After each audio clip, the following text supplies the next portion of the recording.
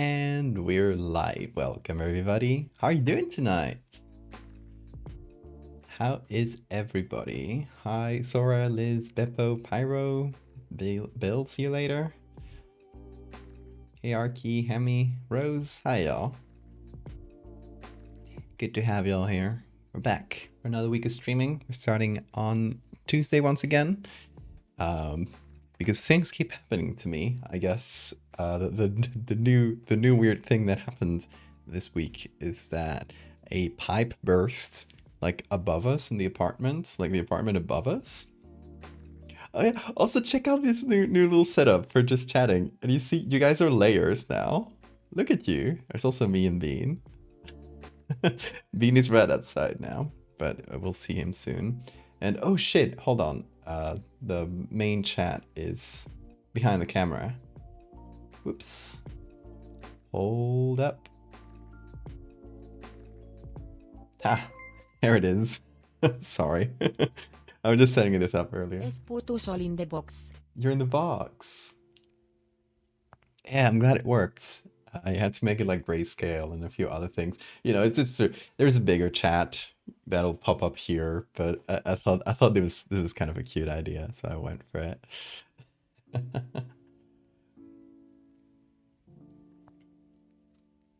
Hey, Maxwell. Work as hard and you're stupid now? You're not stupid. Don't say that.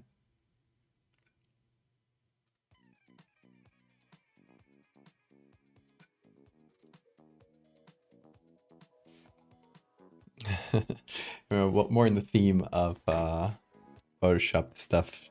And I actually did this because I hadn't updated like the screen around me for the just chatting scene, and I realized it was like a super old version of Photoshop.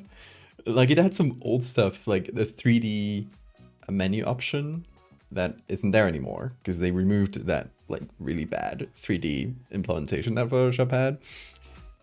They just took it out of the program. So there was like stuff that hadn't been in Photoshop for years. So I figured I might as well take a new like Photoshop screenshot and do a couple little updates. Also, like there's a new bar here, which you usually can't see because it's behind my camera, but I have it on the corner, and I made it go over the camera too. Oh, thanks. You're choosing to be stupid? Okay, then I won't interfere with your choice. Larry. Oh, that's a hard one to pronounce. I'll just call you Lay. Thank you for the follow. Hey, Bobert. So yeah, also paintings. These paintings. I mean, one of them, the big one, this one that was made by Lou, was like up here before. I figured, you know, there's like some empty space there. I put up a couple paintings. They're not the most visible, but it's depending on the lights. If I put like a brighter light on the corner, it'll probably be a bit better. Let me see if I can. Hold on. How can I put a bright light? Photoshop. We'll see if it's visible. If I do this. Yeah, there we go. That's a bit more visible. I love changing my background on the fly.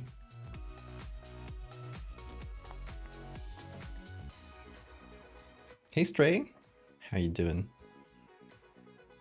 Anyway, I should go get Bean so he can say hi to all of you. Hold on.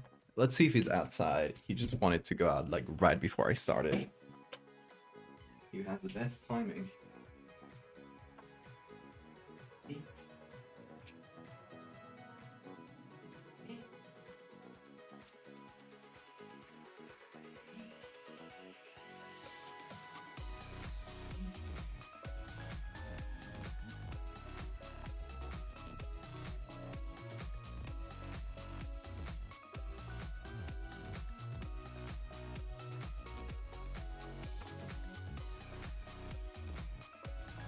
He tricked me. He tricked me. He was right outside the door, and I went down to pick him up, and he ran away. Silly boy. Say hi to Chad, Bean. Say hi to them. Right there. Look, here. Yeah.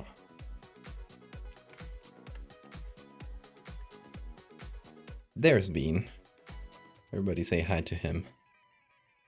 I managed to catch him despite his shenanigans.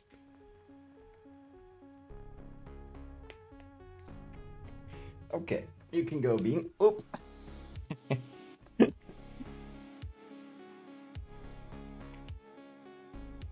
And oh, I wanted to show you this too. I got this wonderful sticker. It's by artist at blue.jpg, bluej. And they sent me a bunch of stickers, a lot of them with weevils, but I put this one on a new bottle. This was the one I used for like cold teas and stuff, which I got today. Oh yeah, so the pipe burst thing. Sorry, I keep getting distracted. A pipe burst in the like upstairs neighbor, and you know, at first we didn't know, like, was it our pipe? Was it their pipe? It took us like a day or so to figure it out. And in the meantime, they, you know, as we waited for like people to come in and check from like the insurance, we had to have like all the water turned off. So we suddenly find ourselves without water. In case, you know, if it wasn't one of our pipes, we didn't want to like destroy our ceiling or something. So yeah, thankfully it's been solved. It turned out to be the upstairs neighbor. They got a guy to come in and fix the pipe. There's still like a big stain in the ceiling, but it's just a stain. Hopefully it should like dry up over time. Maybe we paint over it. We know the landlord gets someone to paint over it. So nothing too huge, but it did take up my day. And that's why I didn't stream yesterday. Iron Spider, thank you for the follow. Hey, what are you doing, Bean? What are you doing? Not a toy, not a toy. Come over. Yeah, there we go. Oh, he's playing. So we have this terminology for Bean, my partner, and I. You know, cats tend to be like really driven by like schedules. Like they'll have their own little schedule for the day. They like to stick to it. Bean has like a few little moments in his schedule, and we've been naming them. He has like, we call it the hour of the window. It's like every morning he'll go to the same window to look out and see the people outside, right? Uh, he also has what we call the hour of the animal. The hour of the animal is when he just goes bananas and you can't really like do anything about it. You just have to help him get to the other side of the hour of the animal. There's nothing else to do. It's the zoomies, yes. But it's much funnier to call it the hour of the animal. So yeah, he's zooming right now. Maybe I'm helping him by using this. That's why I'm looking outside.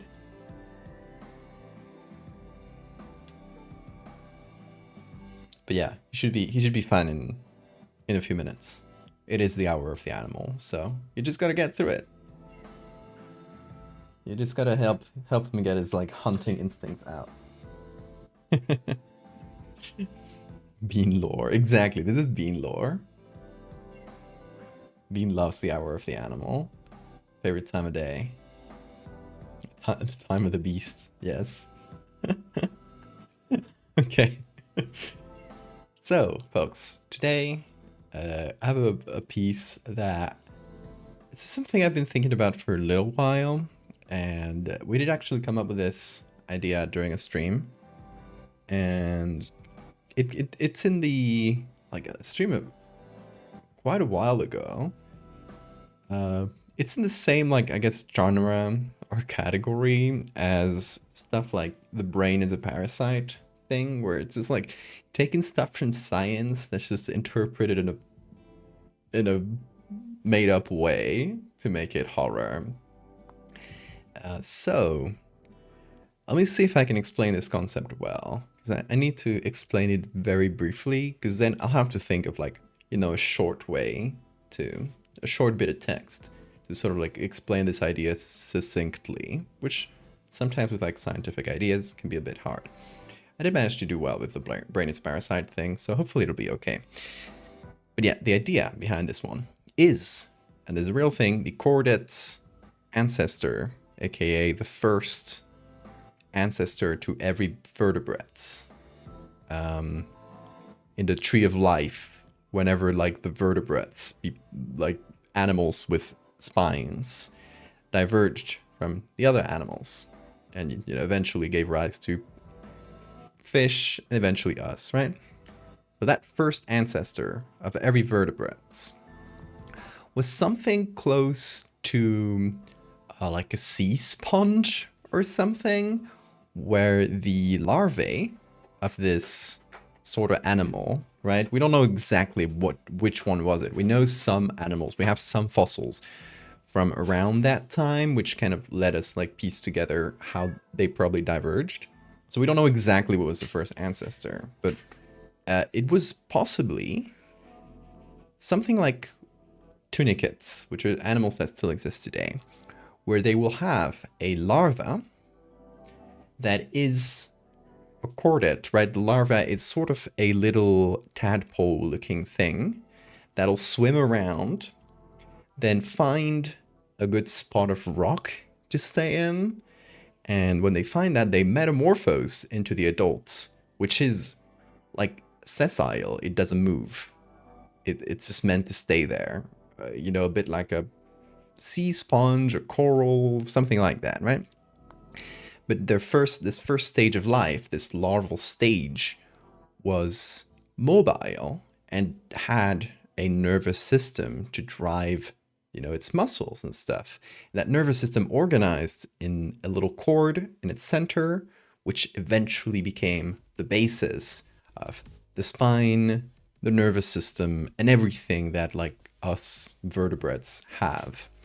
So the idea is that at some points, some species of these sort of animals, they lost that second stage of life. They stayed as larvae forever. If you see like a little bit like axolotls. Axolotls are like I mean axolotls stay in their like infant stage and they don't progress to like a salamander. So a bit like that. They lost that second stage of life, and that whole group of animals became every single vertebrates. What if we still had some kind of gene left in us from that early ancestor that somehow reactivates and makes us metamorphose into that second stage of life, that sessile, immobile form? So, imagine you metamorphose into a sponge, essentially. That is what we're doing today. That took me a while to explain, but I'll find a more succinct way of saying it. It's something I've been looking it up. I've been thinking about this idea for a while. Been looking up the concepts behind it. Screams tonight. Oh yeah. Like us cheering on your terrifying ideas. It is the hour of the animal. I mean, you wanna come over? He wants me to play.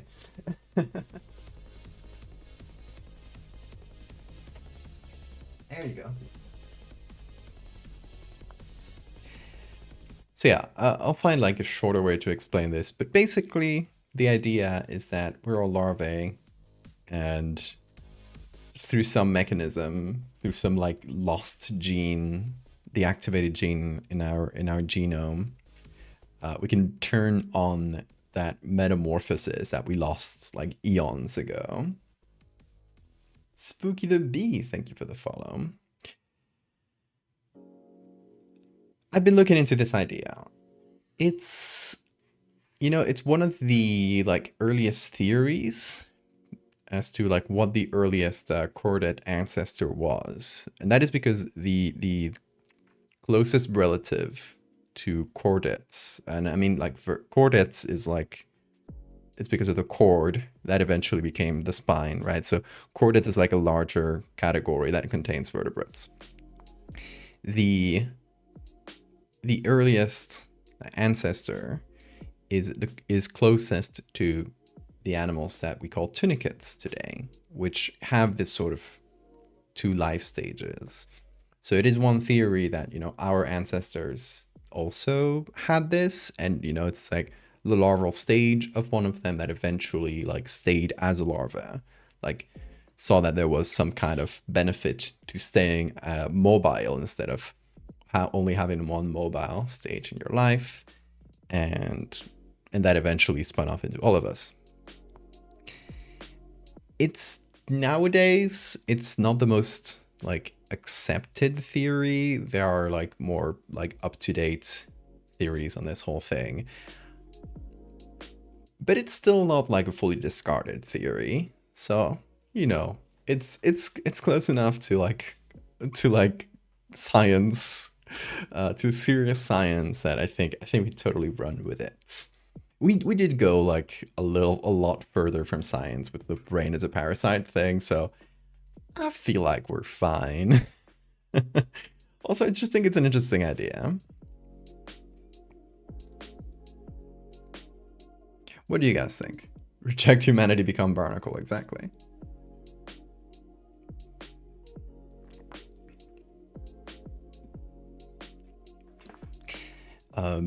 So yeah. What I don't know exactly for today is what's the best way of representing that idea, right? It's very clear in my brain, but I think the best way of like putting it into an image is to maybe have either the metamorphosed human or some kind of in-between stage. Maybe both? I'm not sure yet. For that, though, we need to figure out exactly what that looks like. And yeah, that's gonna be, I think, a lot of the runtime today is just gonna be like figuring everything out. If we want to go for two images, maybe make the first one, or if it's better to just go for a single image, we might just do that. If we want to go for two images, maybe I'll do the second one next week probably. That is the idea. That is the plan. But for now, the most important thing is just figuring out where we're going with this. It's more, I guess, more of a theoretical idea than something I have like a very specific image for, which I find a little bit harder to sort of develop. But it's just been like in the back of my mind for a long time, and I figured I might as well just go on stream and try to develop it live, rather than just let it bounce around in my brain for months or years until like something pops into the image slot for this idea. You mean not all of my art is totally scientifically backed up? You're shocked. A lot of people said that the tarantula, the wasp tarantula, was like very realistic, and I'm like, it's really not. Like scientifically speaking. But I, obviously I'm flattered every time something I do gets called realistic, so I'll take those wins. Oh, see you later, Mechtel. So yeah, let's figure out what we're gonna do today specifically. All right, let's just jump into Photoshop, and oh, that's bright. There we go. That's a lot better. Yeah, let's just jump in here and try, I guess, start sketching out some ideas. Oh, when my screen is black, I suddenly notice all the bean hair that's on it. Hold on. There we go. Okay. I guess we might as well pull reference images from tunicates and other similar things. So how about we head over to the browser. And I had to search here for the earliest chorded ancestor, which I didn't remember the name for. But Pikaia is the name of the oldest chordate that we know of. That is like definitely like within the chordates.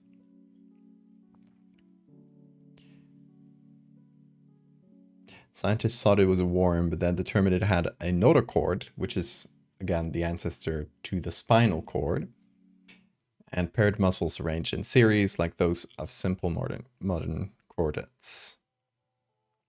So yeah, very simple. Like this is the sort of animal we descended from, right? It's a fin, some muscles to drive that fin, and a simple nervous system to drive those muscles.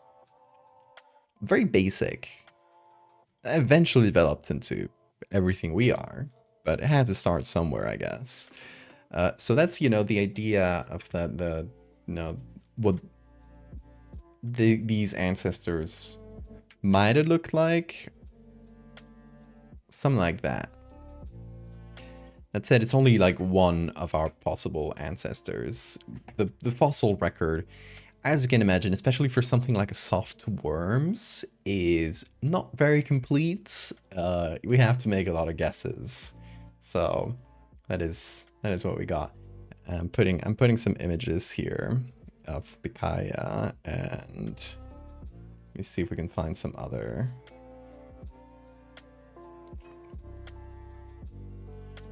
Right, I guess tunicates are chordates. I thought they weren't. I thought they were close to chordates.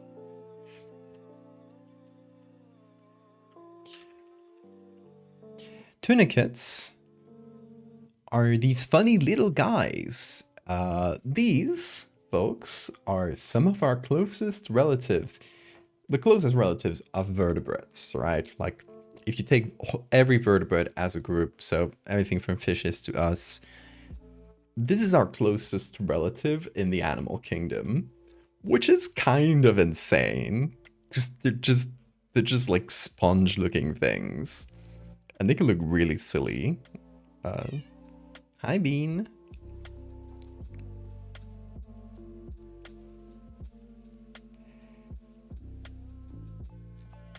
So this might be, if we imagine like what the adult, if we metamorphosed like these tunicates, right, into an adult like sessile, is that how you say it? Sessile form, aka like not moving. This is what it might look like. I think this is the like sort of the imagery I want to draw from, but making this into human flesh, obviously. Do you mean a softworm is already perfect? We should have stayed as softworms, honestly. Our lives would be so much more beautiful, but hey. We're here and we gotta pay taxes. Yeah, tunicates come in some interesting forms. Look at this thing.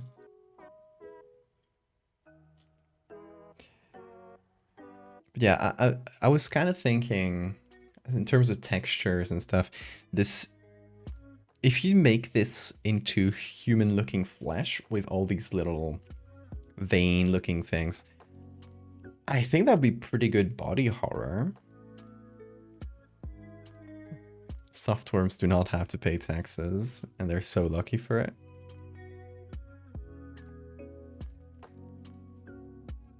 What is going on here? Why are you full of holes? Are those mouths? What are those?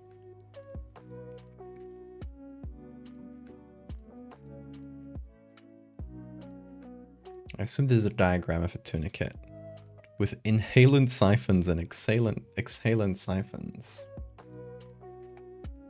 Tunicates are weird. Okay, this is what I was looking for. The larva of a tunicate. I don't know if larva is the correct term. The essentially like the early stage, the baby tunicate. It looks like this little tadpole thing. And it has, like us, a dorsal nerve cord and some muscles that go from there.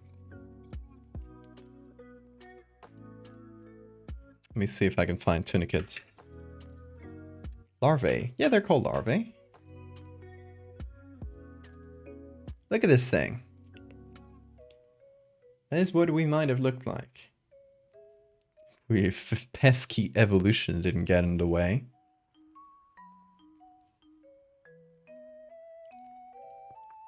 Look at that thing. That's a butthole. All those holes. Most of them are buttholes. Sometimes only one, but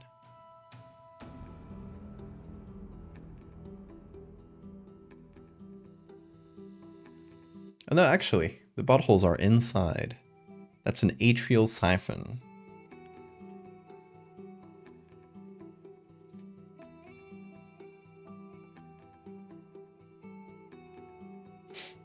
Pelagic tunicates can?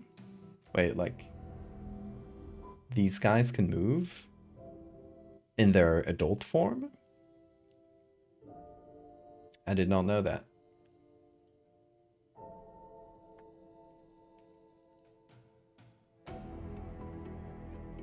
Look at their little tail. Zoom in. Bean, what's up? Come over. Bean? Bean, I can...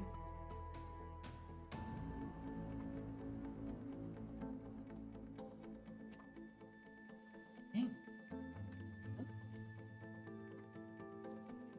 What's that? It is still the hour of the animal.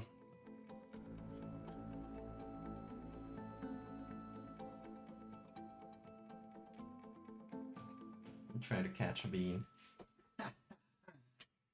I fished him.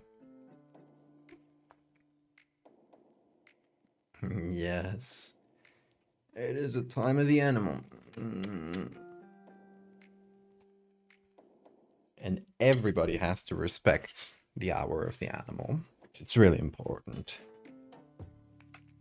Some tunicates are drifters. Interesting. They have muscles and like spinal cords and stuff, or you know, maybe not spinal cords, but like a nervous system to drive them. I thought they were much simpler than that. And I guess if their larvae can do it, why not the adults? All hail the animal in his hour. We love the hour of the animal. Check him out. There he is. He's looking at his... Oh! Okay.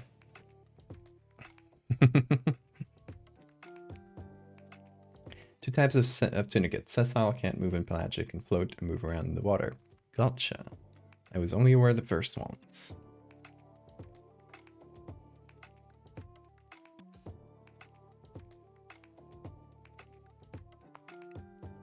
He found his soft worm. It's true. His worm.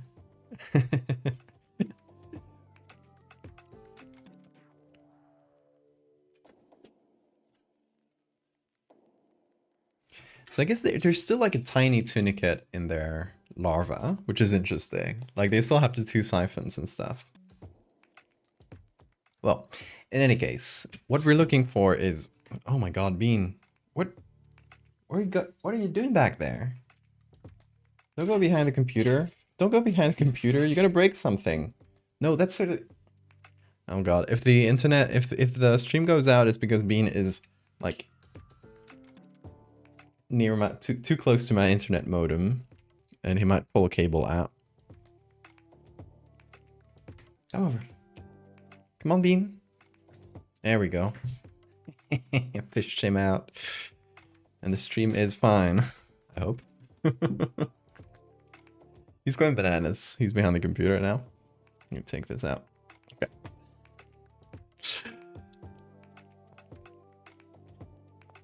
So yeah, that is essentially what I'm looking for here, is this sort of creature that will turn into this like sessile form. And we need to apply that to a human.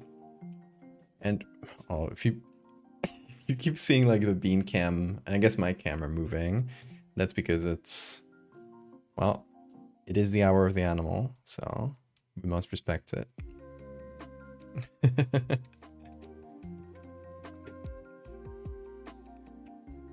So, if we were a worm and we turned into this, how would our flesh rearrange, essentially? That is what I'm, like, a little bit stuck on. Do we know? Hold on. What if I look for a ticket? Metamorphosis. Oh my god, Bean. Okay, let's go back to Google here. Or I guess it's DuckDuckGo. I saw that DuckDuckGo has an option where you can just hide, you can have it here. Hide AI images from your search results, which is incredible. Oh my god, Bean. Come over. No, don't go crazy.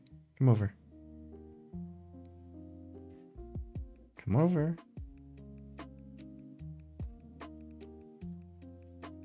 Ha ha ha. Oh my god. Bean. Movie you were thinking about? The Tingler? What is that about?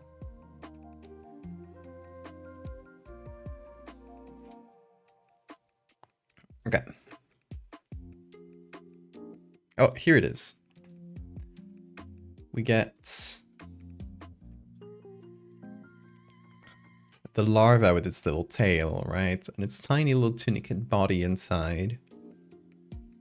And it just, the head keeps growing and the tail keeps shrinking until it just becomes an immobile form. Bean, please be careful. You really are going to break something.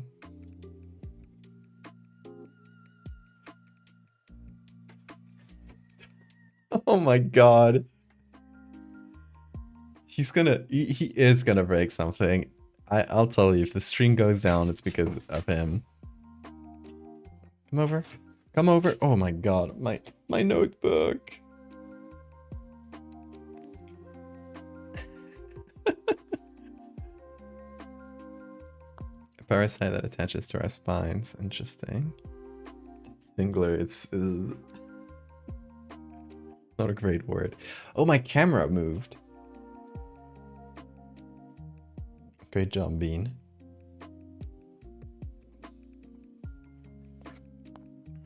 He has chosen violence today. Bean, come over. Come on. Come over here. Come over.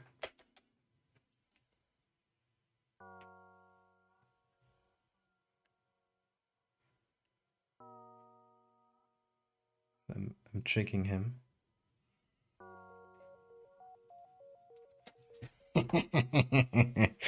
I fished you.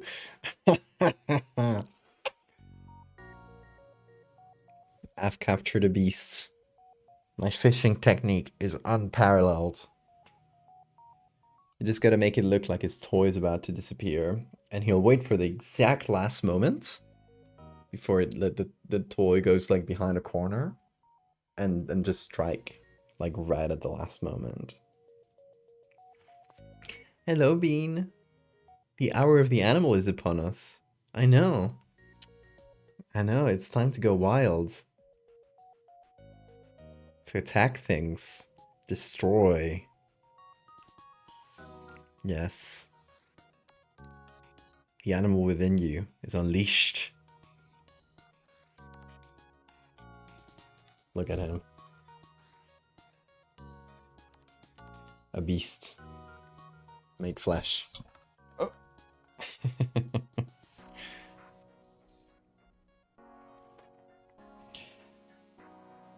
Also, my face is full of bean hair now. I gotta remove it before I start sneezing.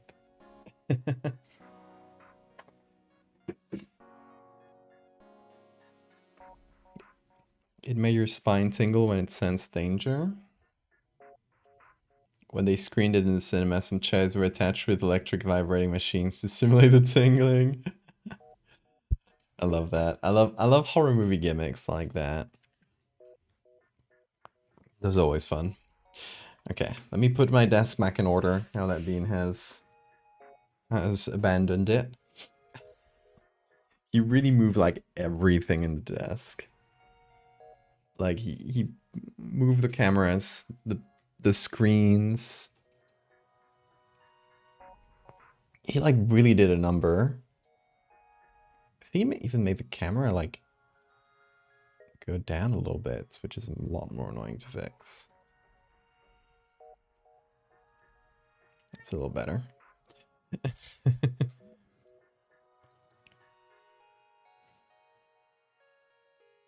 Okay, so we got some diagrams here of what a tunicate like metamorphosis looks like. And it seems to pretty much lose its entire like spine. I know it's not a spine, it doesn't have bones. So it's more like the spinal cord inside it. So I guess it just becomes like little bits and then mostly disappears. I don't know what the blue part is. Hello, Bean. Screamer.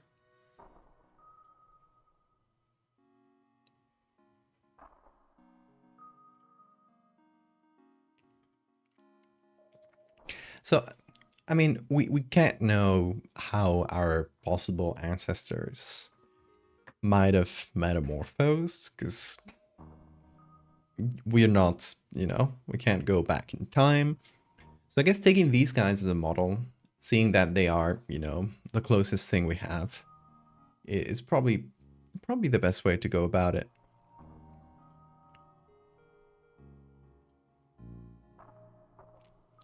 So what I'm thinking is,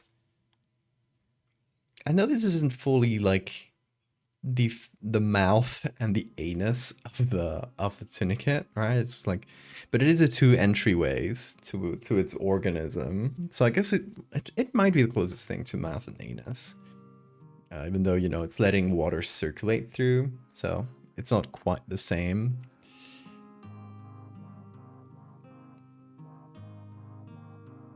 I don't want to do like really explicit butthole art here, but I guess the idea behind a metamorphosis to a water filtering like sessile adult form in humans might look a lot like losing our spines and have our flesh like rearranged in such a way that you basically just have these two tubes and some kind of like feeding apparatus in between them. If bones aren't part of the plan, would be dissolved or spat out? They're just dissolved, I think.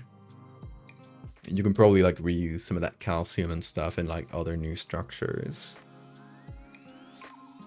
Like, you probably would need like some little fins to filter water out. Something. It's meant to be, underwater.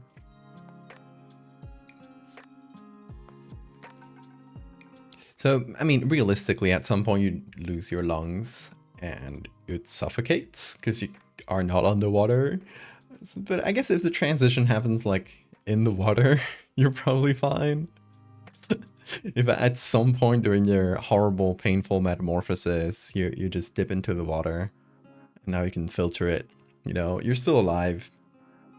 You probably don't have a brain anymore, but your family can just like drop like scraps of food into the water and just have like a little fan thing to circulate the water. You're like there just in a pool sitting and filtering all the food out of the water. Honestly, not a bad living. It's not a bad living. You would need someone to feed you, yes. Or you could just go into the deep ocean, I guess. Let the ocean itself feed you. Become your own backyard lake monster, exactly.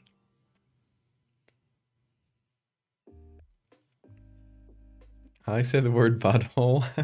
Did I say weird? Sounds elegant? Well, I'll keep saying it that way then.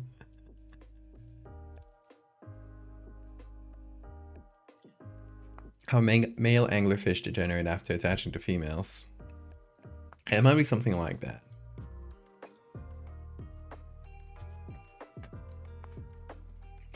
So yeah, how about we go with something like that? Now, we need to sort of interpret that into a human form. But now, having looked at how tunicates work, it gives me like a schematic like idea of where to start, I guess. Because before I just sort of had the theoretical idea, and it's sort of hard to go from that to anywhere. So we got our person. Let's do a little schematic, right?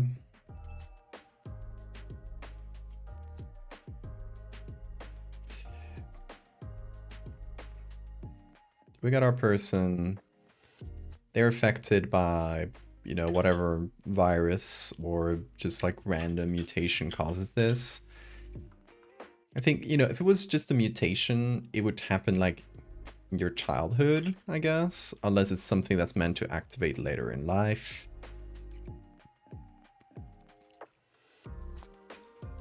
Yeah, we got a human, and we eventually like end up with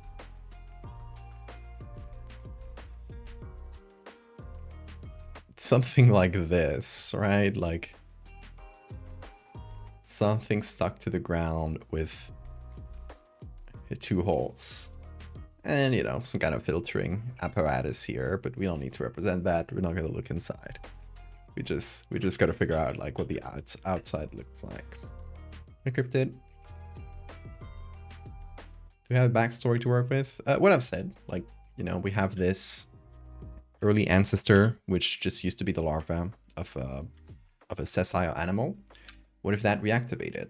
What if, you know, we were still the larva of a potential sessile form? What if that like somehow reactivated in us and we somehow like metamorphose into something like hidden like deep within our genes? Like a sponge. A little bit. It's specifically based on tunicates, which are sort of one of the earliest ancestors of, or I guess cousins of vertebrates.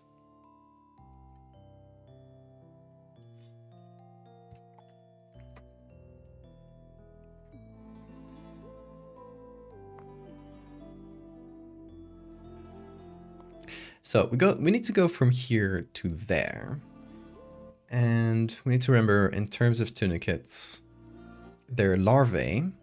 They look like, you know, a tiny little thing, kind of sperm-like, tadpole-like thing, with a little tail, with its fin, and it has its spinal cord in here, right? And then here it just has like the organs that a tunicate has. It has little siphon that goes in, siphon that goes out, and all the organs and stuff in here. But when it becomes this, it essentially like this degenerates into nothing, and the organs sort of grow, sort of the, I guess mostly the digestive system, because I don't know if these guys have like full-on circulatory system at this point. So it's more like, you know, the digestive system grows and essentially becomes the whole body. So I guess that is what we could do. It might start like, you know, the person's mouth starts growing.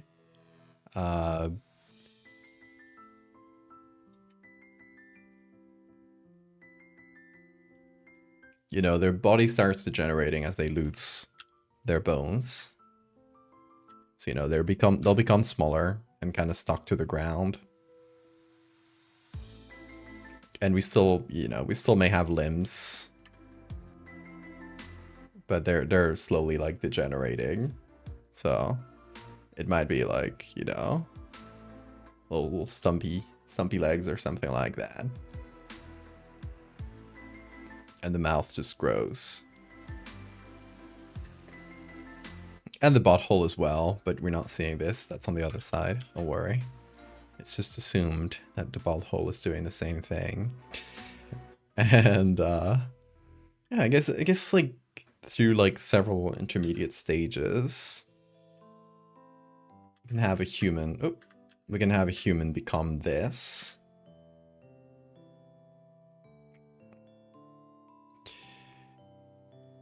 You know. Now they're stuck on the ground. And the limbs. Like the spine is here, right? It's degenerated to essentially nothing. Might have like the limbs sort of fused together, so there's still like a little bit of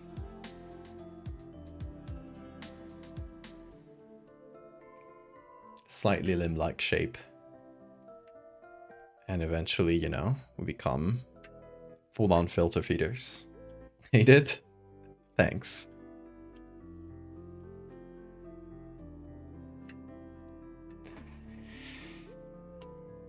I guess that's the idea. Very butthole centric, but I think it's the only like logical way of turning a human into a filter feeder, into like a sponge-like thing. It's just making the entire body like essentially just the digestive system.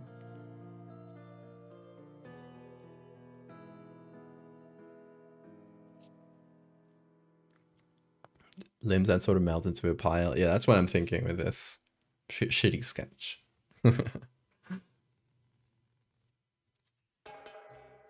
My bones are turned off. Exactly. Yeah, like, you know, bones are useless if you're gonna be, well, I guess some bones, like maybe there's a rib cage still in here, right?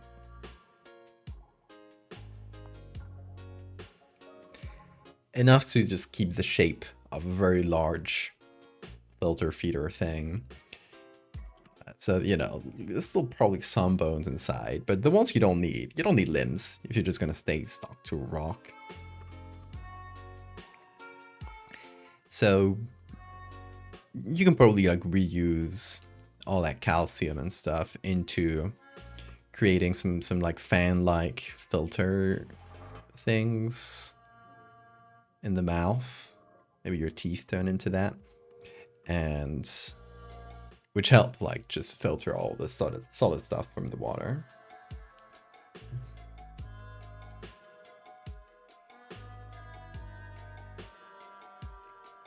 Would a second upward hole still make sense on land?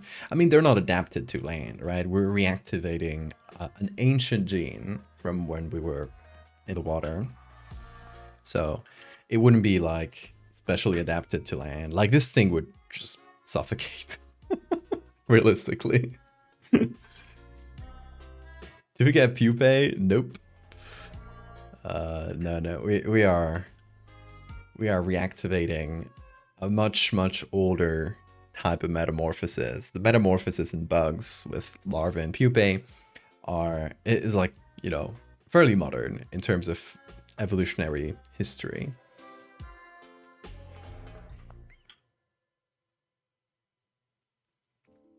It is not at all insect-like in its metamorphosis. We're back in the Cambrian, I think, at this point. Insects didn't exist on land, or I mean, any sort of arthropod.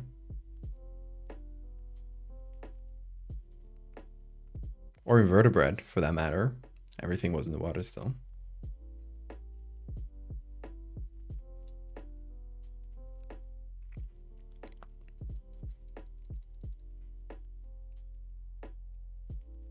Arms merge into one long limb with the fingers all spread at the tips for snatching.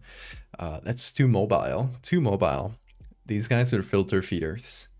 They're just meant to stay in the water and have maybe a little bit of current that goes through these holes and helps like stuff get in, but moving is too much energy expense.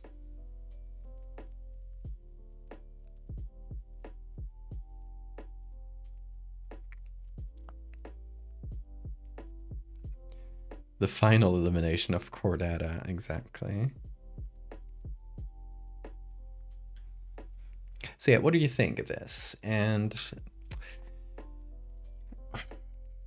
I guess the idea in terms of images would be to make an intermediate stage like this where you can still recognize a human, and then either this or this, or maybe some point in between, like somewhere you can still see a little bit of the human, but it's mostly just a filter feeder at this point.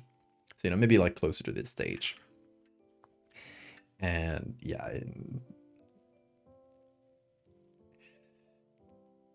I think this might be a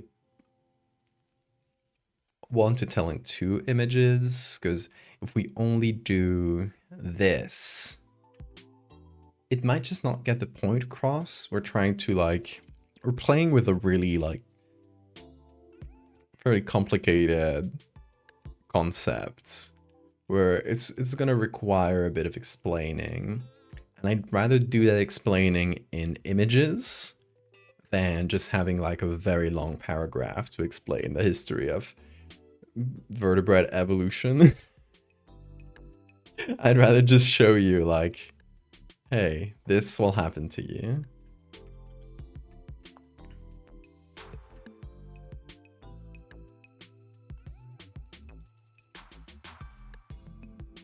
Barnacles or filter feeders? They are. A lot of filter feeders do use movements, but not these ancestors, as far as we know. And yeah, and some tunicates move, so you know it's not a black and white thing. But I think it's like making them fully sessile is the most horrible thing. Like in terms of body horror, to me, if you still like at the end of this process still have like little arms for snatching things out of the water, it still feels like, you know, you might still have some like agency or something. But if you're turned into something like completely immobile, it's much scarier to me. And that's where the horror of it is, right? It's body horror, your body changing into something unrecognizable, the loss of agency, that sort of thing, right? That's what we're playing with. So I think that's where, you know, that's where this should be. And yeah, let's go for this image first. Now, how do we represent that? I think we would need someone who is in a sort of similar pose to this. They're not like maybe quadrupedal, but like someone sitting in like a weird position where we can take their arms and legs and just turn them into like much shorter stumps and change their face into entirely a hole.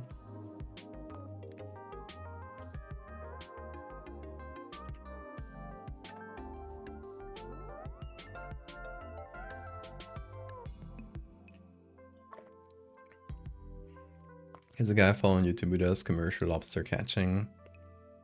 Barnacle salon treatment for lobsters. He'll crush barnacles scoring a lobster so they can keep going. Barnacle salon.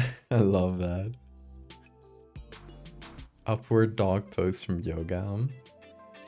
So that's a good call. Yoga poses. That's a good idea. Let's try yoga. Let's see what we find.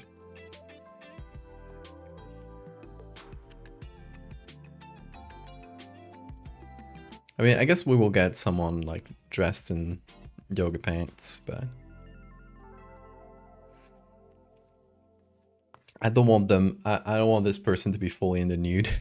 It would be obviously more easier to show this concept if they were, but this would get me kicked off Twitch, and also I don't think it's as interesting.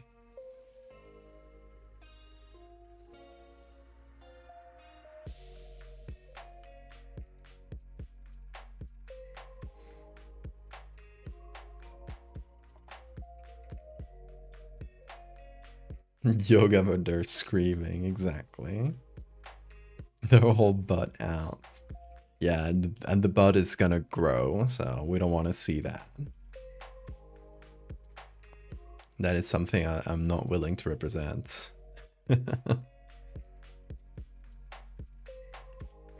Cobra pose, crow. I if we look for yoga and cobra here, we're just gonna get pictures of yoga and pictures of cobras. Unfortunately, that's how these searches work. So I don't think like specific poses are gonna help too much in these stock sites.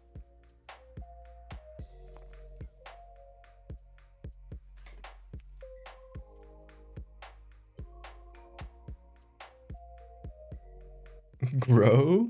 Yeah, I mean, this is the final stage of this evolution is just like a mouth and a butt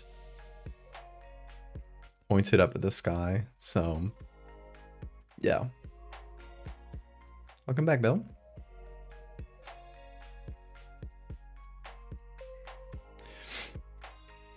Let me guess. The human body's larval stage for a more advanced creature. Quite the opposite. Much, much more primitive creature.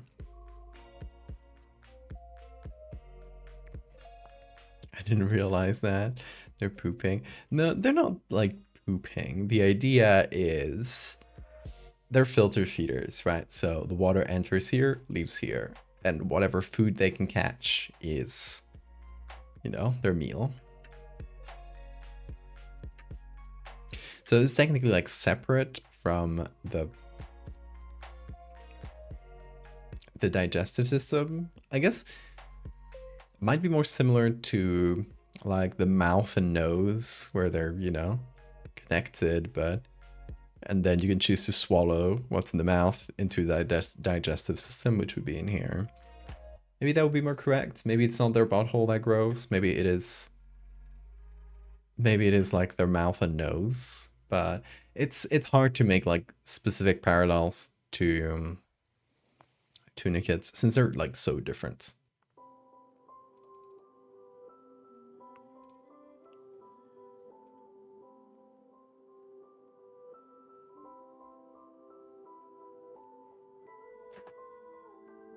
This is a rare mutation or yet another apocalypse. It is a mutation. Yeah, some kind of disease. I'm not sure yet how this like this like dormant gene or something activates. Yeah, we got this pose. Could be all right. Oh, kitty.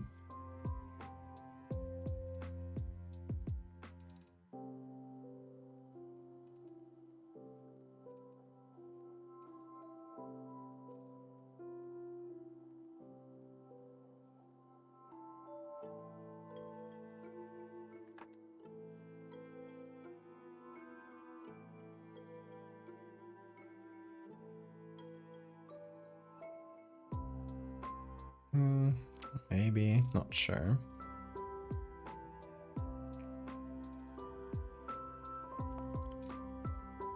I think it just might be more interesting if we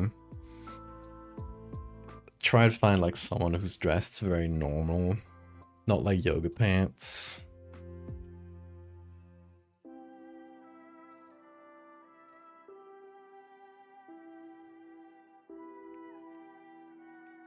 Which might be more difficult because we're looking for someone in a sort of like weird pose. So we can edit them.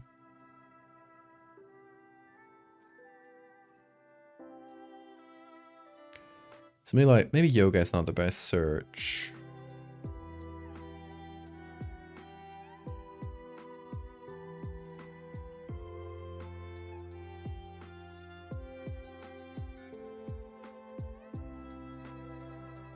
I like this hand though. It's like backwards hand. Might be good.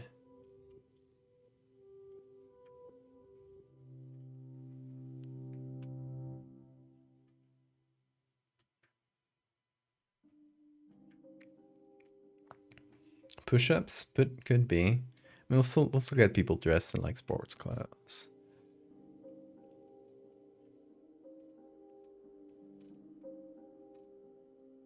Yeah, I'll keep looking through this search because there's also pictures of people like doing yoga poses without like yoga pants. So we could get lucky.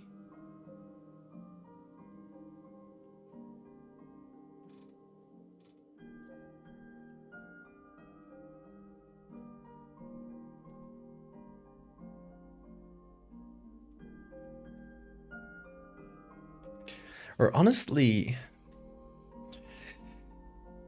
what about like someone like waking up? Because you could have like some kind of pose like that, maybe. And in real life, like a person going through this wouldn't be like out and about. They would probably be bedridden as they slowly mutate. So maybe waking up might be the way to go here. Let me try waking up.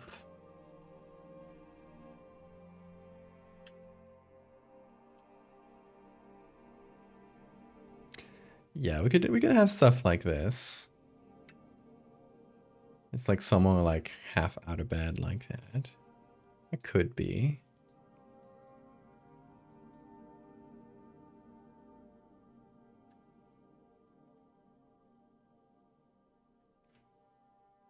Aqua yoga poses underwater.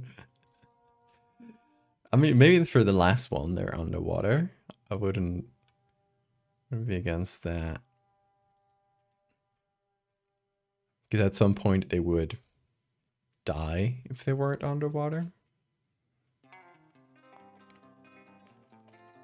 Unless their lungs are still somehow like connected. Maybe their lungs wouldn't like fully disappear. I mean, we're making this up. We can give them that. We can let them live on land. Although, you know, they're made for filter feeding, so how would you feed this person? If they're even a person anymore at this point. We like throw some fish food in the mouth hole. Hope they get it. Or a little spray or something. Could you even use a human as a base for the last image? No. Last image is gonna be a tunicate as a base, I think.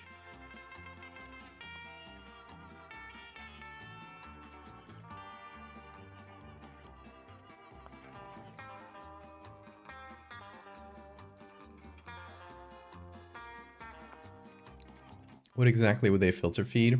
Water. Just like stuff in water. Like tunicate too.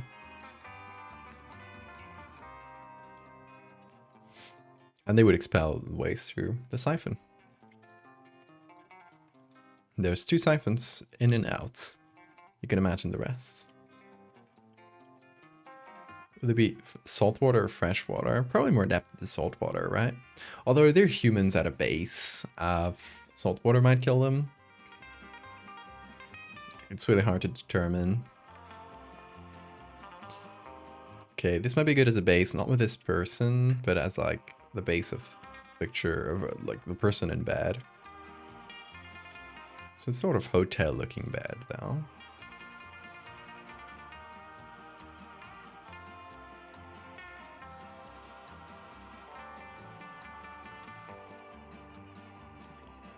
Oh, this might be good for like outstretched neck. I think I definitely, for this first image, it's not gonna be full human. I think we're gonna use some human parts and some tunicate parts, I think, to just start bringing the mix in, so that by the second picture it's like not too much of a jump. It has to like feel progressive.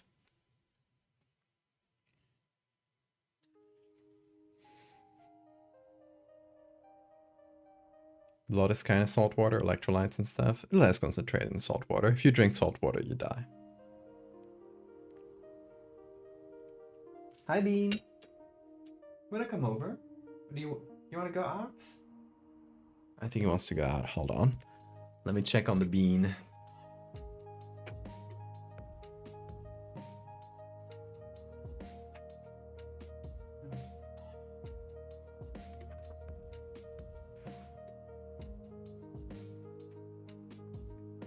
He did want to go out.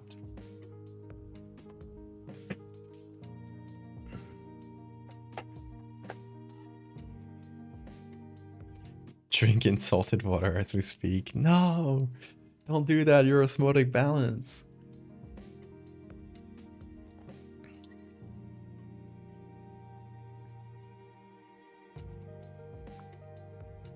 Very specific salt ratio, Frankish water, you die. Probably.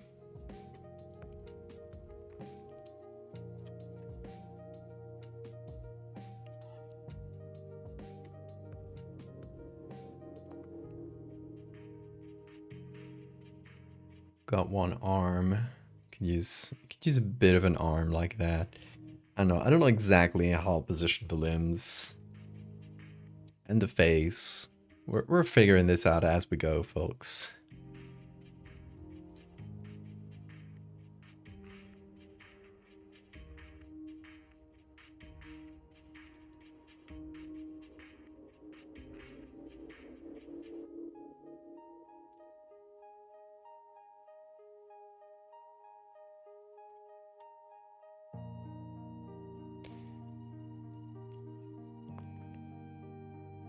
Too much covers.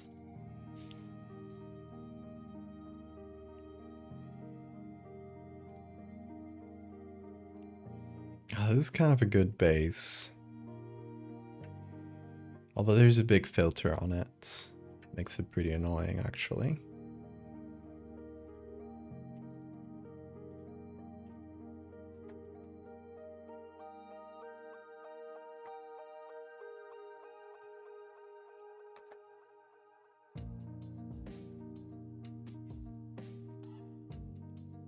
People would just kill these mutated guys. I mean, if it was your brother, would you do it?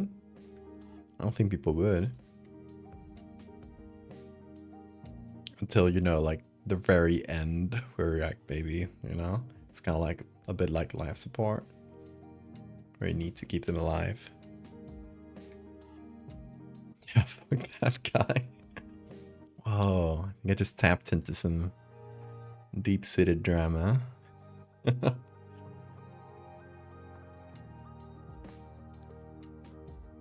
Okay, here's the issue with stock photos, is that, you know, they're all usually meant to be pretty, and that usually doesn't really work well for horror. So I always look for slightly, like, quote-unquote shittier stock photos, or I guess it's just stock photos that look more natural. And not like a perfectly manicured room or hotel looking room for something like this, right?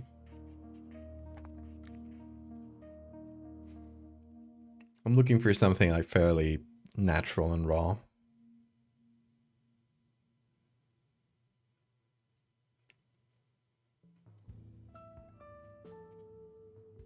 Like, okay, this is a fairly simple bedroom.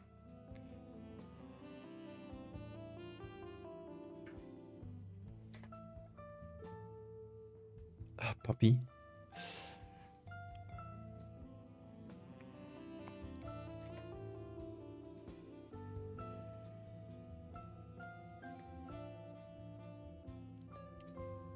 Like a lot of pictures of people stretching off from bed.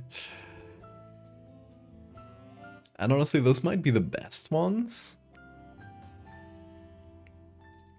Because that just gives us like a good base for, like, you know, someone like bedridden that's like slightly like turned up in this sort of position.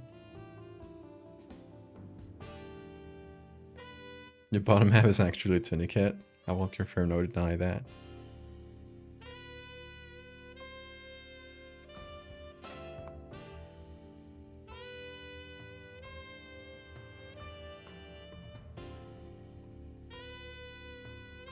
Yeah, we're getting like unrelated pictures, like a can of Monster for some reason. Okay. Well, I guess I did search for waking up, so maybe it's because of the caffeine. Not sure.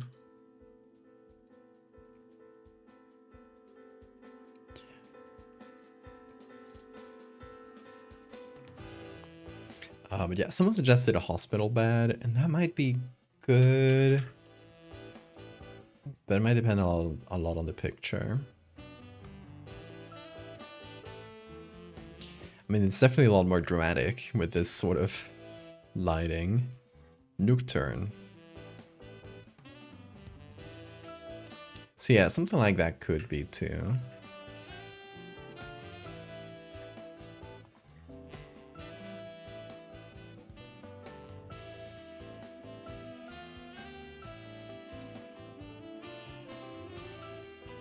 If this one wasn't black and white, but it has like all the covers like bunched up, which is a lot better. 'Cause I don't want them just like lying on a slightly rustled bed, right?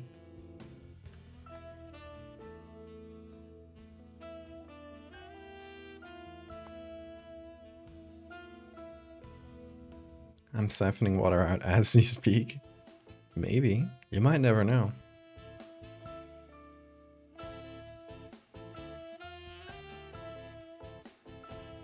A picture of Markiplier in the hospital. Blankets do hide the butthole. Exactly. Like something like this could be. It's not the right pose, but you might be getting closer.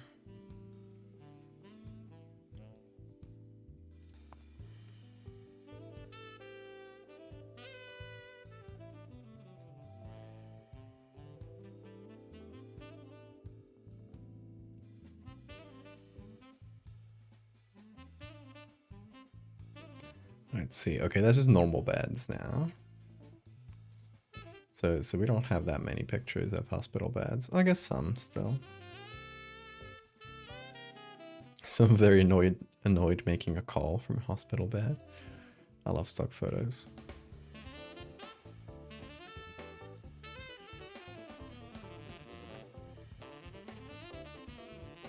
Hey Maxwell.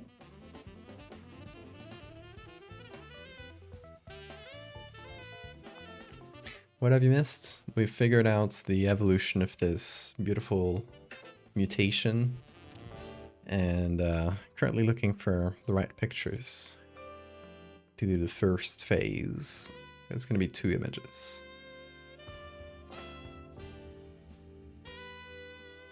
Huh, that's a baby that gets eaten by the witch. One of my edits.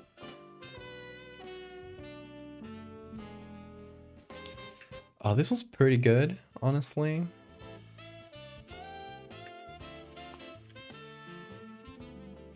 Like, if you take this and make it horizontal, will it have enough quality? No, it's not perfect, but yeah, honestly, yeah. Looking at the area in focus, like this area in the back isn't a little bit blurry, but then we got the hospital bed. It's low enough that, you know, we can move the covers just a little bit so the legs are on the cover or something. So it's definitely workable. Depends on what we combine it with, but it is something to start from. And yeah, we got pictures of people doing yoga.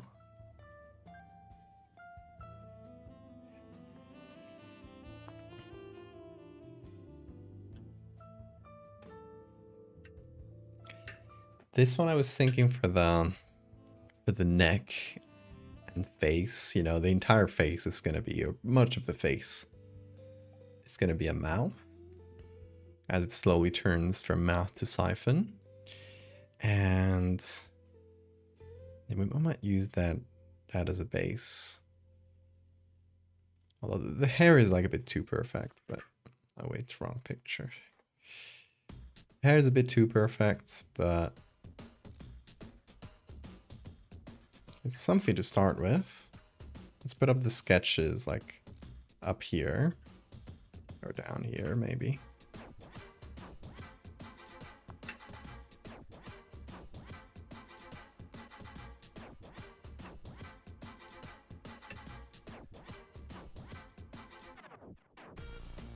It's almost like each new thing we learn about vowel contradicts something else we learned? No, couldn't be. It all has to fit together somehow.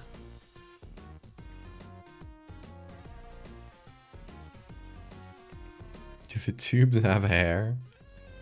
I mean, at this stage, yeah, they would still have hair. But it's not gonna look as perfect as this. That's just gonna be our base, I think. I think we'll take the mouth and the entire face and just change it into the siphon of a tunicate. Try to combine both things, maybe.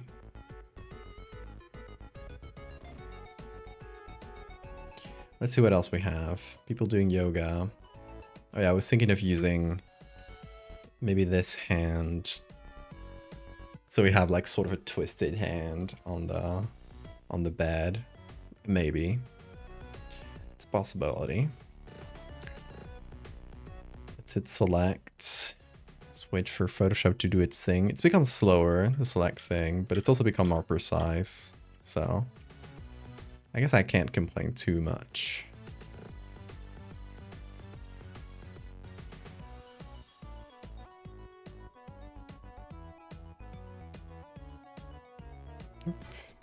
Okay. So we're gonna take this.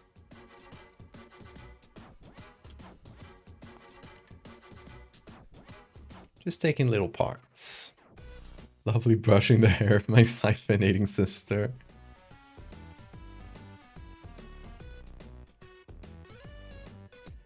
The mouth stretches all the way down to the neck.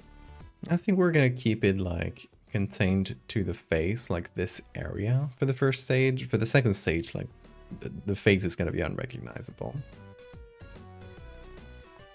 Okay, this one maybe for legs. Like maybe general body as well, but we're missing a good chunk of it because the leg is in the middle. Let's see what else we got. I was thinking maybe this other one for the other arm.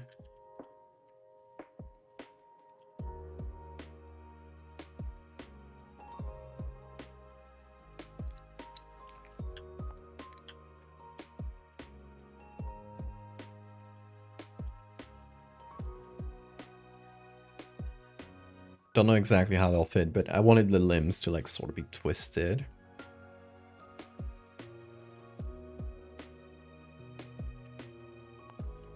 We'll figure out a way of putting all of this together.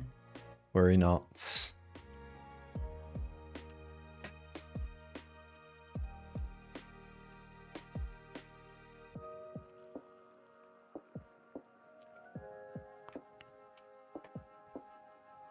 It's gonna look silly for a good while though. That's just the nature of Photoshop. Right, it looks very silly until it doesn't. Still need the main part of the body anyway, but still gotta figure out what we're gonna use for that.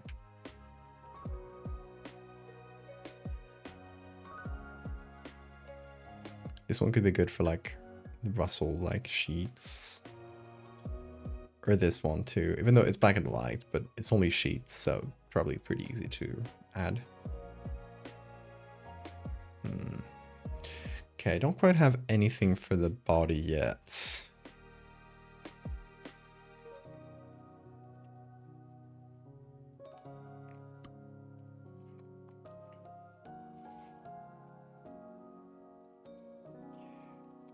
I guess maybe, you know, they would be in a hospital gown. That would be like awkwardly draped over the mutating body.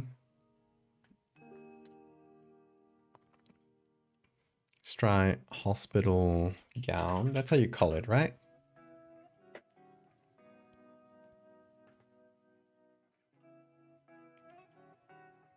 Maybe not. Like, oh, look at this picture. That's where the brain escaped. I'm talking about like this piece of clothing that's like open at the butts that they put in hospitals. What's the name of that? Is it gown? Isn't scrubs for doctors? Also for patients? Hospital gown is right. Okay.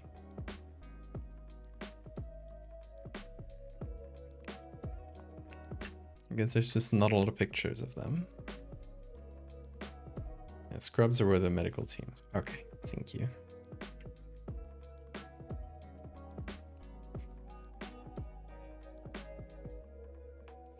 This is part of that we know about it, but it's rare.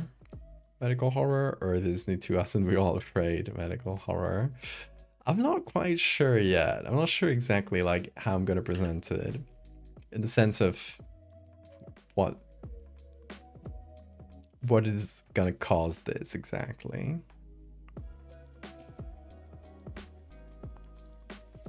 Okay, let's maybe use this gown.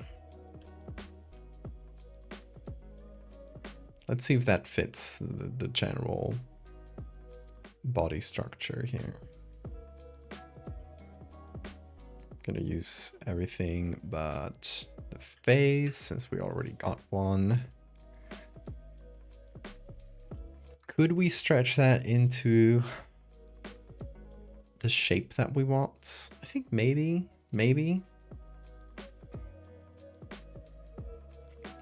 might need to, like, you know, remove this arm and fill in this space, but it's a good start, I think. Also, bean hair on my nose again. It's so annoying.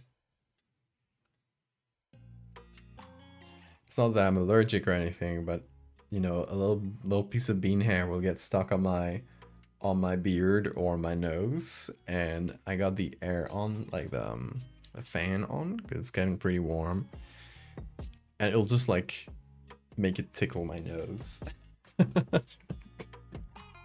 Very annoying. Oh, talking about Bean, let me go get him. Let's see what he's up to.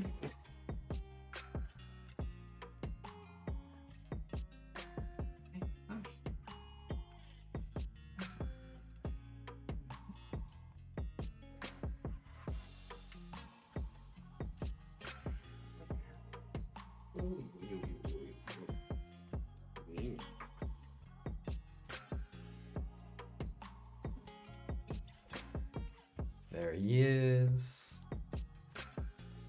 The boy himself. He's the streamer now.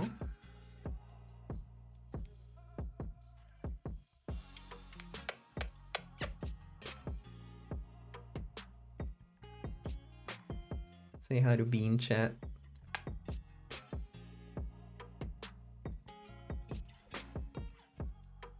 Kiss. Thank you.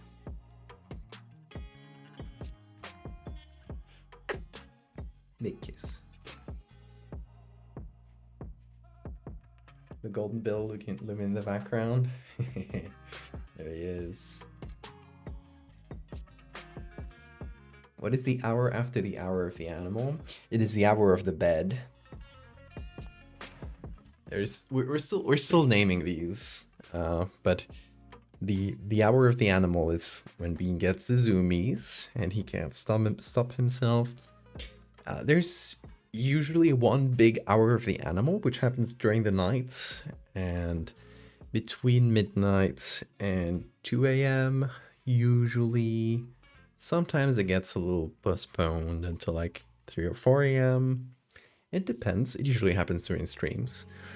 That's the hour of the animal. There can sometimes be a second hour of the animal, like right around sunrise too. Then there's the hour of the window. That is when he goes out to one of the windows in the house, like it's right near a table like this one.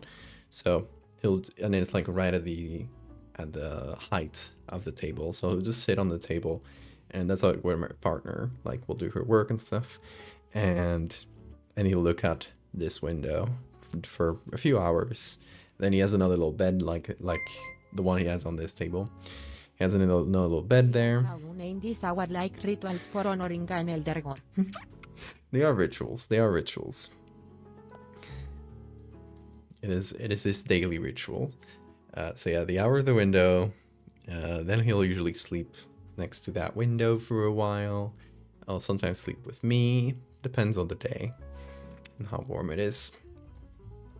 And yeah, then there's the hour of the bed, which is a lot of the hours of the day. So it's plural, hours of the bed.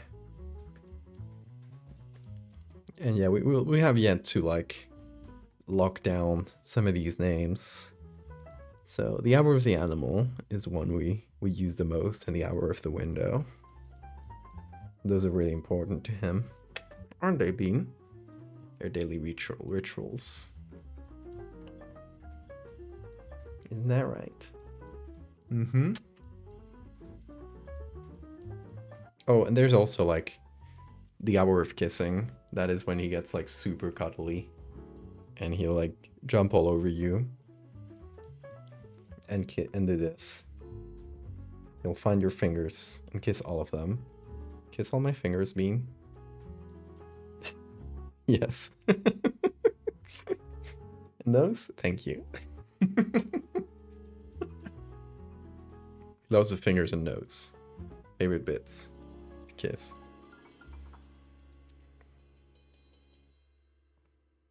Are you good, Bean? Are you good? Oh yeah, love you too. And then I'm like, why do I keep getting bean hairs on my mouth? Well, maybe. Oh, look, he's looking at you. Oh.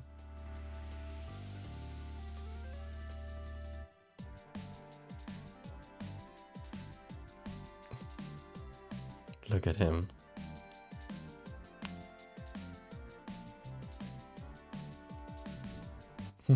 He's very interested in the camera.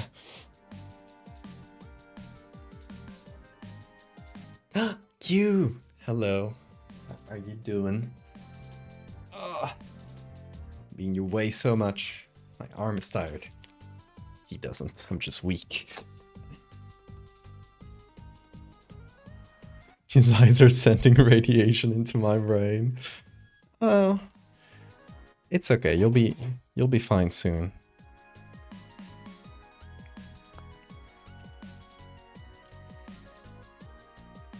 Anyway, shall we continue? Oh, Bean. What did he do? Oh, he just turned on full screen on OBS. There we go. Nothing major. I thought he might have stopped the stream for a second. Bean hair on my nose. Anyway, where were we?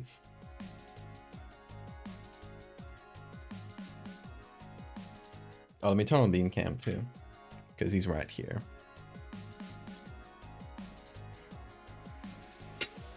Your playlist is filled to the brim with Zelda remixes. It's a problem. I look for video game remixes and like 90% are Zelda and like Mario 64, because game remix musicians only know 2 games. Sad. If you guys know any like good musicians or artists that will do like game remixes, and I mean game remixes because those are usually fine on Twitch. They won't get pinged for copyright. Bean, do not attack random things. Look at me. Look at me. Look at me. Do not attack random things. Okay? Good. Here. Have toothbrush. Toothbrush is a friend.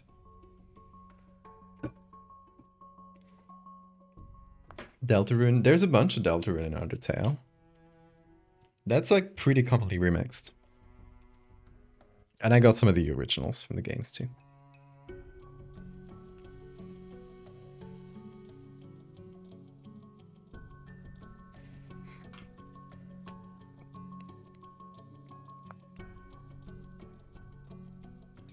Use anything from OC Remix? What's OC Remix?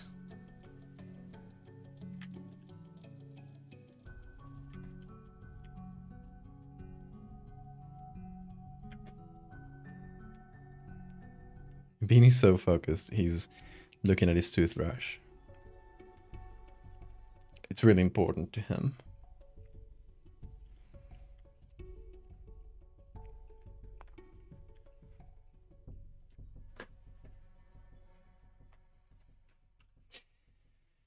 Okay. How should we shape this body? Let's go look humanoid, but, you know, different enough. I feel like not looking at the arm, because I'm probably gonna delete this arm here. Just looking at, like, the torso. We sort of want it to be...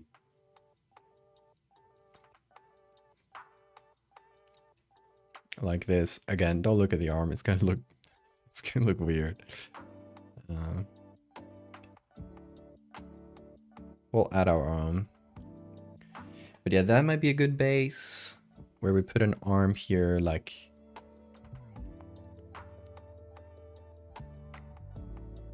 sort of like propping itself up on the bed. And this other arm can be maybe on the side, maybe like also on the bed. And then we need to find something for the lower body, but it's like a start. See you, cute. Go do your stuff. Emotional support toothbrush, exactly. He loves toothbrush. Oh, I'm getting to the end of my tea. And it's the dusty part. Yeah, looks like I got some remains of tea dust in the bottle. I'm filtering it out like a filter feeder. I am channeling my inner tunicate, I guess.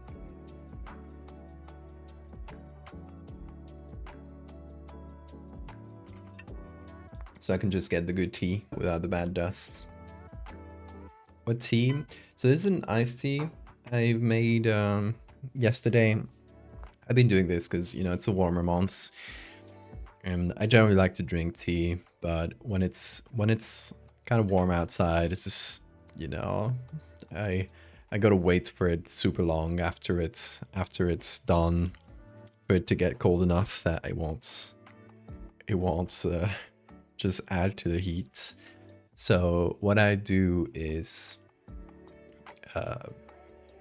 just like steep some tea overnight. Sometimes I will, and in this case, for example, I use some, like I just have a big jug where I do these. I'll first fill it with hot water, not like fully hot, but, you know, fairly warm, and put in some black tea in there, let it steep for a few minutes, then add some cool water to sort of like bring it down to room temp, and add some more like other kinds of teas, spices. I'll do like a bit of a mix, usually like lemons cut in slices, and I'll leave that overnight and have it ready for the next day. I currently have one steeping for tomorrow, and that's why I have it in these bottles, because they're metal bottles with like ceramic lining inside, so I can just like keep them cool for the day. And usually, like, I'll do like 2 entire bottles of these for a day. Like, that's more or less what the big jug will get me. So yeah, it's a bit of a mix. It is usually like mostly black tea because that's my favorite, but I'll sometimes do like some green tea alongside, jasmine tea, some spices, a little bit of cinnamon, a little bit of... what do you call that? What do you call that? Ginger. A little bit of ginger.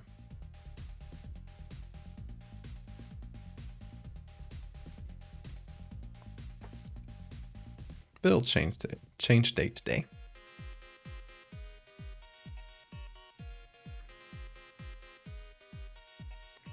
Okay, let's forget about this part of the body. We'll figure something out for that. And let's do something for the arm, shall we? I might start by just making a copy of this, deleting the puppet warp, trying to get ourselves a decent base. Also, Bean is just full on showering here. Good shower, Bean.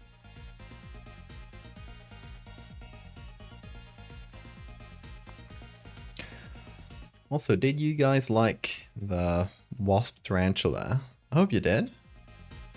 Looks like it had some success in like horrifying a lot of people, so it did its job.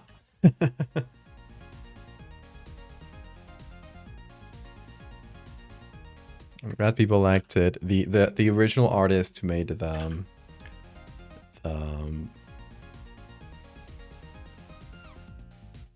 quote unquote taxidermy. I don't know if taxidermy is the right term when you use insects, but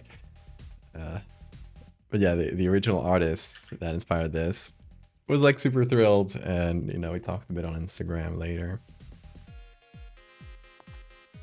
It's friend shape. Yeah, it was honestly it was really funny to see the two types of people in my reply, which some of them were like, "Oh my god, I'm so glad this isn't real," and the others were like, "It's not real. Oh, I'm so disappointed. I wanted it to be real."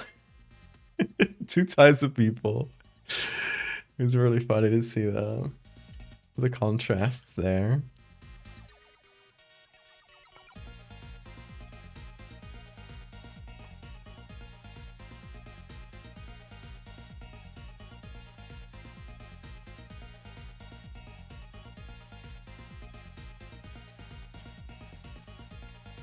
Yeah, I should also note at some point during this stream that if you guys were thinking about picking up my game Dreadfarer and you want to pre-order it and you want all the extra goodies and stuff, it is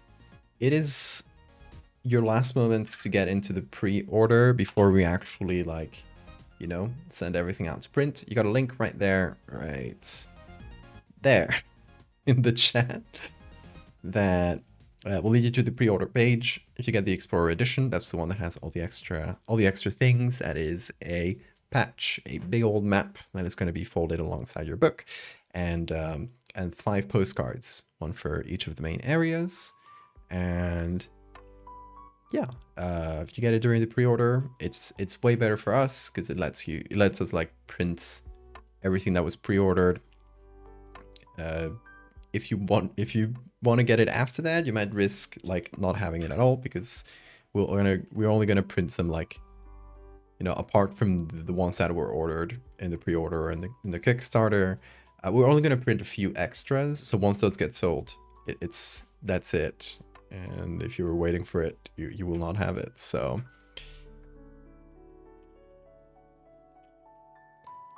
that is why I'm reminding you before the order is sent out to go out and get it.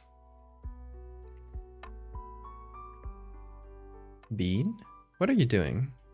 Why are you're just hiding there? Okay. Are you just comfy there under the computer? Let me do a thing.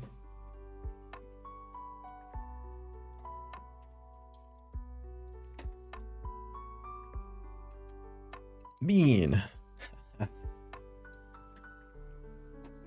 Got you under the table. He's in the darkness there. But that way you get to see him. He's hidden from the worlds. But not from you.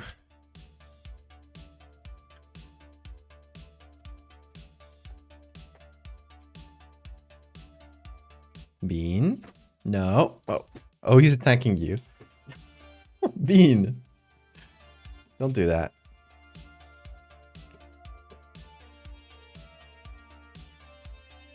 No. Okay. Bean, get out of there. Bean.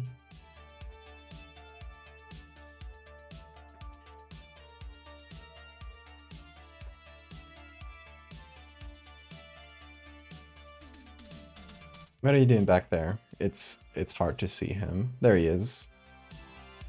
He's trying to bite the cable, the camera's cable. Okay, I gotta get him. Else he might do some business. Get out of there. Yeah. I was pointing the camera at me. That was probably really, really cool to see.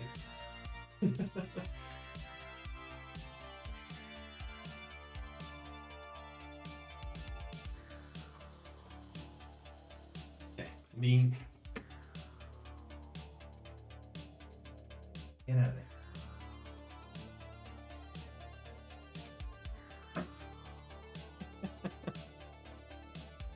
I got him. I got him. There he is. I captured the boy.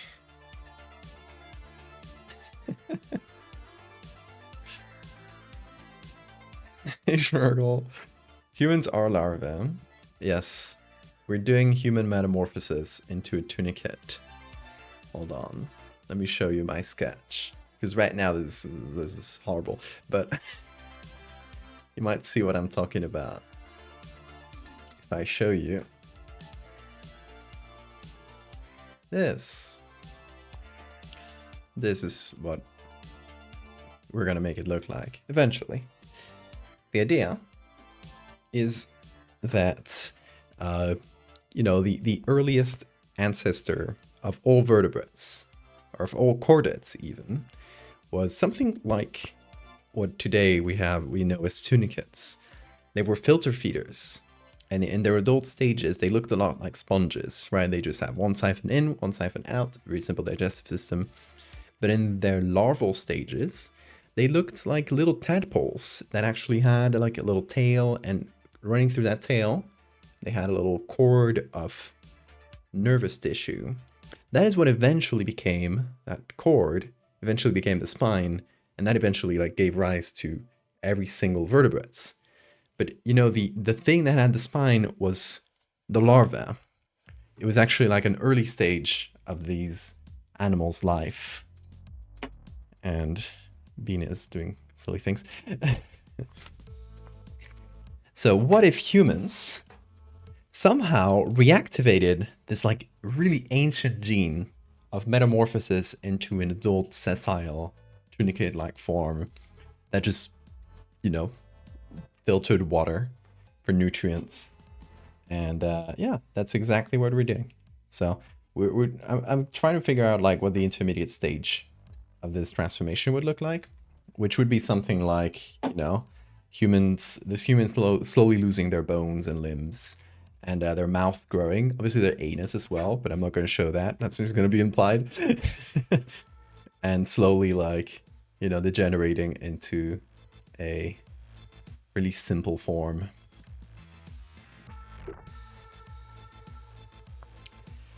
So, also goodbye, Bean. He's off on an adventure. So yeah, we're trying to do that first form, and for now I'm just like slapping a few like human parts together into a shape that will look sort of humanoid, and then we'll mix it with some bits from tunicates. We'll make the arms look a little bit like, smaller, and like they lost some mass and some bone. But yeah, so far we have sort of a gown, and this people would be hospitalized, so that's why they're in a hospital bed. Definitely should show that a little.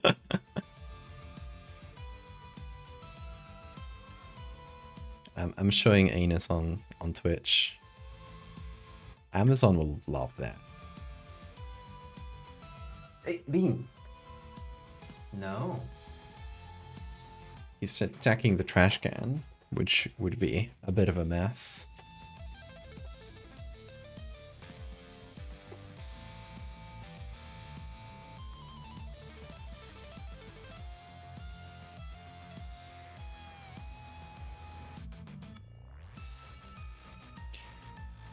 So I am covering up the weird arm that we left behind when we did the puppet warp. We'll add our own arm later, but for now I'm just like sort of filling in some textures. It's not gonna be perfect, but it's just gonna leave us a little bit of empty space to do this. Probably gonna get another copy of this. without the puppet warp. And we're gonna try to like redo this little chunk, maybe using this. Not sure yet.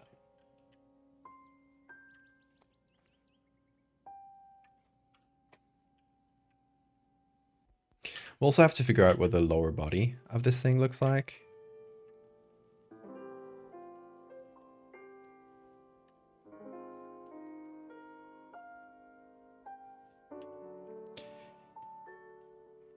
And honestly, the arms too. Like, I'm not sure what I'm gonna do with the arms. Because I want it to be like propped up on one of the arms, but he's trying to bite off the rug again. Will it become more baby-like? Maybe baby arms? That's a good point. Good call.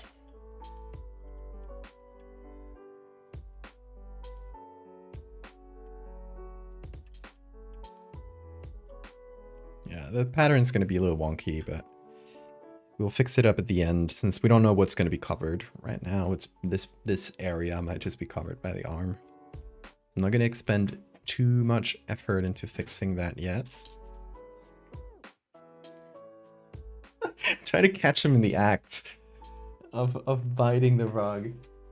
There's like a little corner of it that he's been like nibbling at. And every time I don't look, he does it again. And when I look, he just like props back up.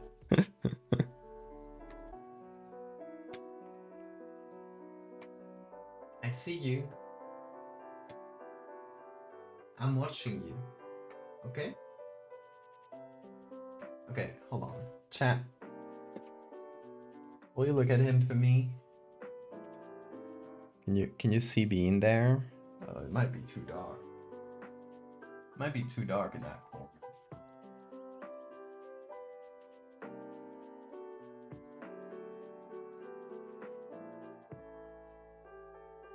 You see him?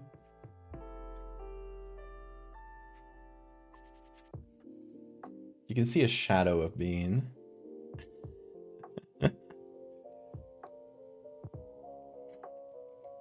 Based on a famous Aina statue. Twitch once banned me for showing a shoulder that looked like a little bit too much like a pussy to a robot, so. And when I had like quote unquote humans review it, they upheld it. Because I guess that shoulder was too sexual or something. Hello, Bean, we're still watching you, even though you're in the darkness. You think you can hide, but I'm sure you might be able to, because I can't focus on you. You're too low. There we go. Oh, that's as much Bean as you can get. Which is too sensitive. Yeah, and they don't have humans anymore. Like, I think they fired most of them, so yeah, now every moderation decision is done by an algorithm, and even if you send it for manual review, there's no person behind the wheel, no person seeing it. The only thing that got my ban removed was complaining about it on Twitter, and I'm lucky because I have like a decent following on Twitter, and they probably like some employees saw it and they undid like that. They quietly like removed the ban without any notification, but they still kept like whenever you get a ban or some kind of like community guideline thing on Twitch, they put you on like a, you know, or they remove you from like a trusted users list essentially that they have. And it used to be like trusted users lists because I didn't do anything bad in my life. Now I'm not anymore, despite like the ban having been removed and being like from completely bogus reasons. There are little things like if I want to upload an emote, they have to send it for manual review before they. And manual review is probably again an algorithm, but yeah, see, it still gets like held up for days because they don't trust me, which is so silly.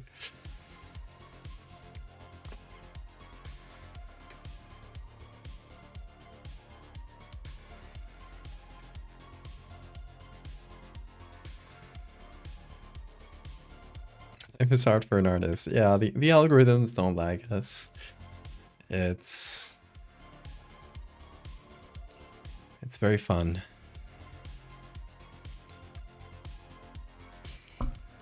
Okay, what did I have for arms? I had a couple that I was considering.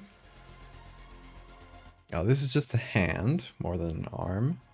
And honestly, if we're gonna like sort of like degenerate the arms and the bones and stuff, maybe this hand is much too regular. But we could edit it. We could make like some of the fingers shorter.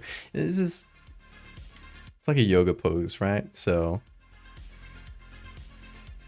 it might be good if we just like stretch it a little, make it feel like this limp thing where the fingers have lost all their strength. So now it's just, we're just like flopping there.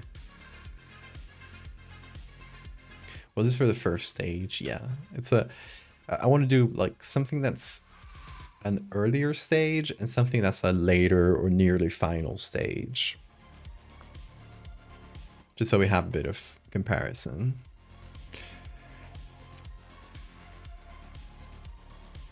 Yeah, I kind of liked this arm here.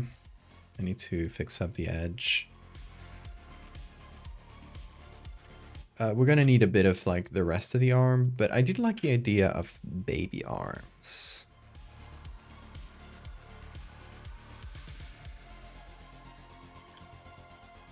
That is a good call. So, I mean, there's definitely 1 billion trillion baby pictures in like stock photos sites, so that shouldn't be too hard to find.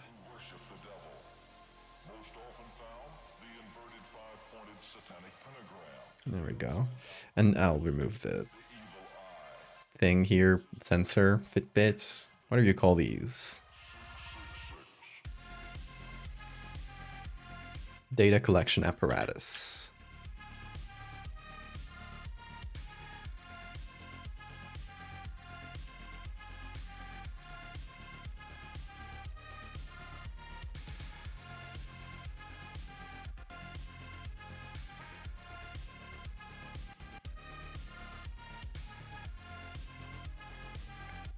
Honestly, whoever in like Silicon Valley had the idea of convincing like a good chunk of the population to constantly wear a sensor that collects a lot of health data and just like blindly send it to some app is, I don't know, brilliant mastermind of Silicon Valley who thought of that.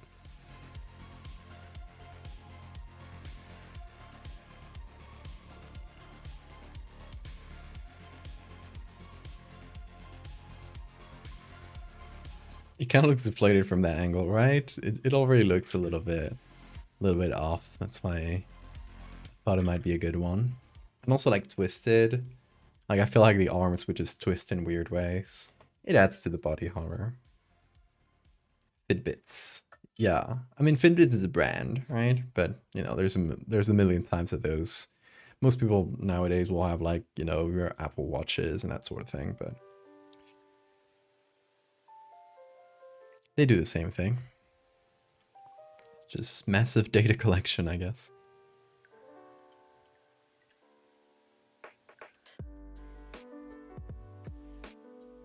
Okay, we have this arm, which could just be going backwards like that. I'm not sure yet. It could also be on the other side. I don't know. It might just not fit the angle. Oh. Bean. I see you. Come over. Come over. Hey. Don't. Not listening to me. Bro is not listening. Oh yeah, he's pretending to be showering now. I'm watching you, Bean. I got a camera trained on you. 24/7. He'll still do it.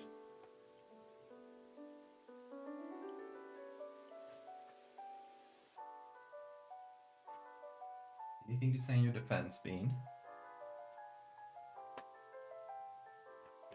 Come over. Come on. There we go.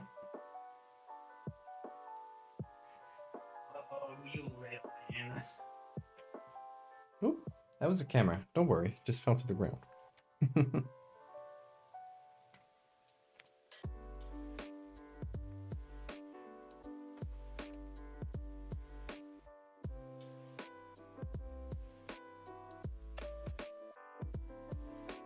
Radioactive necklaces being sold on Amazon. I have seen those. Yeah, it's wild. Thankfully, apparently most of them don't even have like radioactive stuff in them, which is like, you know, so they sold a lie, but at least it's not gonna put radiation in you. So I'd rather people buy those than the ones that have like actual radium in them. Oh, there goes Bean. I mean, turn on the Bean cam. Also, where's... Yeah, the camera fell on the floor. Hold on. Gotta recover it.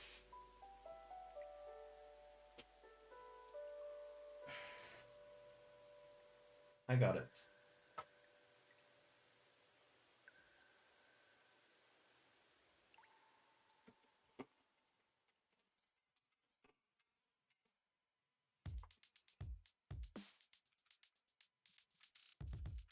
And there's Bean.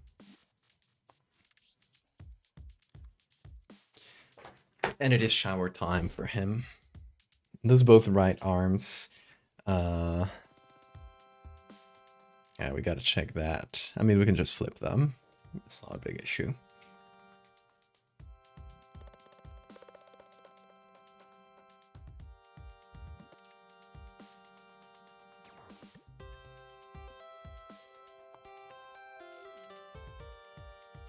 Oh, this one might have been good at like a slightly different angle.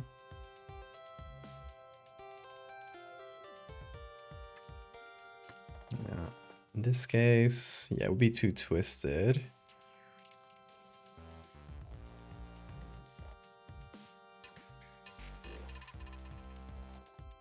Yeah, let's find other arms, because this one, there's not a good way of putting it.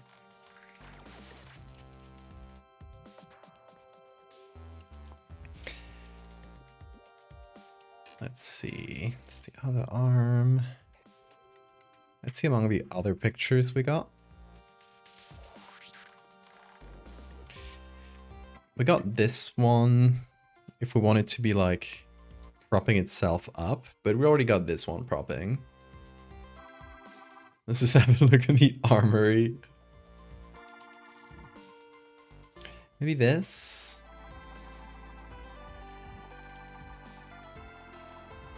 Actually, just look for baby arms.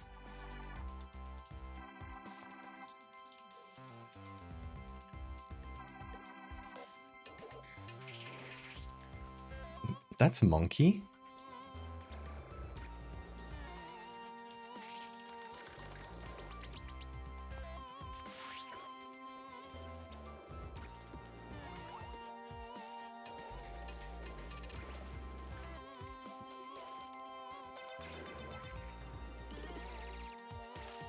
What this arm be doing? Just dangling?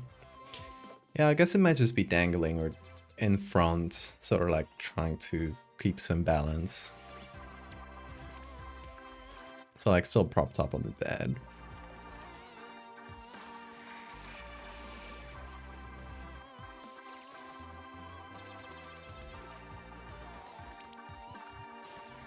Hello, baby.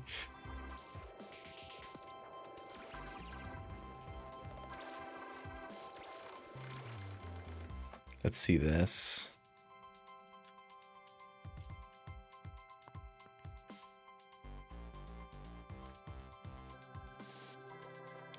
Like I might mix this with an adult arm or something. Not sure yet. Or honestly, like, you know, if we want to keep the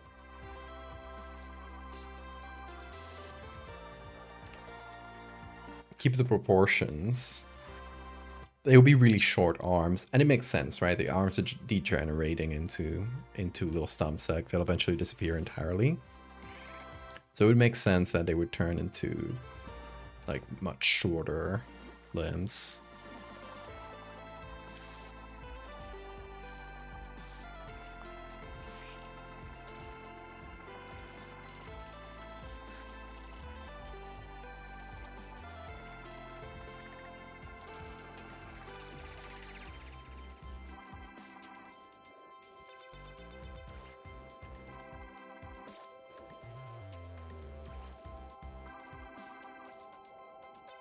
Bean?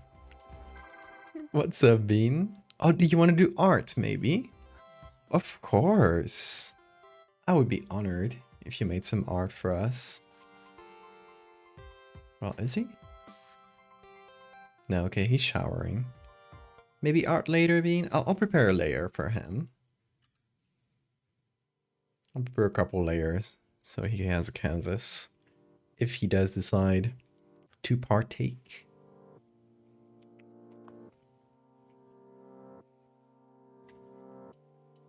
What is it, Bean? One baby, one adult. I think I'll mix them a little bit. So we get like sort of the shape of the arm, but with the more adult hand or something. I still haven't quite made up my mind. Let's see what else we got.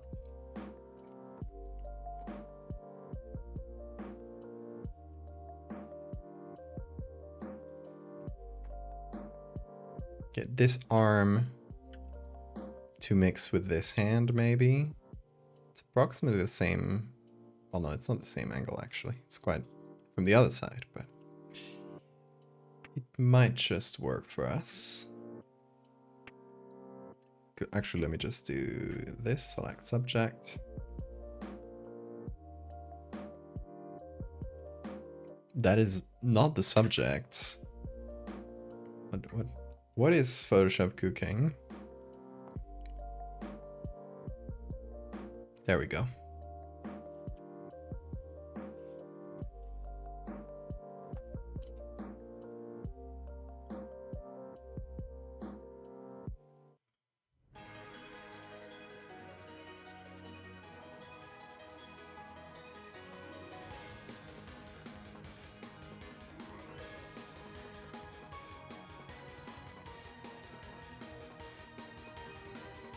Hello, Bean. Hello, little man. He's just staring at me. Oh, slow blinks. You too.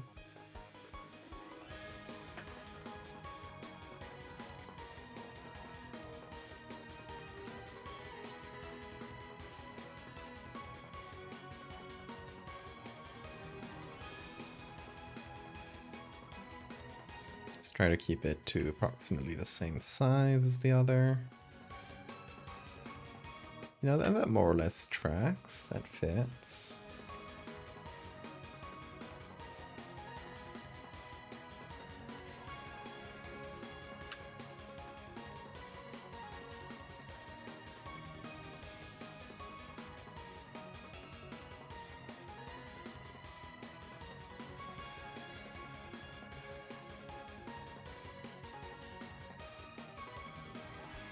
Okay, and here we have the hand, which we could mix in here with some edits. Not sure.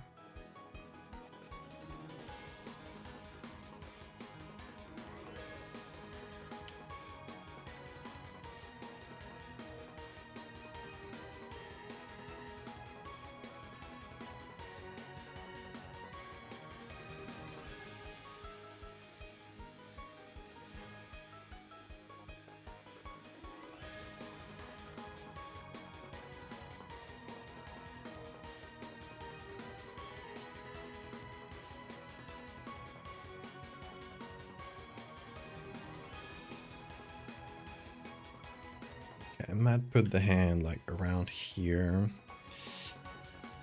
And then how exactly do I edit it to sort of fit the proportions of baby arm? It's a little tough. So the baby arm is like proportionally a lot thicker.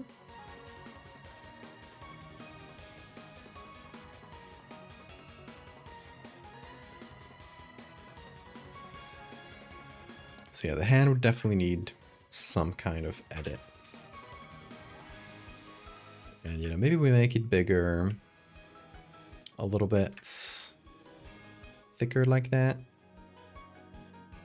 Especially like at the arm. I can't do that too much because then it'll start like warping the fingers too much.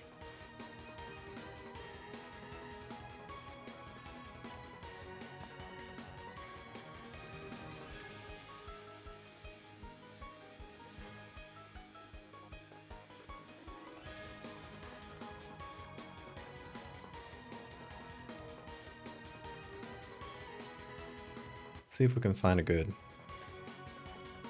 like, middle ground.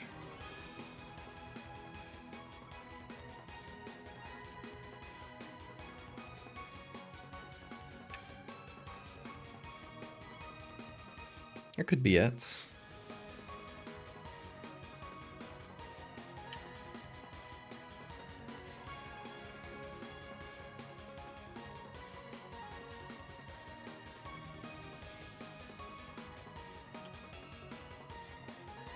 I mean, apart from the lighting, but for now we're just putting things together.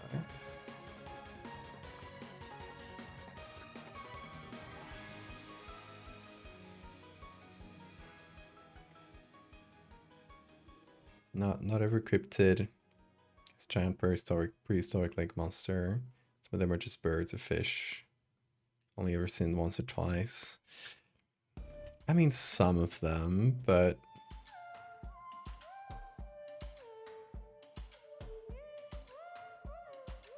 I feel like only a few, like, potentially real animals fall in that category. Because at some point, if it's a serious enough study, it's just zoology, right? It's not cryptozoology. I think thylacines, like Tasmanian wolves, are the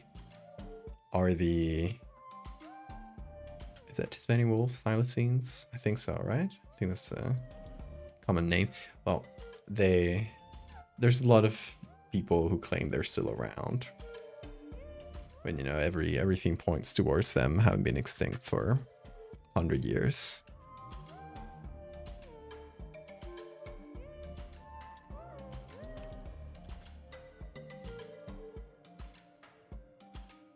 Tigers, thank you.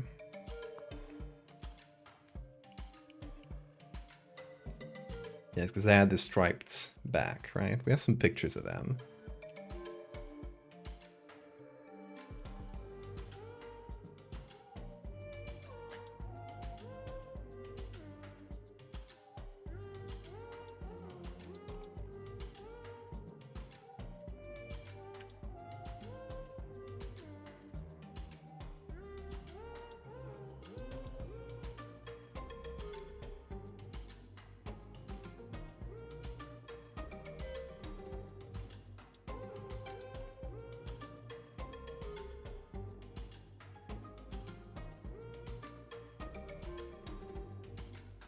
That bean belly.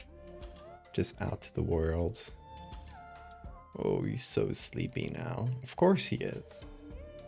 He's been in animal mode for 2 hours or so.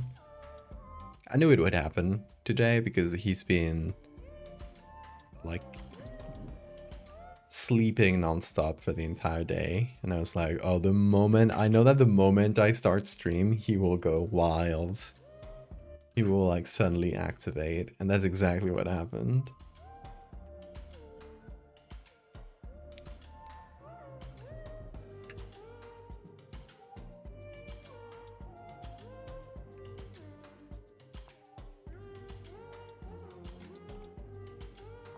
There's a small chance that they could still be alive in remote regions.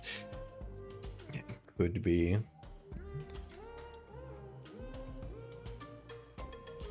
But it is, at this point, it would be really, really speculative. It would be amazing, but unlikely.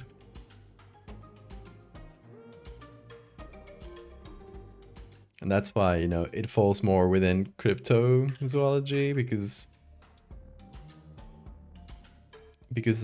normal zoologists aren't really, like, considering that. They don't think it's a realistic possibility. I have arrived. Hey Valen been in chat.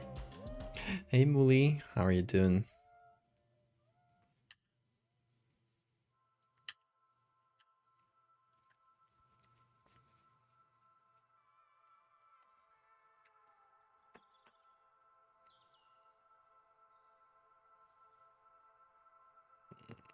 Like, baby arms on their own don't really work that well.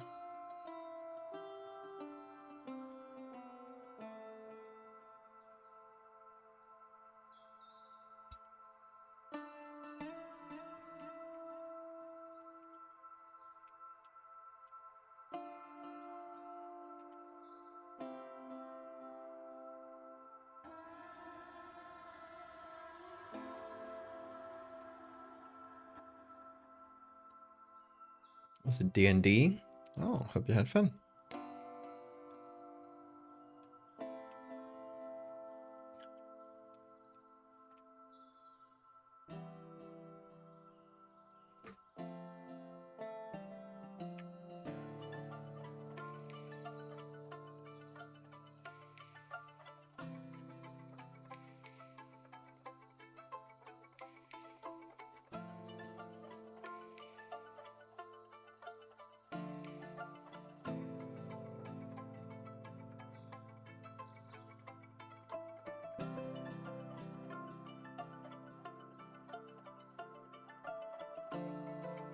Try killing spiders with Molotov cocktail.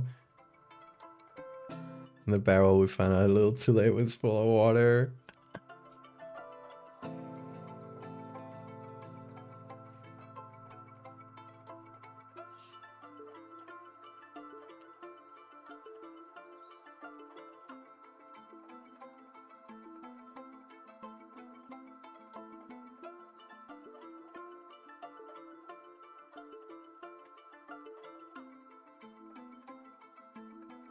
People were rewarded for killing them, like thylacines. They were hunted to extinction. That's so sad.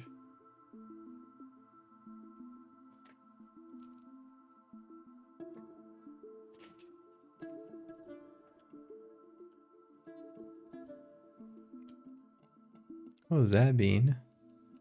Bad nightmare.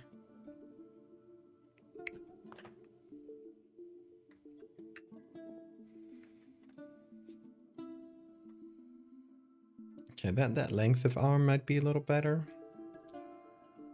Still not sure about this.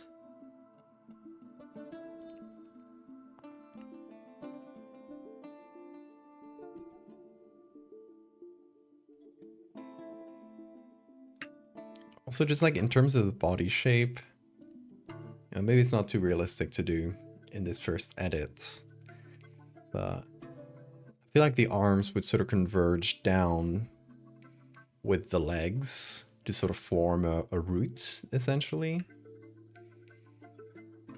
So maybe it would be nice to have the arms just like pointing a little bit forward, kind of like your shoulders are going forward like this.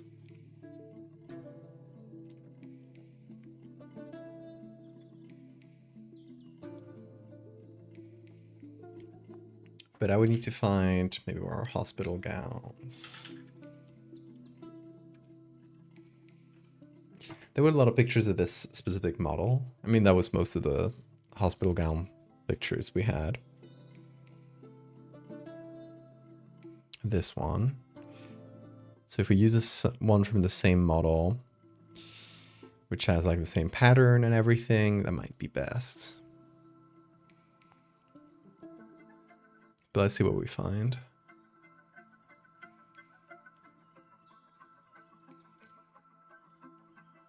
Okay. Not a lot of actual hospital gowns. Okay, what if I look for a hospital bed? Because we looked for that before and we got a lot of pictures of that model. So I might have to scroll down a bit. There she is.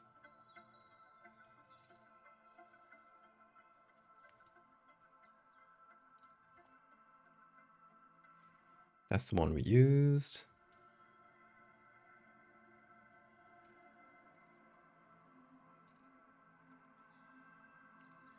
Lots of regular beds.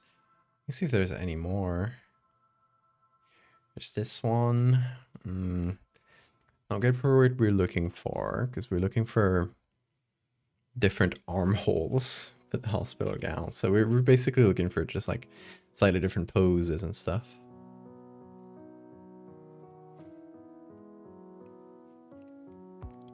This doesn't help us much. It's blurry too.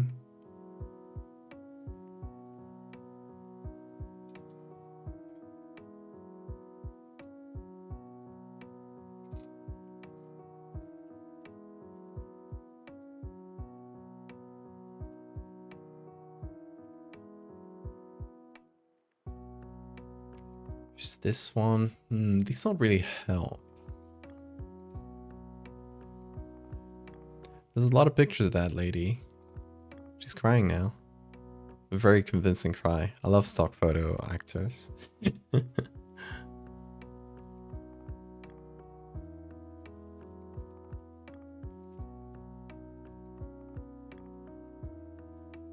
Like that's a slightly different armhole, but this doesn't give us that much.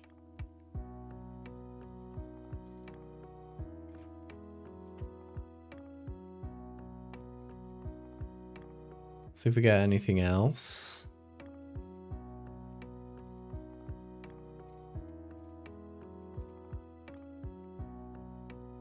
Maybe this one.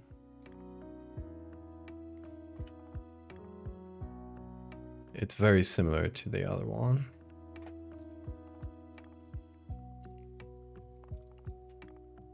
I guess just because of how hospital gowns work with their very like big sleeves, it's not a really easy one to find like some kind of like forward facing angle like this, right? Where you can see like a little bit of the sleeve.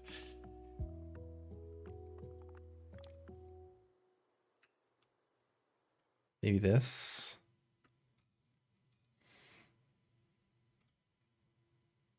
There's this one too. It's kind of blurry though.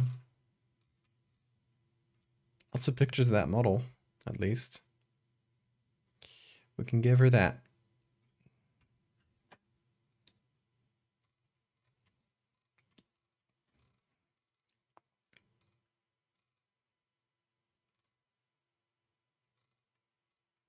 Okay, let's see what we can do with these.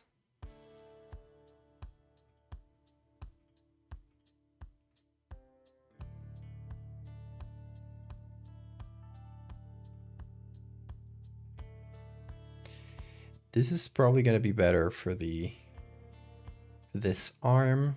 It's like facing the front a little bit more. So let's start by selecting this out.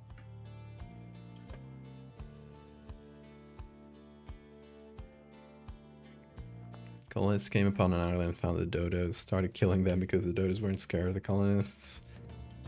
It is so sad. Something that gives me hope for the dodos is that we actually have soft tissues of them preserved in a couple of museums. So if they can find their DNA fairly intact, they could technically bring dodos back. Book. Hey Welsh.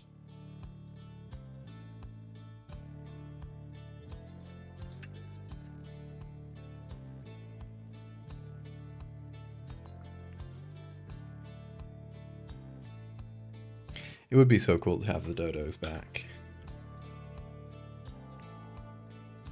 What tales they could regale us with.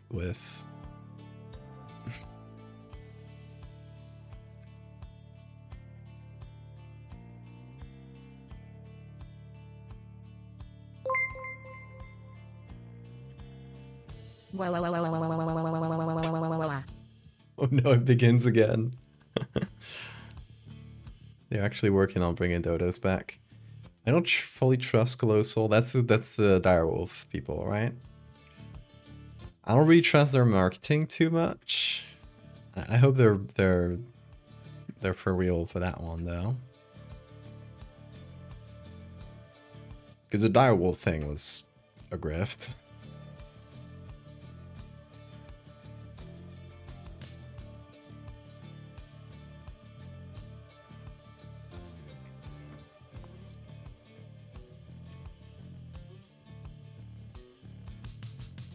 Great Ox? What's an auk?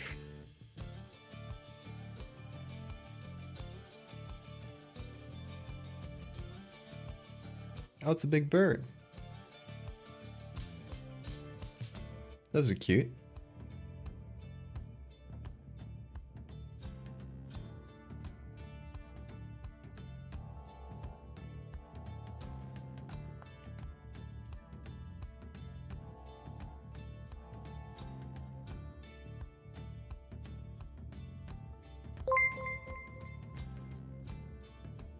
The funny noise 4 returns. Oh Lord.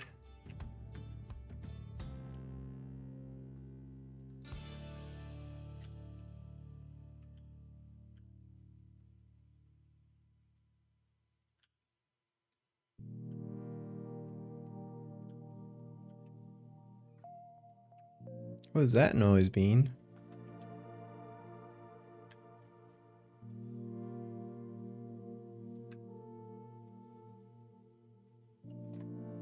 They've said they're bringing back mammoths. I don't trust them on mammoths. They're probably just gonna modify an elephant.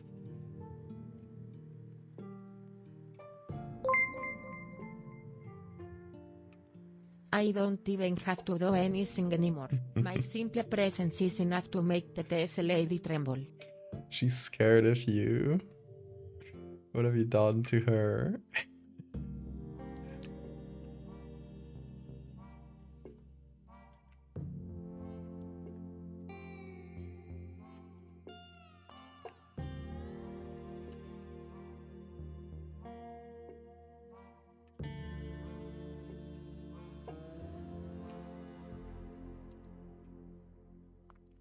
You know what they should do? They should bring, what's their name? Aurochs, right? Yeah. They should bring Aurochs back, which are not like that far from having been extinct. Aurochs are the precursor to cows. Like we domesticated aurochs and they eventually like they made them smaller and more docile and turned them into cows. But they were still around like the last ones were hunted. I think it was like in the 1600s. So, you know, it's not that far from their extinction.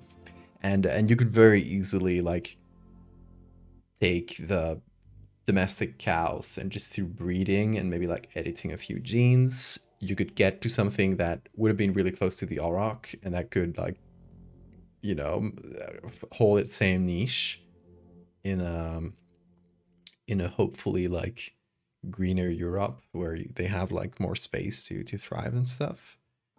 But they have like big old horns. You know, there's like attempts at like the reconstruction of aurochs, which gives you like bulls with big horns and stuff. So they're still like part way there. This is a drawing of them. They're all the ones in the cave walls. If you see cave paintings, and they have like these big cows, they're aurochs. And that seems like something you could bring back like decently easily. Oh no.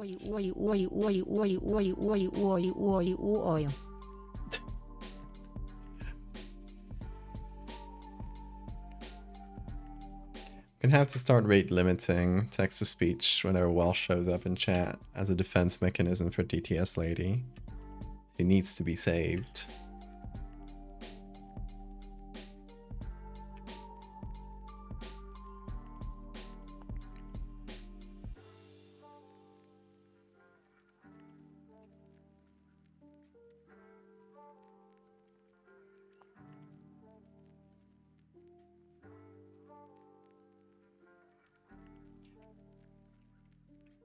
Yeah, the thing with that company, with Colossal, is that, you know, it's a lot of marketing, like, oh, we're bringing back extinct species, which is only like, you know, it's not really what they're doing. And they were founded by a guy who's like really creepy. He was friends with Jeffrey Epstein. That should say enough. He was friend with Jeffrey Epstein and took his money post conviction, like when he was already like he had already like been tried for some of his crimes.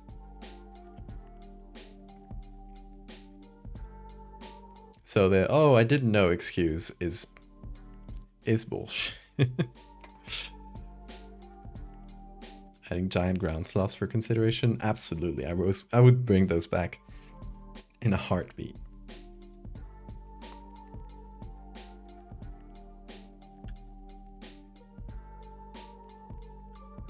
Something that's no smallpox or measles. I mean, measles was never extinct, but I hope nobody brings smallpox back.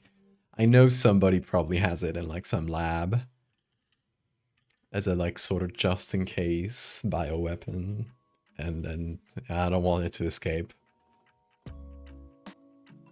Neanderthals? I would not bring back Neanderthals. That feels really unethical. Like that's another human, right? What would their place be in society? Like, you know, they would still exist in our worlds. In the world we probably like made them extinct from.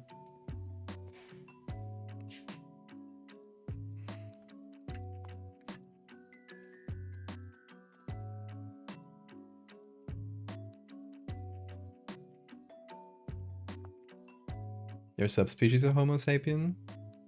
Are they? Like officially? Had never heard that. As far as I know, they're their own species. But I might be out of date on the science.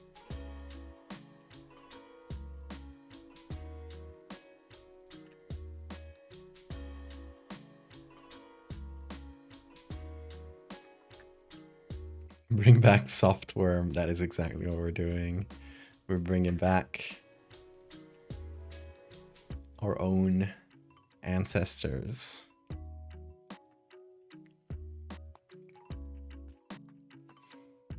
Okay, that's a little better for the shape of the arms.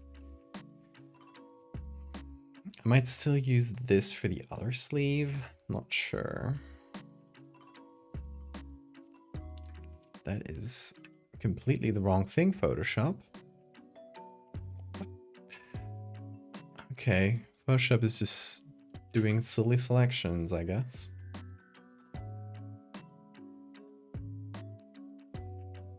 They're the homogeneous, yes, but that would make them a species, not a subspecies.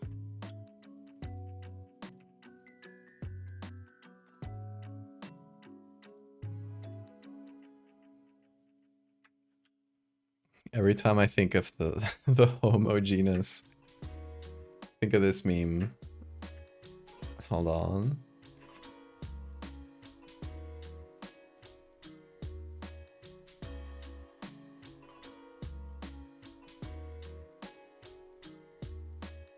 Can I find it? Yes.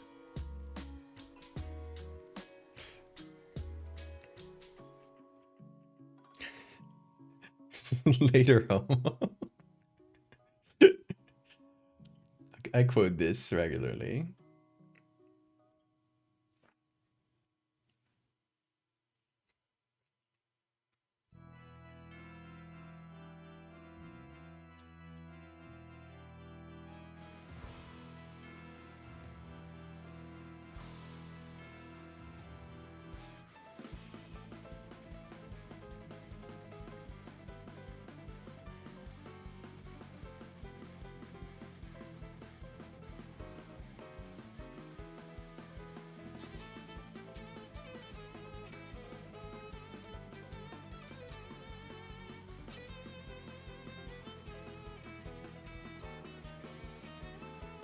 The thing about like bringing back megafauna is that can megafauna survive without the environment where they existed, right? Because megafauna are, you know,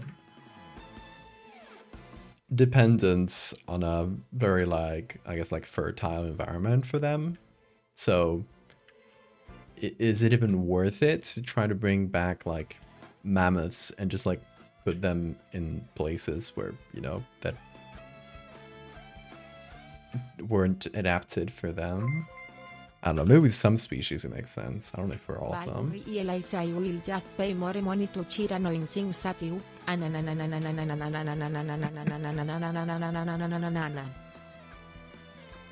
See, that's the trick. I get money. I guess at 1 bit is like nothing. I will make it more expensive for you. We're playing with fire.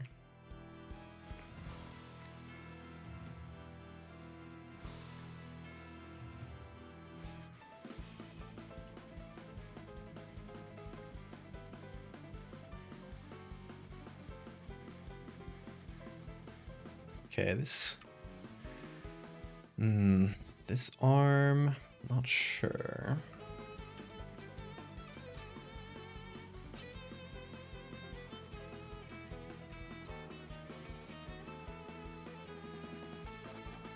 Maybe.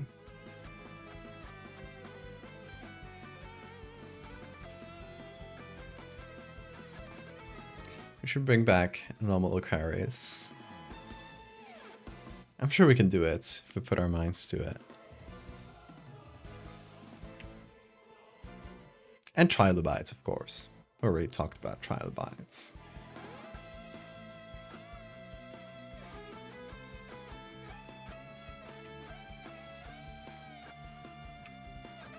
Like probably one of the most successful species to ever exist, right? Or not species, groups of animals to ever exist.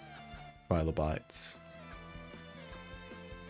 I think they deserve to have the Earth back.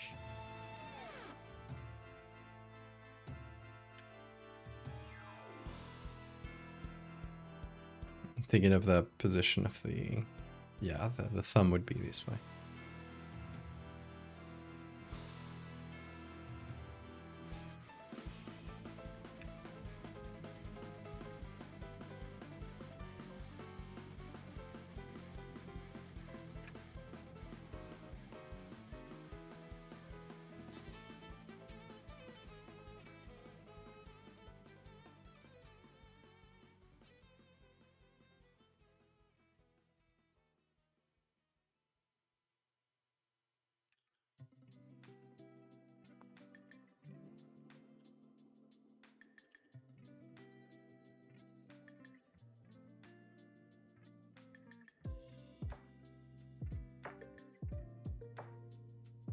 The island Dodos lived in was been fully colonized.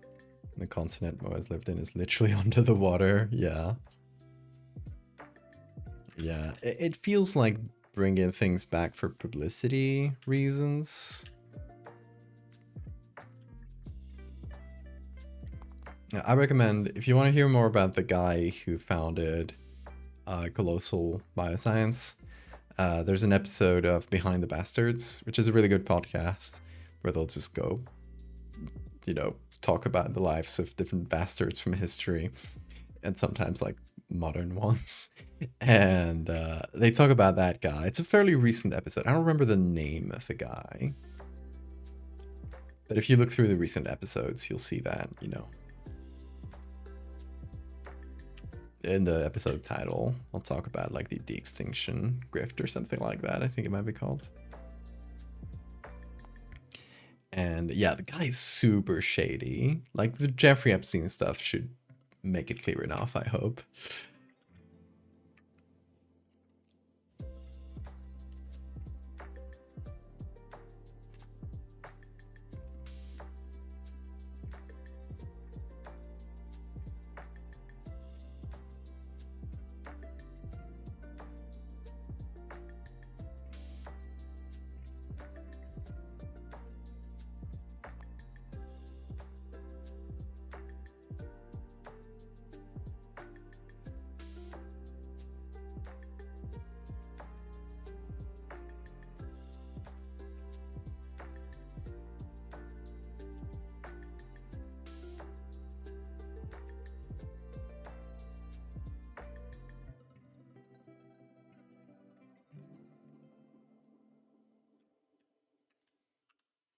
Okay, I'm trying to put these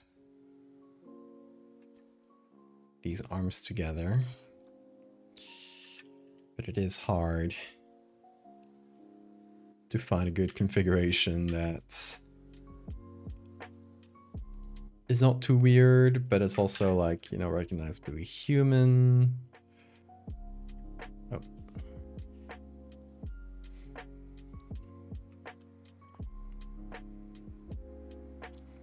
We need to find the right balance for this, basically.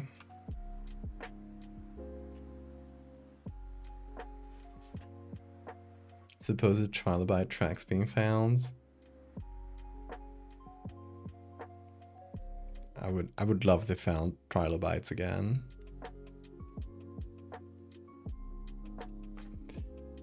But yeah, it seems really unlikely because even if they lived nowadays, we would have like some kind of fossil record between the time of their extinction, their supposed extinction, and now, right? But we have we do have like a good timeline of when they lived, and they were really like easily fossilized, so we have really good fossil records. This could be funny. That is a good one. See, well, Welsh is already adapting to the surge pricing that I just haven't yet implemented. Very good. I will allow it at this price.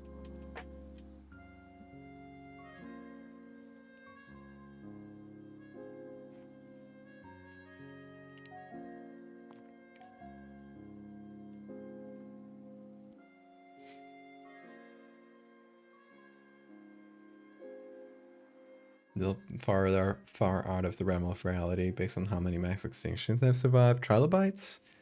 I mean, I feel like those are the toughest ones. Like, they lived so long ago that you would need some sort of fossil record, right?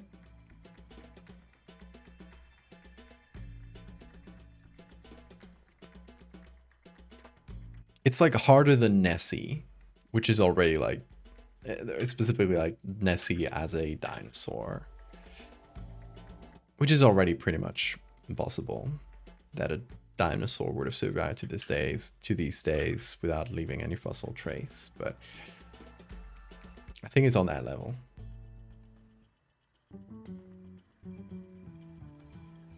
If it could be an actual profession, you could become a cryptozoologist in a heartbeat. I mean, you could just write a bunch of cryptozoology books and make money off of that. I don't know if a lot of people do make money off of that, but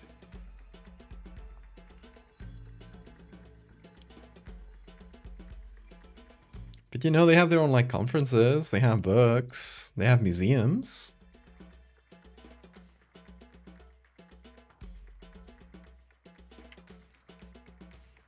I'm mutuals on Twitter as much as Twitter's worth.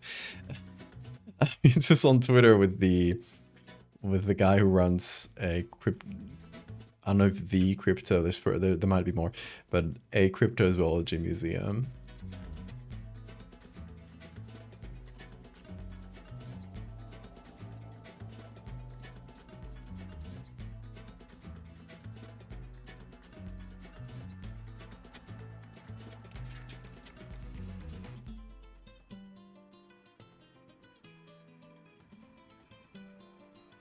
So that guy probably makes a living out of cryptozoology. It's probably not a very fancy living, but...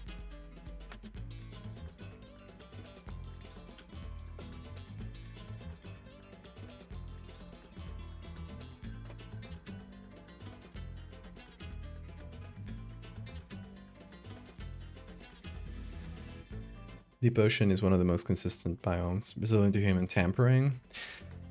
I mean, considering they want to do deep sea mining now, and that you can already find plastic bags at the bottom of the Mariana Trench, I wouldn't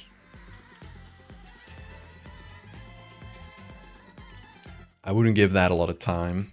That assertion is probably not going to be true for much longer, unfortunately.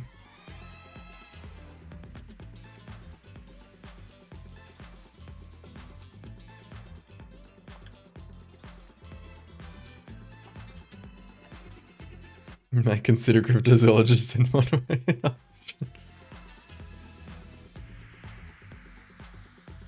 Oh, you want to do astrobiology, right?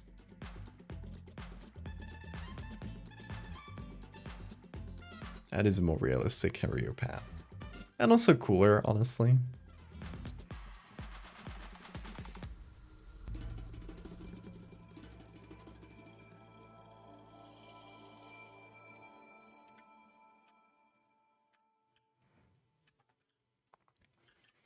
So I would consider most cryptozoology people of the swindler variety.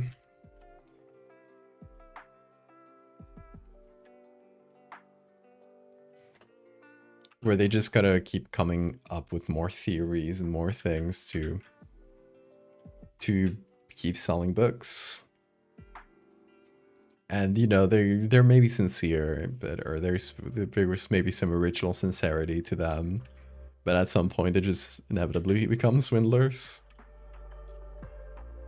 Maybe I am jaded, but a lot of what I've seen of cryptozoologists is that sort of deal.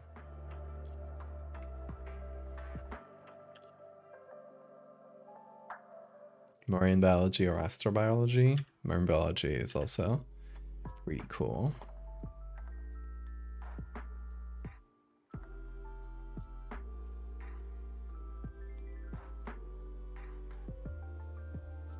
Hello, Bean. You see how he stretches? He always like casually stretches towards you as a way to call your attention. It's like, ooh, I'm just stretching my arms. Ooh.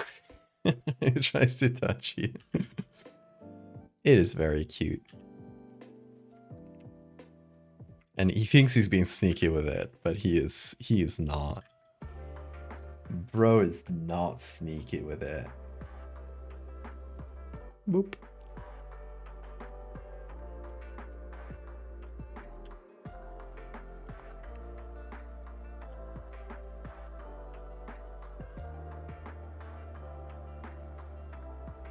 I don't know about this armhole.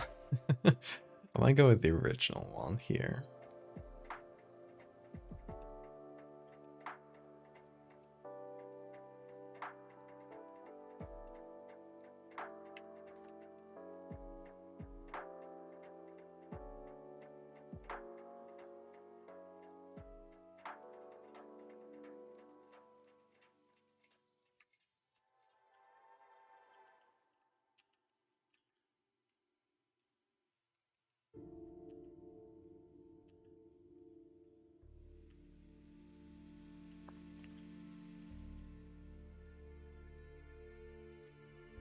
Okay, I think we'll come back to the arms a bit, but it's already in a better shape. So, oh, one thing I need to do, I was noticing, is sort of the shadow of the arm inside here doesn't match the actual arm we put in. So let me fix that real quick.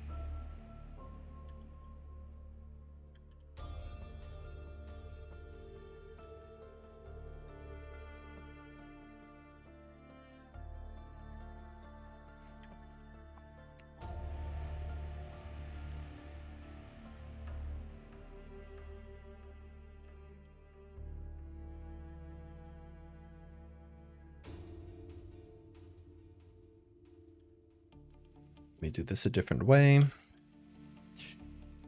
because the way I just did it sort of breaks the pattern a bit, so makes it pretty annoying.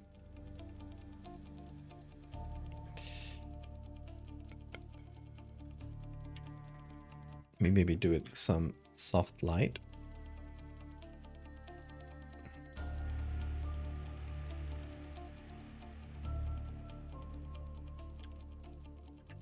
There we go.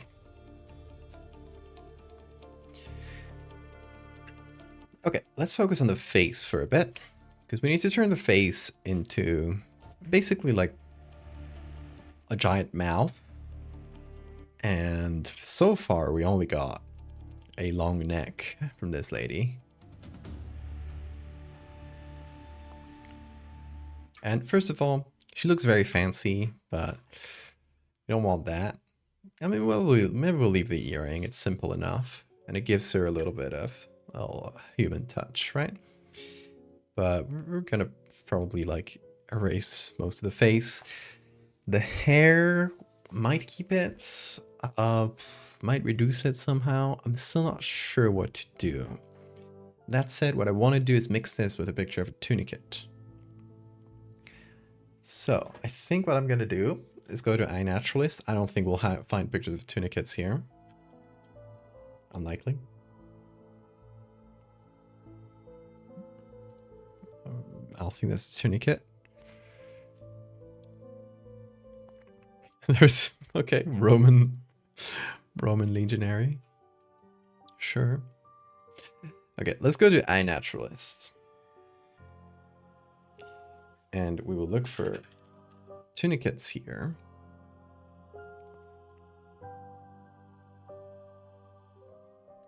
Oh, wait.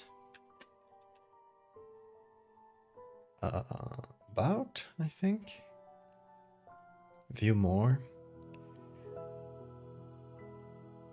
Okay, there we go. Whoa, look at these. Look like little flowers. They're pretty. Okay, so we're gonna sort of look through them. What is this?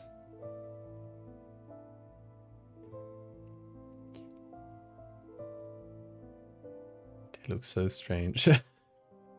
This guy's just living his best life.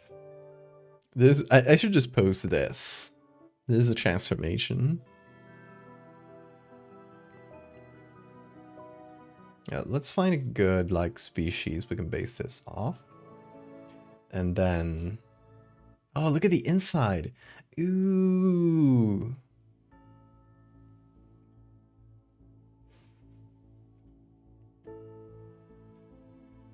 Okay, this isn't called a green barrel sea squirt.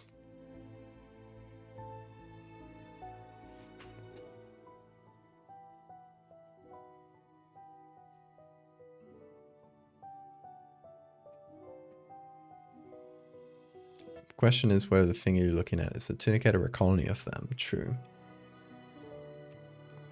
Now I go for the simple ones. 2 holes only. That's all you need, baby. Oh man, these are gross. I mean, they're fine. They're great. The insides are gross, and just I think of them applied to like human flesh, and they make me creepy. Photo licensing, no copyright. Also, let's maybe look at the like genus wrinkled sea mats. Okay. Okay, that covers a few species that have really different shapes, actually. And the mats might actually be colonies, but I'm not sure.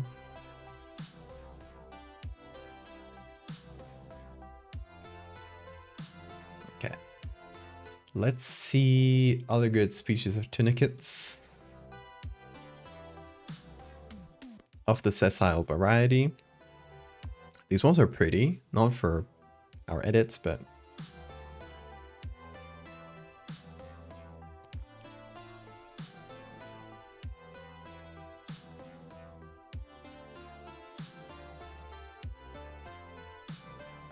giant sea tulip.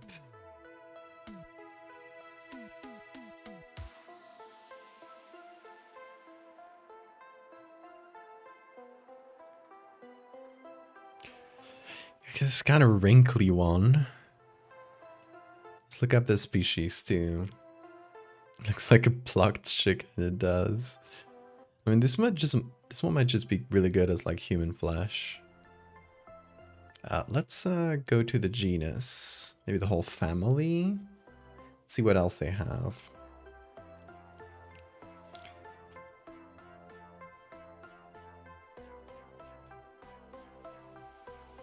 I guess they'll look very different from each other, even in the same families. Golden sea squirt. Oh, this one is gory flesh.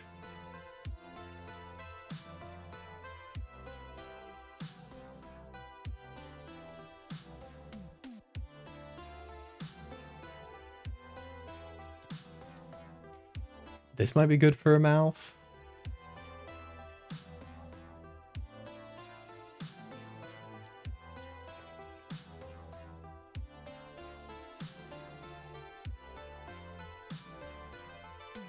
Okay, but I'm excited for this one. The golden sea squirt.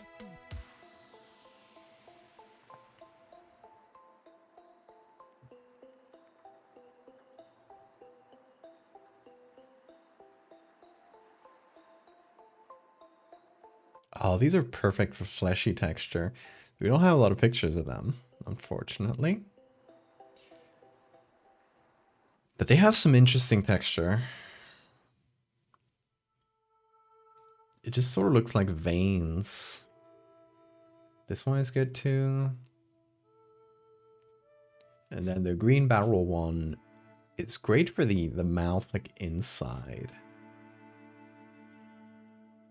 Just has this fleshy texture. Can we see? Maybe this one might be good for our mouth right now. Maybe this one as well, but it's just, I don't know if it's ever gonna be the right shape. Oh, we can see the inside here as well. Ooh, I love that. Do not put your finger in there. It's literally, it's either its mouth or its anus, and you don't want to know. You don't want to know which. Hey, Josie. We're looking at sea squirts. Hope you like sea squirts.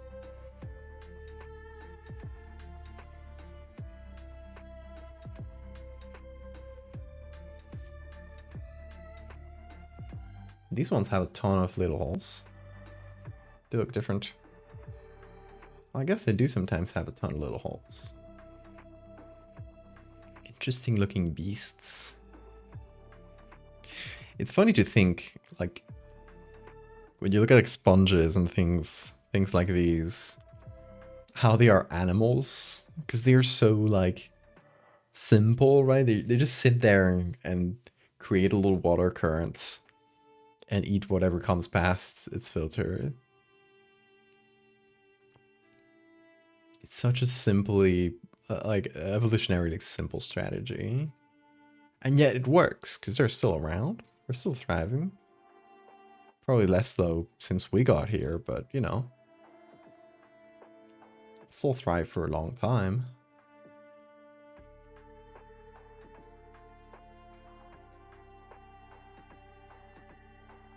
Some of these are great for trypophobia.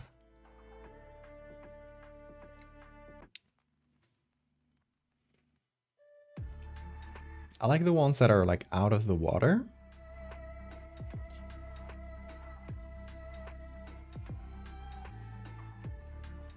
Because in our case, obviously, our patient here is going to be out of the water, so it's probably going to be best. Okay, we don't get a ton of this family. Let's see if we find anything else. And I might as well just like change the licensing here.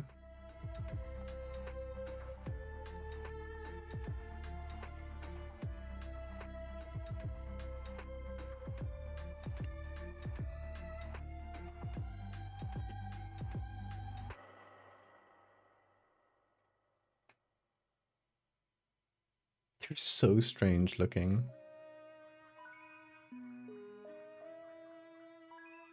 This one just looks fleshy. Too fleshy. You can clearly tell that one of these is an anus. Maybe both.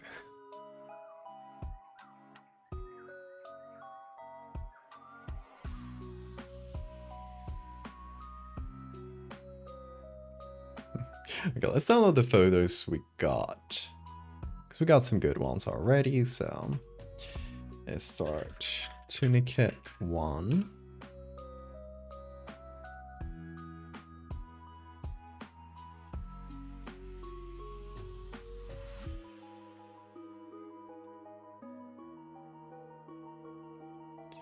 It's annoying on iNaturalist because you gotta like name each of them individually.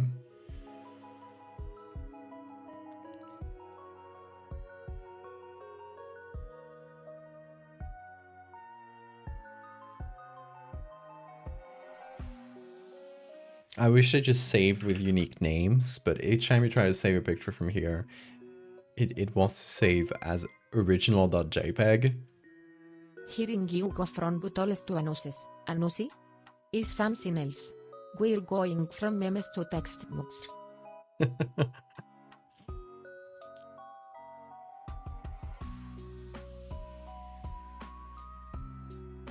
You gotta keep it varied. I keep people guessing.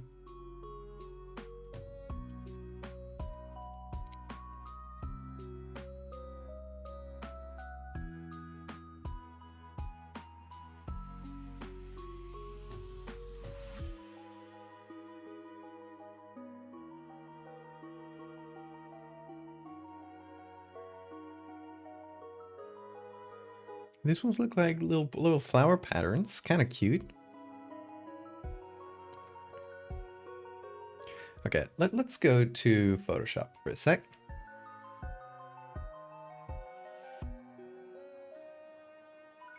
And let's see. Let's drag them in here. We got 3 decent ones. Let's see what we can do with them.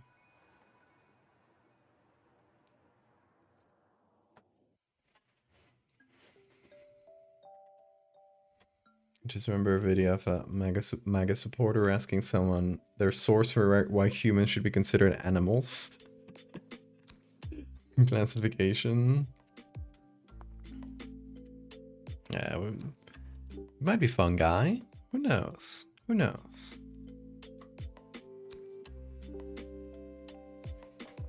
Scientists have a habit of making things up.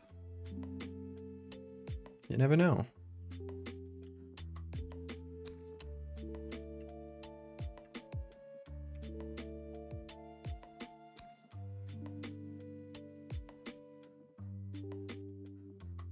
You know what? I'm personally a protozoan. I feel like people forget about those. No, wait. I'm personally... Hold on.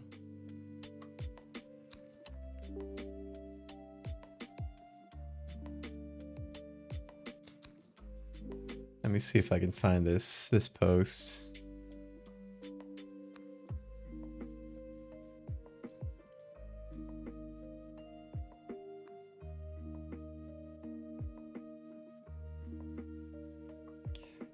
I am these guys. Meteora. They just swim around and do this with their wriggly arms. And you might think they swim with those. No, they don't.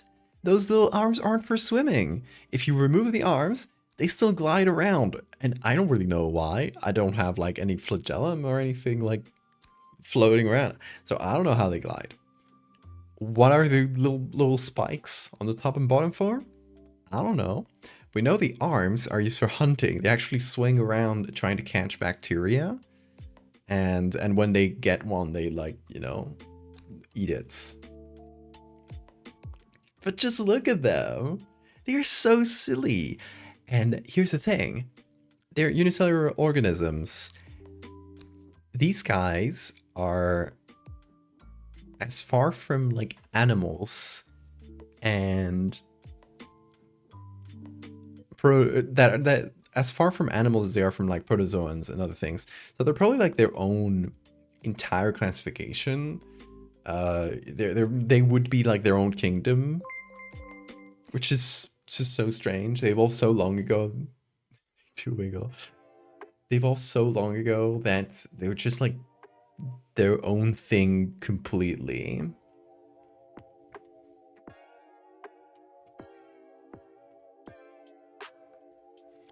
Which probably just, it's, I don't think they should make a kingdom only for these guys.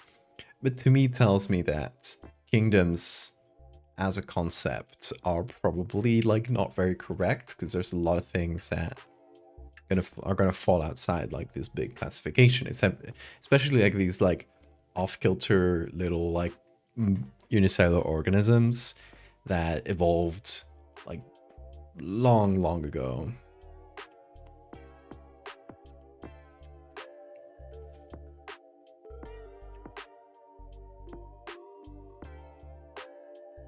They are doing their best. They are doing their best. We gotta thank them for that. Aren't we all, little bean?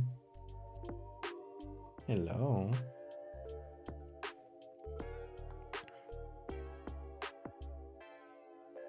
Okay, how about this one? Let me see what flip works best. Maybe this.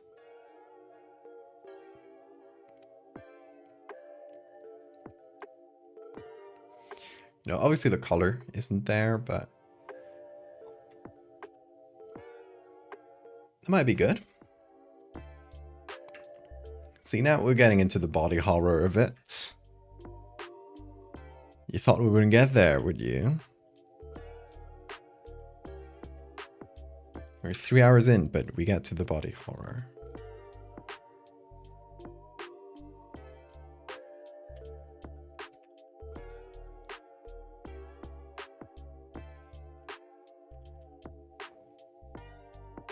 Big yawn, Bean.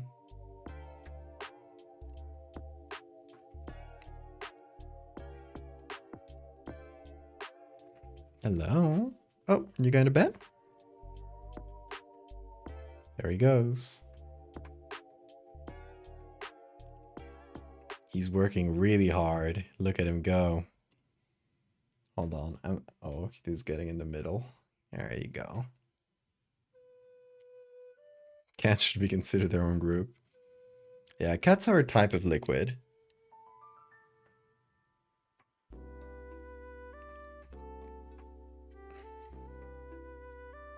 Sometimes a type of sphere.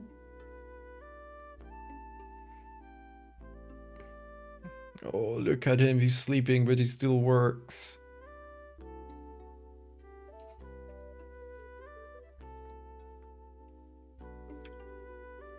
The grind never ends.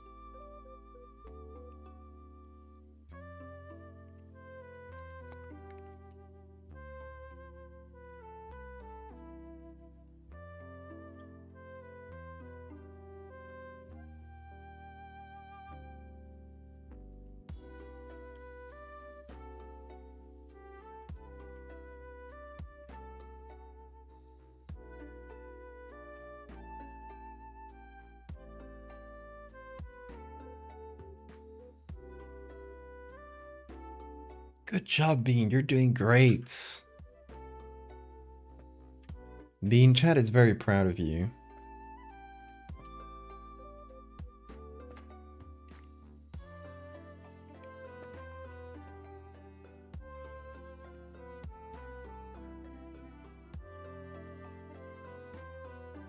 AI getting to a point where it should be considered some classification of life. I don't think at any point it would. Even if it reached like this fabled super intelligence, which it won't reach, at least in the current LLM generation. But to be life, you need to, like, you know, replicate yourself, reproduce yourself, right? That's one of the core tenets.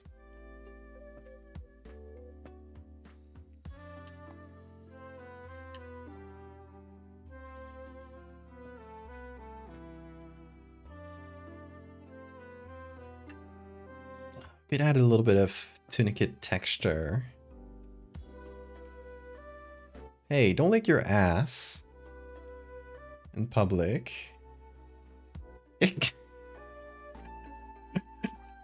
Sorry, B, did I shame you? You can lick your ass. It's okay, you're a cat. Cats can do that. You know, even on stream. I can't. But you're free. You're a free being.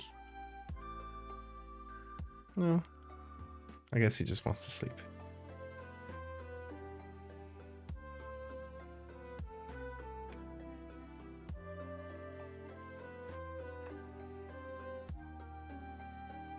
Sentient AI to unionize.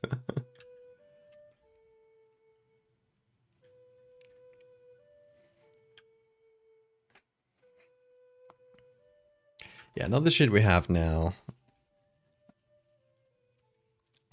Like even the top AI researchers at like Meta at Facebook, have been saying that like actual intelligence isn't possible in our, like, in this type of quote unquote AI, right? In this like with LLMs.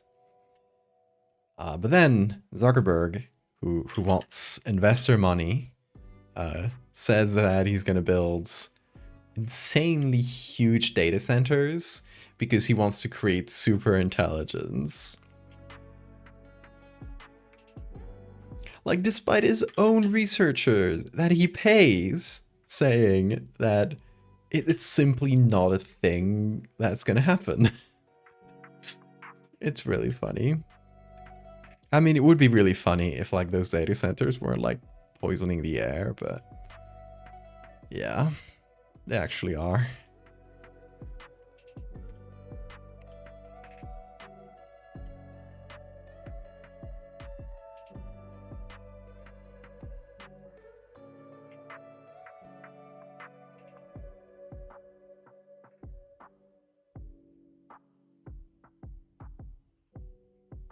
Seeing how scientists think it's a good idea to give AI visual skin faces.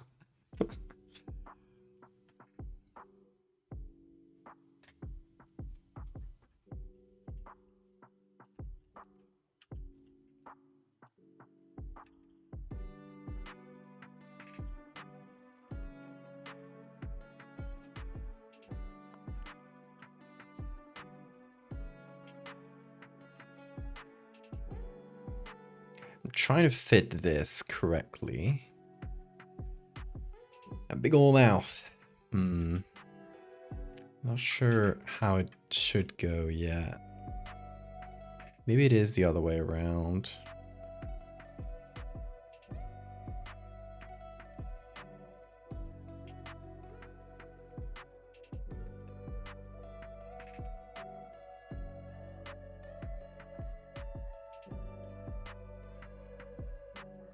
Could be.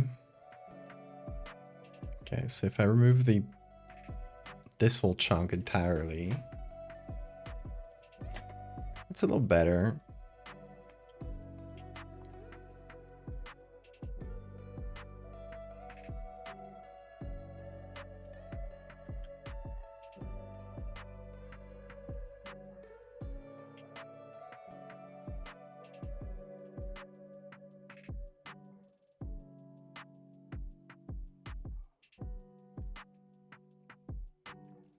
Another thing I'm thinking about is classification of those organoids, the ones that developed eyes.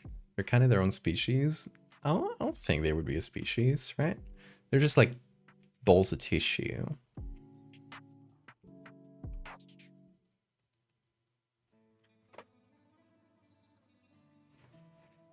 But if you were to develop like a made up organism based on little things like little organoids made in a lab, I think it would need its own classification. Phylogenetically, they would be, if they were made of human bits, they would be under vertebrates.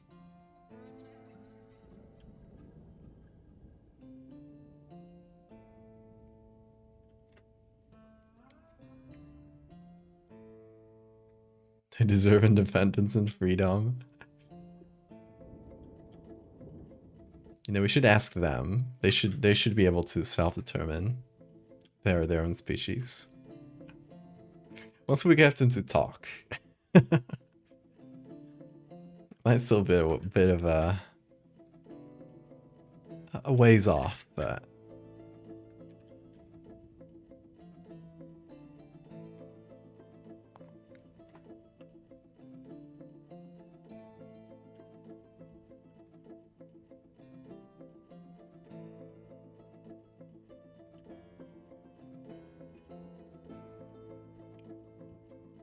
here's an interesting idea that I heard about recently in a video. What if scientists, like, through genetic engineering, like from scratch, made a new bacterium? That would open up, like, I think basically a new branch, right? If you're making it from scratch, phylogenetically. And there's also the option or the possibility that, scientists have been thinking about really seriously because it could be like extremely dangerous of creating mirror life. Have you guys heard of mirror life? Basically, like a lot of the structures of the microbiological structures, like inside our cells, DNA, proteins, that sort of thing. Uh, it has a handedness, right? It is either left-handed or right-handed, if that makes sense. You see how you can't like overlay your two hands in a way that makes them exactly the same. Like they're either like facing each other if you want to like make the thumbs together, or if they're facing the same way, the thumbs are going the other way. They have handedness, right? A lot of like amino acids and proteins, DNA, etc., has the same kind of Don't get me property. started on mirror life. It has the same property of having handedness. Um, and the way like biology has made it has made like certain proteins sort of right-handed, certain proteins, sorry, or molecules left-handed, just by chance, right? So what if you made mirror life basically like a new uh, like made life from scratch using like lab made DNA, lab made proteins, which we can make individually at this point, and you made a bacterium that had flipped DNA, flipped proteins, but still worked perfectly. It could cause like ecological disaster and infections that your body couldn't respond to because your immune system isn't made to recognize proteins that are backwards. There are lots of things like that that could like really cause some damage. So recently, like a bunch of scientists like put together a huge report basically saying, do not like we should pause like investigation on this and or like research on this and sort of like determine some like really strong guidelines so we don't like like nobody makes an entire, because it's still important to research these like mirrored proteins and these mirrored molecules because they can be important to things like pharmaceuticals and stuff, but so like nobody makes an entire mirror bacterium, like an entire form of mirrored life, because it could cause like havoc if it went out into the world, if it escaped a lab and just went into the environment or humans, it would be a mess. So yeah, sort of new existential terror for you guys. Mirror life. Also, what a cool name. Who came up with that? I love that name.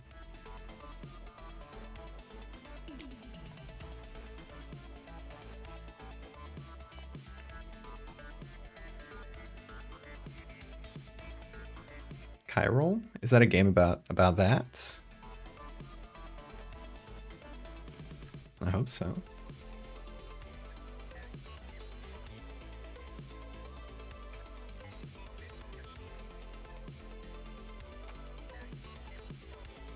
Thalidomide birth defects, yes. Thalidomide, the birth defects were caused by the, I imagine like the protein, like the molecule thalidomide, which was used pharmaceutically, was, let's say, left-handed. I don't recall which one, which was left-handed, right? But a small percentage of the molecules that you'd receive when you took it were right-handed, and the right-handed ones caused all the birth defects, which hadn't been studied because like they didn't know about them because they didn't expect that the right-handed one would have different properties.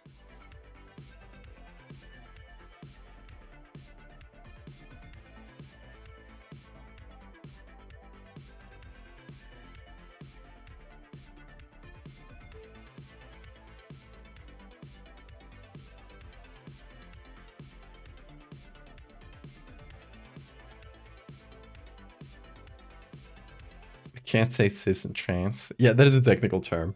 I'm just trying to like put it in easier to understand terms.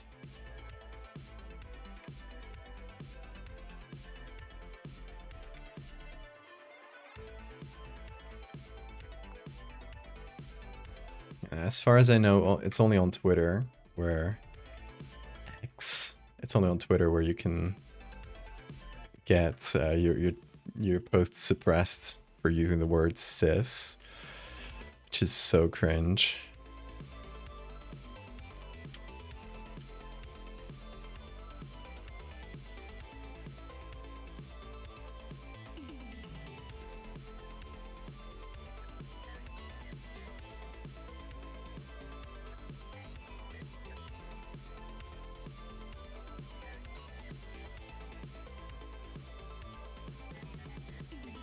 I don't know if I should keep like this little bit of skin. I mean, maybe when I change colors, it'll look better.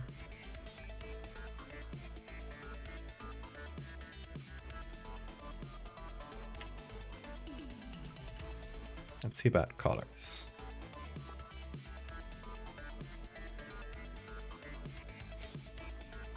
How would we even begin to classify alien life? Base pair of appearance? Would we have to do DNA tests? If they even have DNA, yeah. I mean, it's definitely not the only like biochemical signal that could have a function, a biochemical, like a molecule that could have the function of like storing information like that. So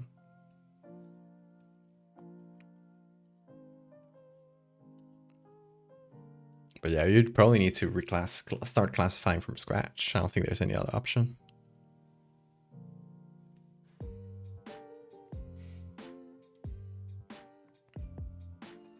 Jeff, thank you for the follow.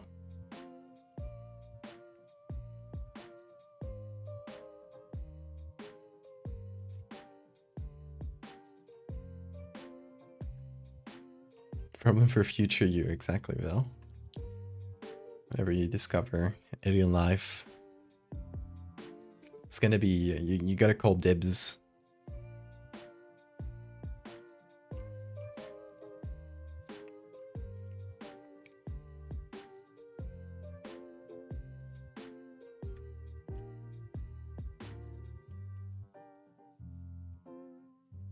First one to get to aliens gets to call dibs and then classify them whatever way they prefer.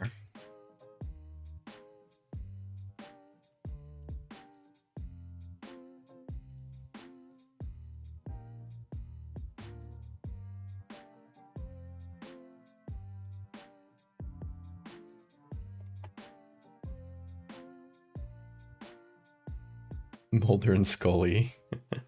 Alien forms with a group by spookiness. I agree with this.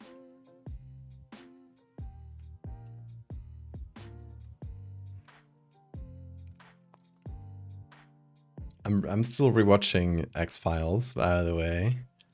I'm through season, I think I got to season 4.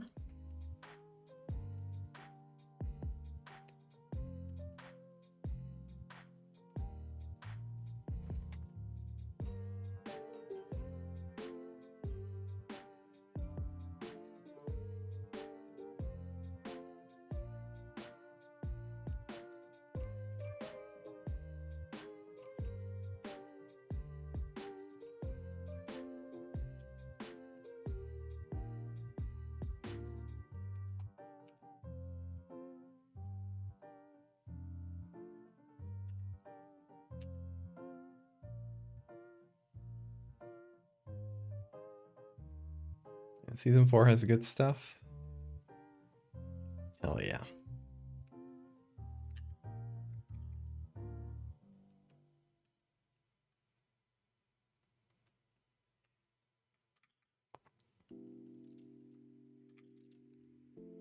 I don't know. I love when they go into like weird biology.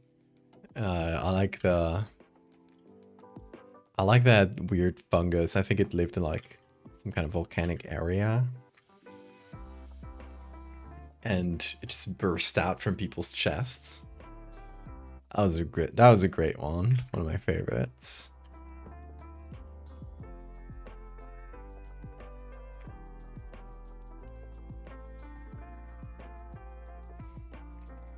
I love those a lot more than like the more supernatural things.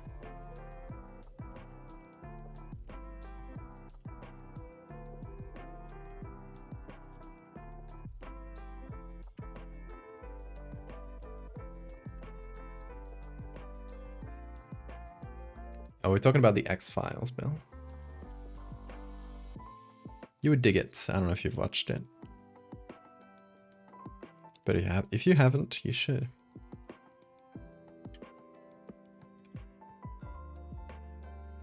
There's plenty of cryptids, plenty of fun supernatural things. And sometimes some fun, like, speculative biology.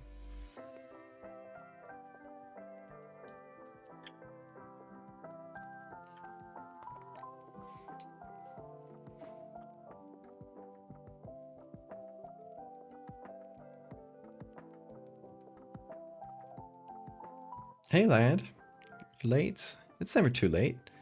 I basically yapped for most of this stream, so I don't think you missed that much. We love yapping over here.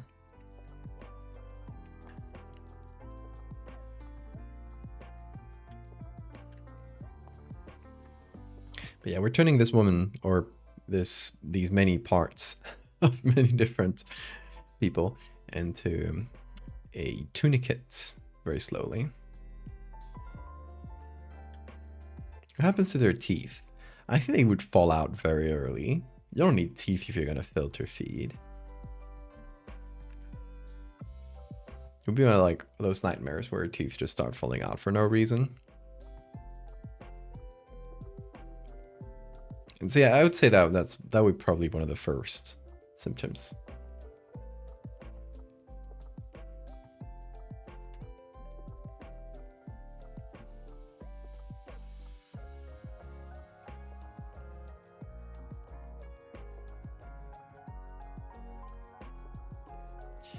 Cat's mouth.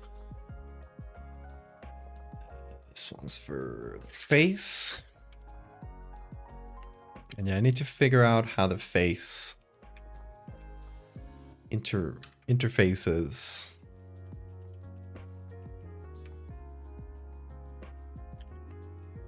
with the body here, because I need to figure out exactly the color of this thing.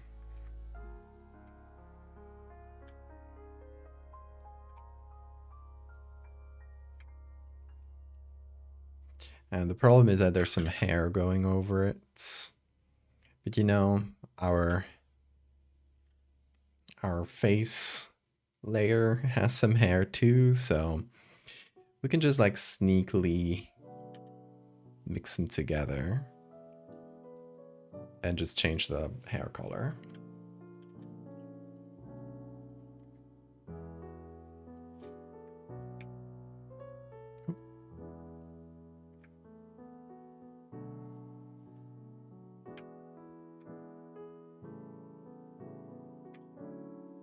Okay, I'm gonna have to make up the rest of this, like this little corner of shoulder.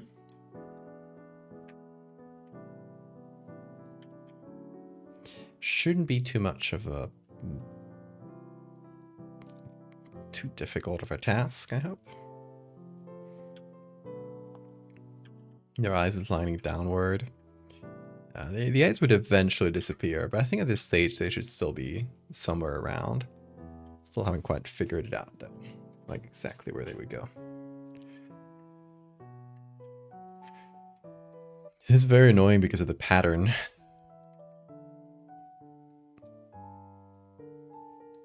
Because every part we clone stamp, we not only have to match the lighting, but also the pattern on the gown. It just makes things a tad harder.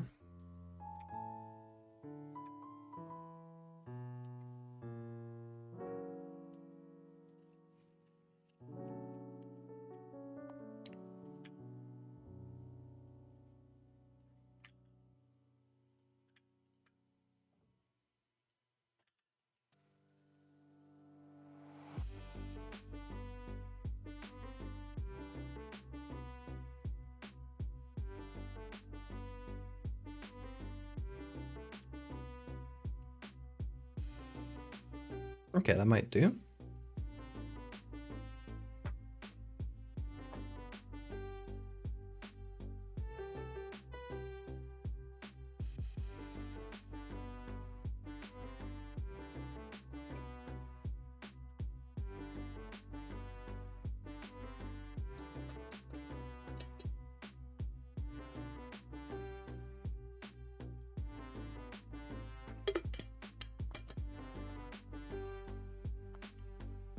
Okay, let's figure out what's gonna happen to. Let's sketch over this. Let's figure out what's gonna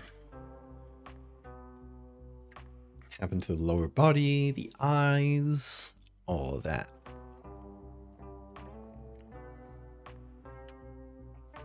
So first of all, I mean, there's some wacky stuff going around here. We'll fix that. But considering the butt is going to be the second siphon, we should probably make the butt a little bit like perked up a little bit like that. And then the legs. I don't think we'd see much of them considering the angle and that the fact that we have the covers here. But I don't know, maybe it would be good to put like one over the cover and show it like becoming sort of a stump. So I'm not sure. We'll see what we do there.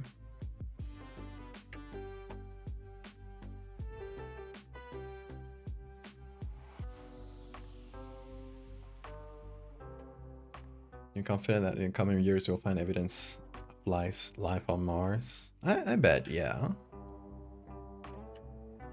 Definitely think something like that is coming. Would the booty be rising upwards? Yeah, that's what I was saying. Yeah.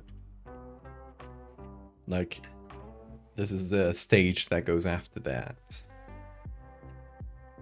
And, you know, we're not seeing it, but their butt is also becoming this large. It's just not something I can show on stream. Are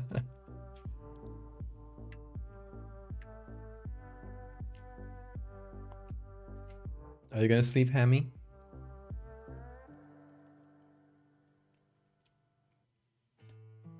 If so, good night.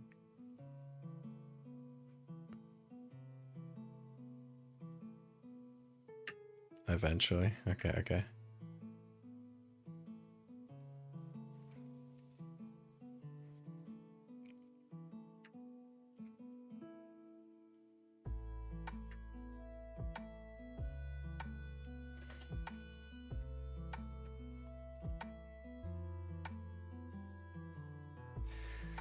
Okay, let's figure out what happens to the face. Maybe we pull the hairline down a little, or make the hair like sort of scarce right at the edge, like it's falling out.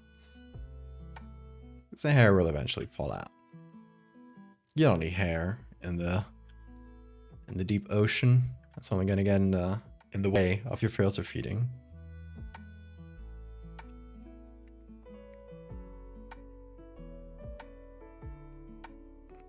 And maybe you should have some eye just like it's sort of sliding down and becoming like slowly like closing in. Because you don't need eyes if you're a filter feeder. What happened to the nose? Would we have some trace of the nose? I think it would have been absorbed into the mouth hole at this point, right? I think the nose, I mean, the nose used to be here, right? So I think that was one of the first parts to fall off. Not fall off, but, you know, be absorbed. Got so used to the butthole talk.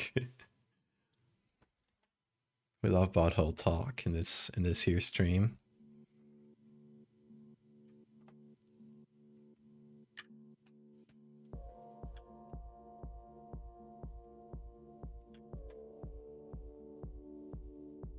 It all starts when you kiss a labubu.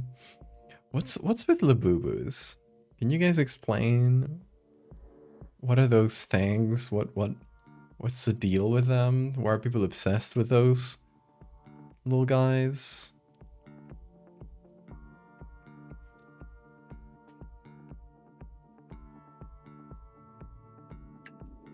Hello Kitty, but evil.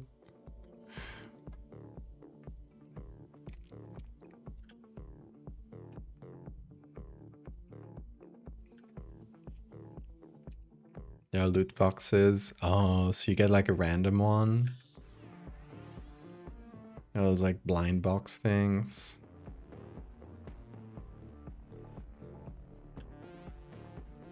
Newest Beanie Babies. I hope we see a cool image like that picture of a couple divorcing, and they are in court throwing like with a huge pile of Beanie Babies, just like picking the ones they want off the pile and fighting over them, which is so funny. I hope that happens with Labubu's.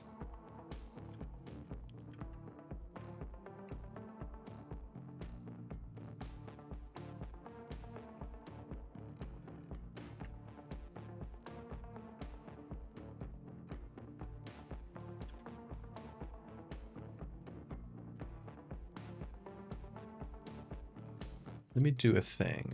I'm gonna trace over the general shapes that we got. And then I'm just gonna turn off like everything below it.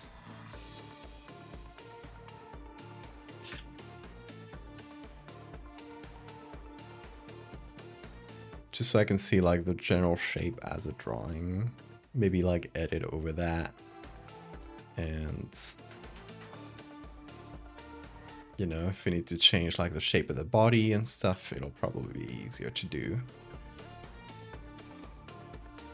Like when we just get like the simple shapes and composition.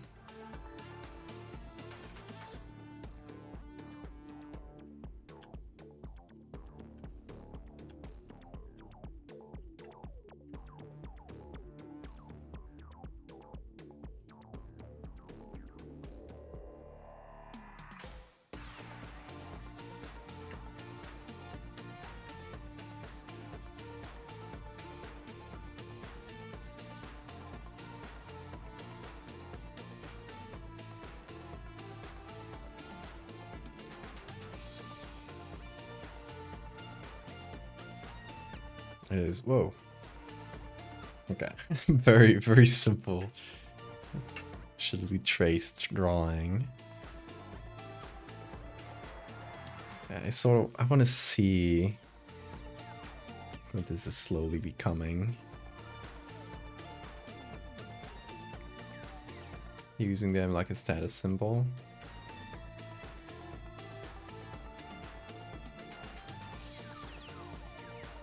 I mean, I've only seen videos of that lady saying she has the only ever 24 karat gold Labubu.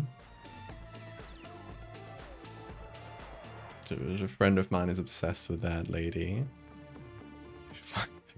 Finds her like really funny, and that's one of the few things I know about Labubus. It's that lady exists. I don't know if you guys have seen those videos. Might be like extremely niche reference. I don't know.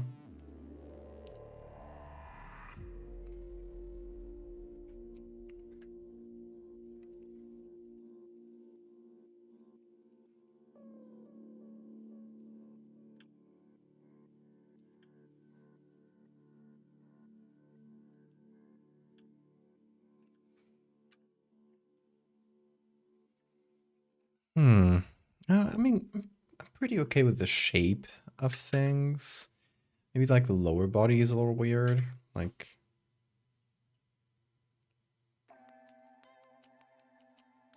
maybe we should have this pop up a little higher. Do something like that.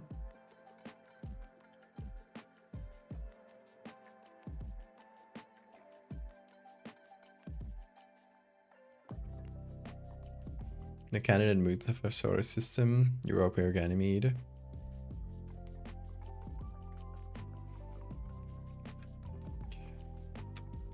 Possibly. I mean, I feel like that would be a bit more speculative, because at that point you're like it's life that it would have developed under conditions that are so different from ours that, you know, we don't quite know if that would be realistic yet. But maybe. I would love it if we found life there.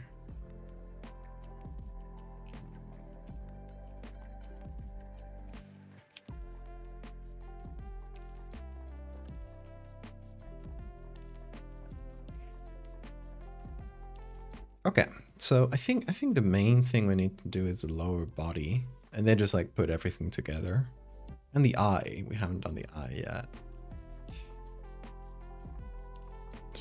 I'm thinking some kind of animal eye, so it's not quite human.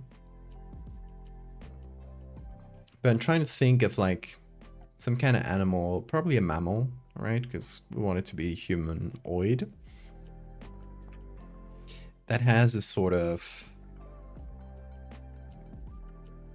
like really long, sort of stretched eye. This lady won't work. Her eye is closed. I mean, we could do eye closed. Might be fun.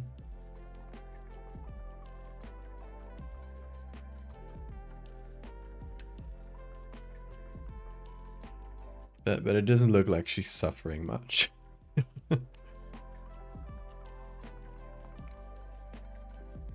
I think an open eye would be a lot more interesting, right? So let's think of an animal. We could also use a human eye, of course, but I could go for my classic of using an elephant, because elephant eyes are very humanoid, but still different enough. Let's see, where do I have my elephant eyes?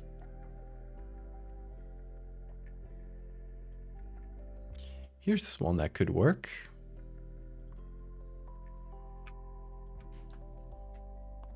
I've used this one a bunch. I think that's the one on the cover at Red Fair, actually. Possibly.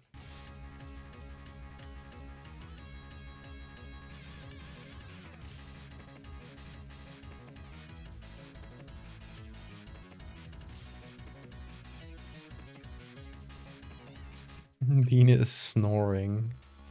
Oh, little guy.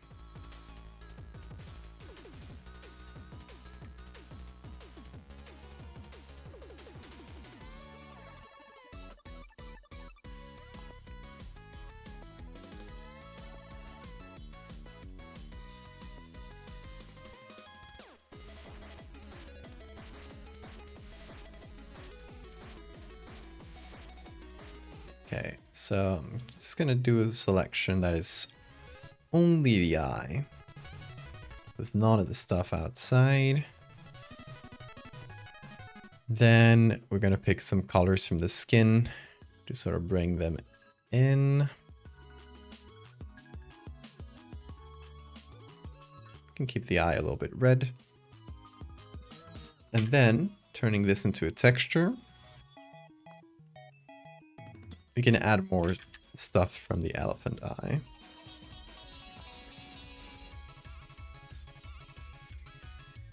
Like all the wrinkles.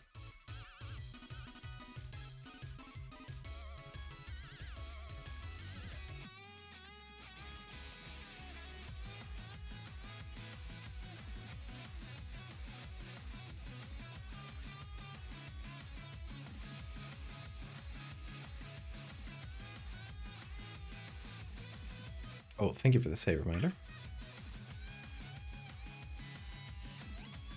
Trying to figure out where to put these, like how close to the top of the head. I think they should be down. Like they're slowly like migrating, I guess.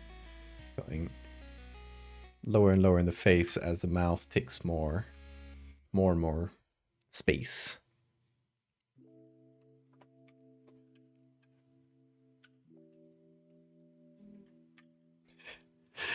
Bean. He's sleeping so soundly. He's snoring. My boy. Yeah, thanks, Care.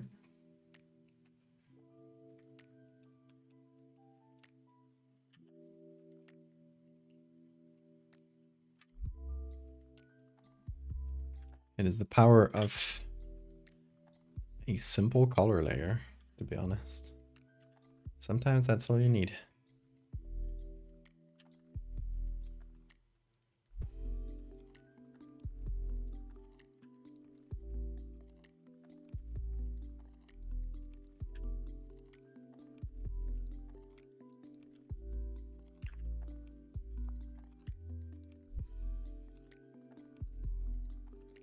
Okay, that's a bit of a humanoid eye. That more or less works in that shape and area. Oh, Bean. I don't think the mic will pick it up, but he's snoring, like, for him, pretty loud.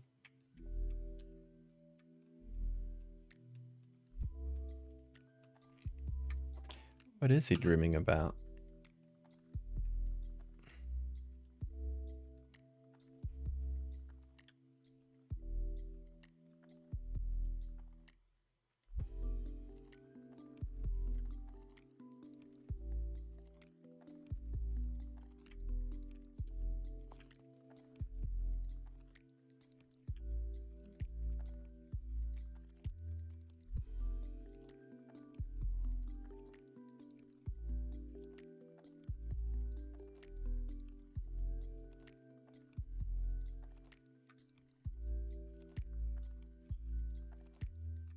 Let's keep it that way.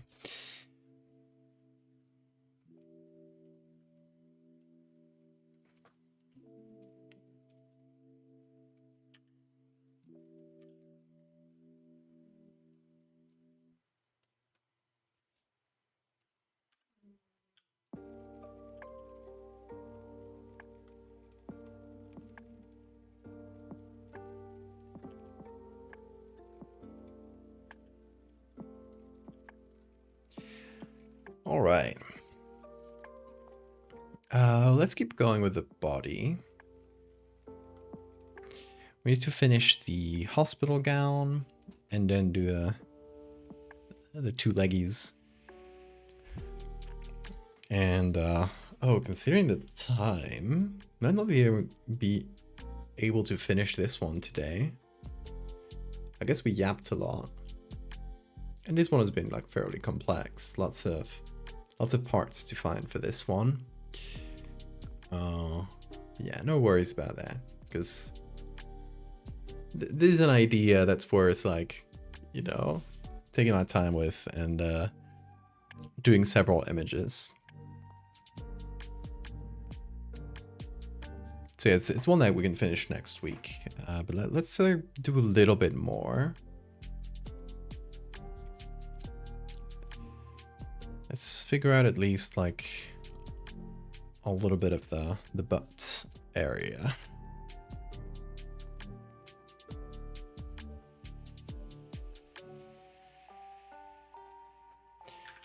All this body main. I got so many layers for the body. Okay, this is arms.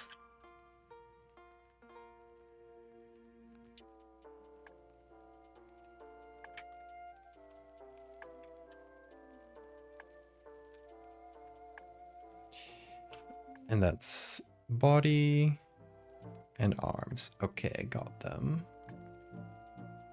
Hey, Spooky. Have you just been encountered? Well, Spooky in bed. That's a Spooky in bed.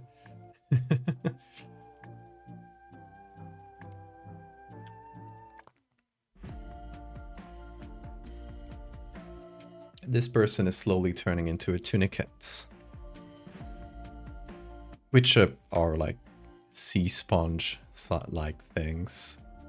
So we're at this first stage.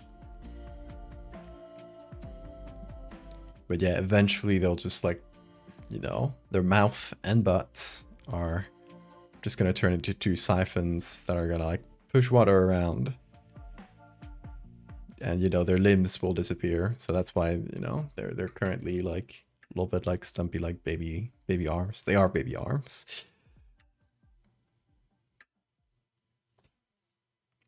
Animorph. Sea sponge animorph. Well, technically tunicate animorph, but yes. But as a very slow and grueling process where the person loses not only their bones, but also like whatever makes them human.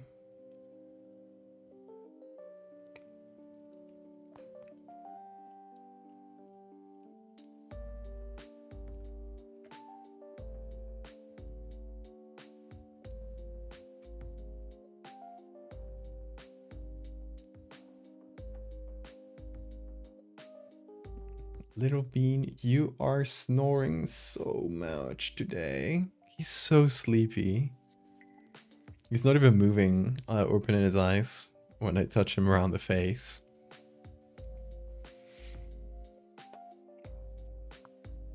Okay, we got a lot of pictures of this lady, but she's always lying behind the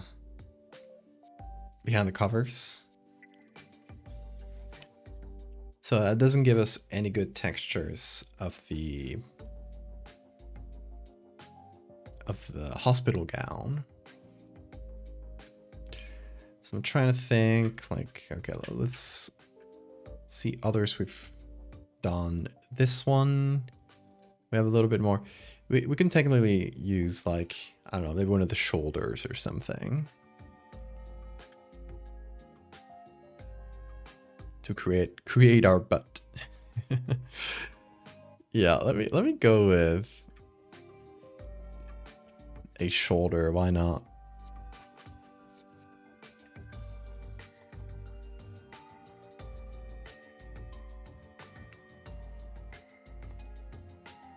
He is in his deep sleep cycle.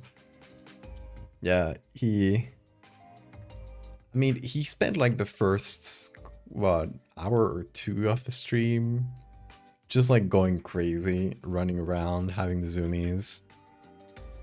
So he's taking his well-deserved nap after the chaos.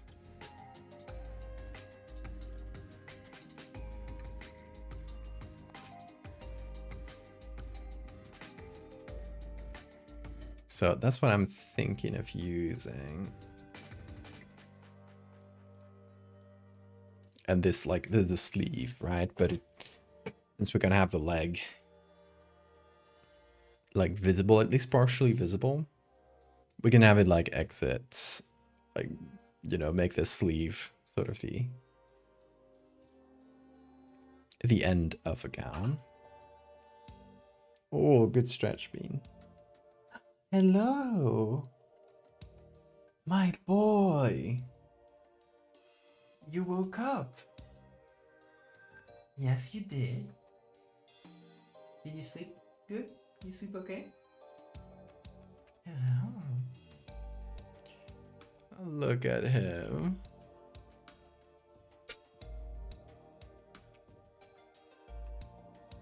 Here he is. Hello, little man. Oh, yeah.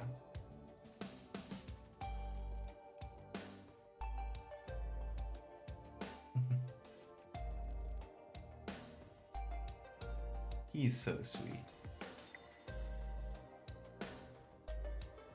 Aren't you? Yes, despite the chaos. We forgive you for the chaos.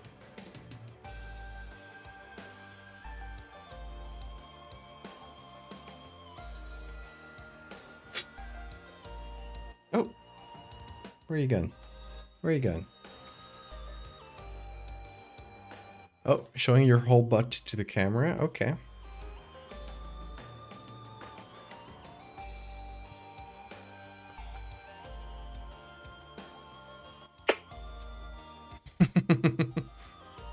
He loves being picked up backwards. One of his favorite activities. Isn't that right, Bean? Do you want to be picked up backwards? Okay.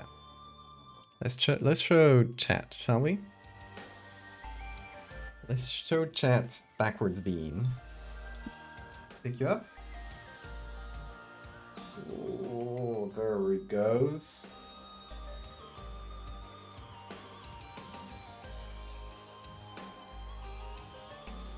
Isn't that a good stretch? Good stretch. Oh, yeah. He's purring.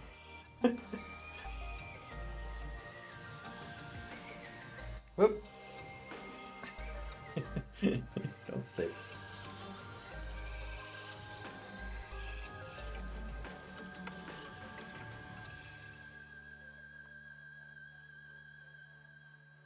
Loves being grabbed and put in different positions, except for Cats are this. usually very tolerable to being manhandled a little. If they trust you enough, you can literally throw them around gently, and they be purring the whole time. Superior animal is the cat. Exactly. He loves being thrown around.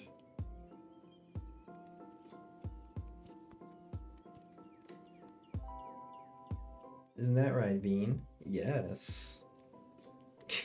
Little kisses.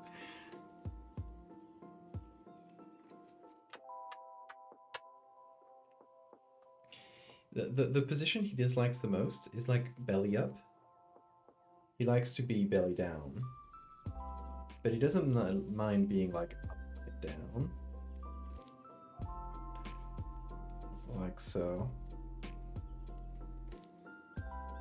Oh, he's grabbing the cable. No, that ain't for you. That ain't for beans.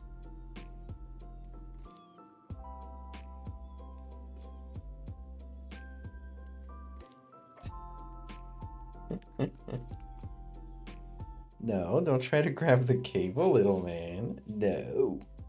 You can't have that. That's for me to listen, to hear all the things that they make the text-to-speech bots say. Yes.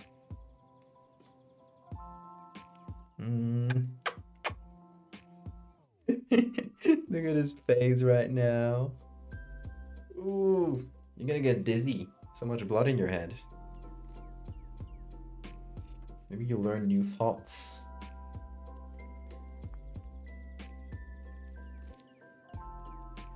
He's so comfy. Look at his legs right now.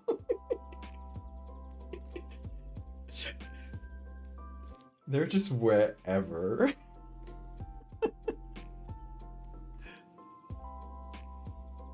Your legs are just hanging there, aren't they? Yes. Oh.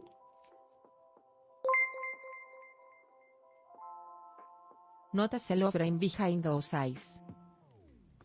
Lies. There are millions of cells. They're thinking things that you could not even conceive. He knows all the secrets of the universe. They're all in here. He just won't tell us. If he looks like his head is elsewhere, he is literally solving physics.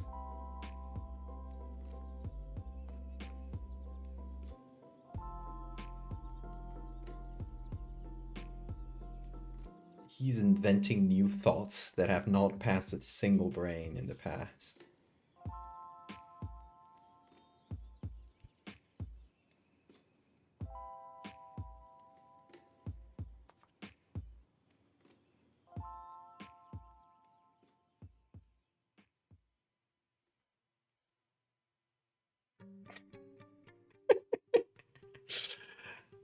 I'm sorry, I have too much fun.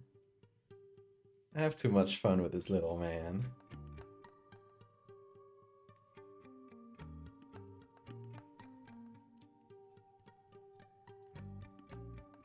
Let him see those Dracula chumpers. Let's see. Show him your Dracula smile. Haha. Dracula.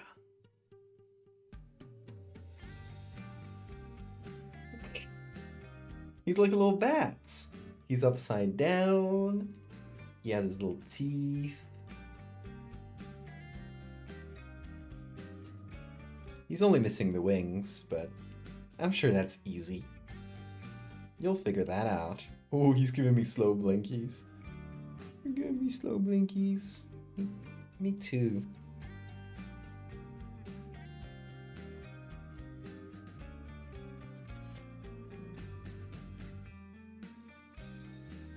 He's so comfy. Oh, yeah.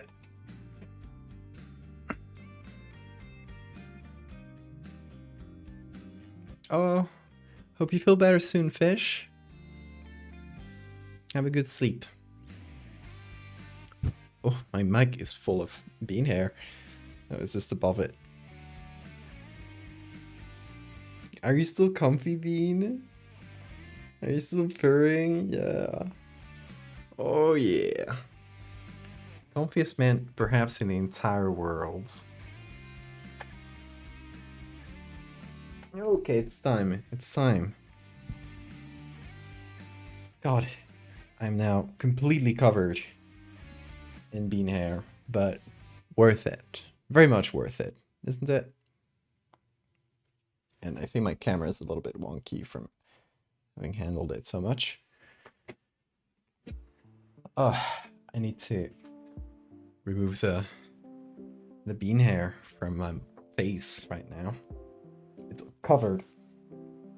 The camera doesn't pick it up, but I can feel them around my nose. They're gonna make me sneeze if I don't remove them. Oh, Bean! Look at what I found.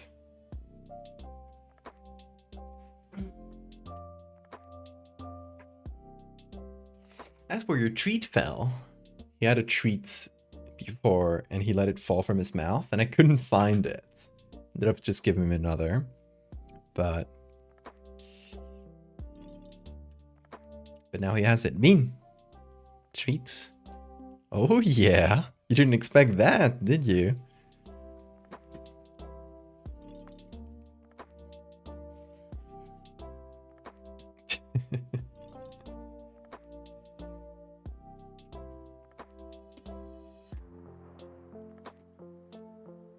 Post the screen caps.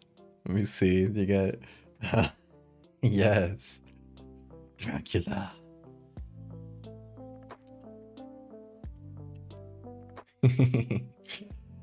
He's so silly.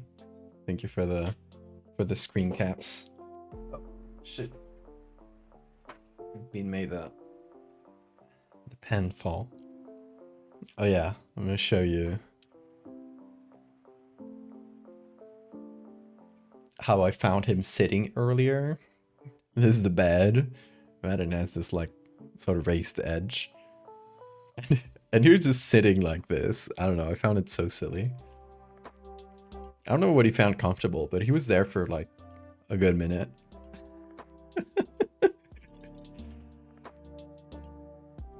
He found a new type of sitting.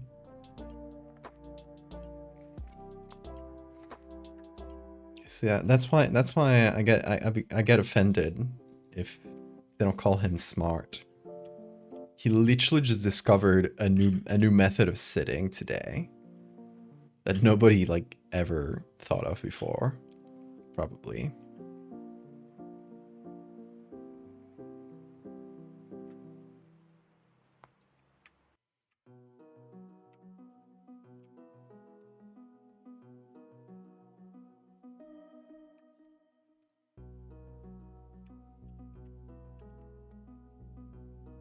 And the cat that used to do that, well, I'm sure he was like retroactively inspired by Bean.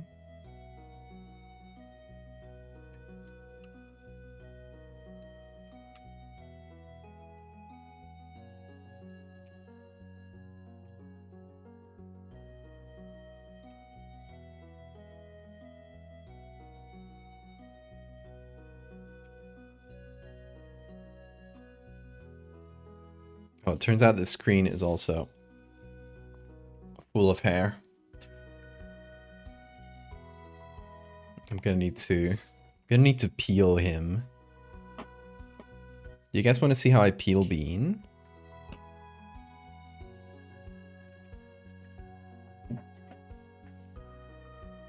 The bean peeler. It's like a potato peeler, but for beans. You do this.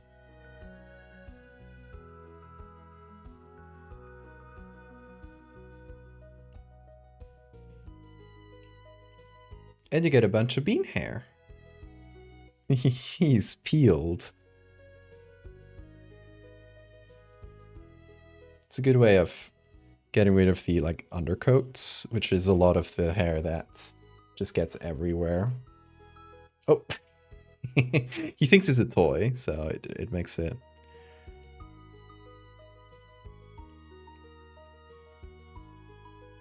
a little harder to do.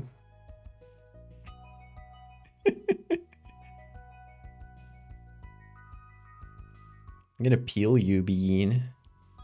Be careful. Here's the peeler. It tickles him in some bits, like under, the magic spot, right above the tail. It tickles him there, and you can't do it on the belly because it'll get caught on his nipples, and that can hurt. So it's good for the back though. Here, hold on, let me put it on this. There, that way you don't cut yourself. He sees it as a sort of game, and he likes to play with the peeler. So I don't discourage that, because it's like, I'd rather him see it as a game than be scared of it or something. So I like let him handle it and stuff.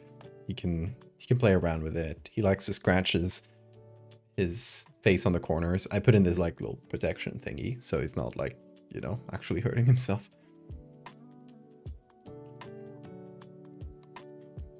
Oh, that's scored my comfort character. I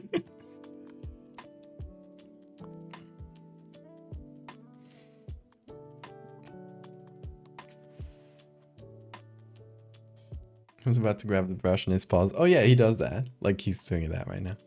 I kind of put him there, but he will like grab it. Self-promotion. What should I self-promote? I already talked about Dreadfarer. I will repeat it though. Oh, there he goes. I will repeat it though. It is the last moments to pre-order Dreadfarer approach. After that, it'll be like a limited run. So if you want to like have it for sure, why is it bunny kicking? If you want to have it for sure, head over to the link in the chat. Oop, you got too excited, Bean. Let me get those. Head over to the link in the chat and pre-order Dreadfarer. Get the physical edition. Get it with all the extra goodies. Because after this, it'll be much harder to get. There'll be some, but it'll be a lot more limited. Because we're only gonna print like a few more than the ones that were ordered. So it's not like we're gonna have like a ton of stock after.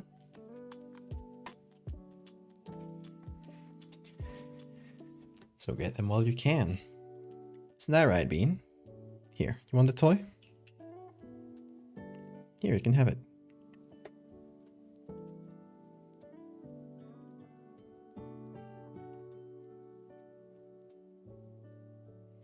What noise do you think the Toolkit person is making? I think it would be like gurgles. Like choking gurgles.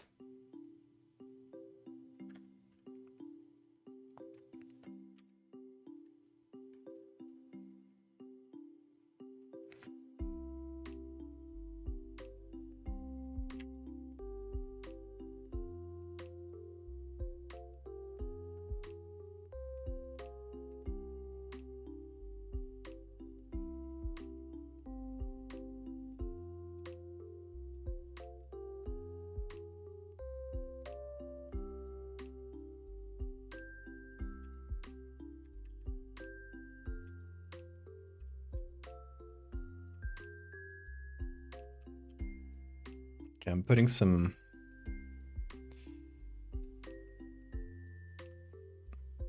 we go. Some more twists on the back.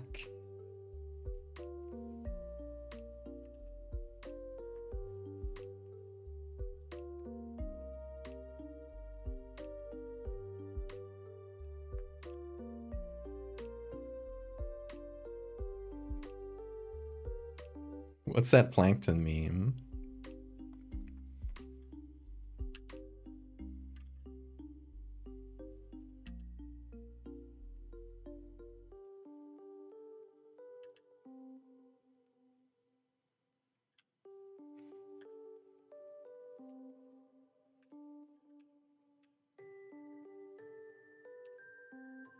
Put in the upper right room, thank you.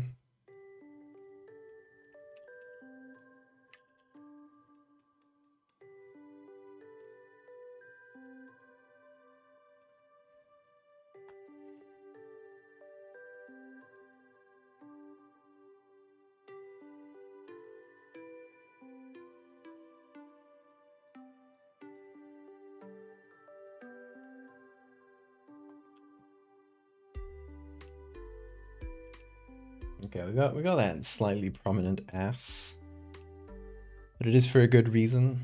I don't give all of my creatures booty for no reason.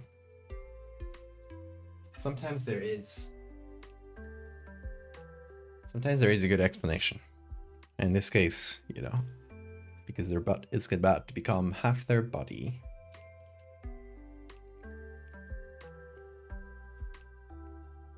Oh, let's see that.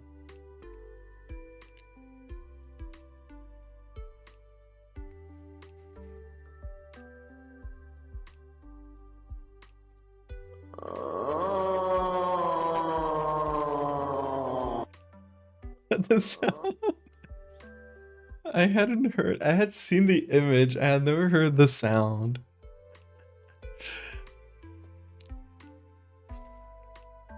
Yes, I do agree. She might be making that noise. That is a good noise.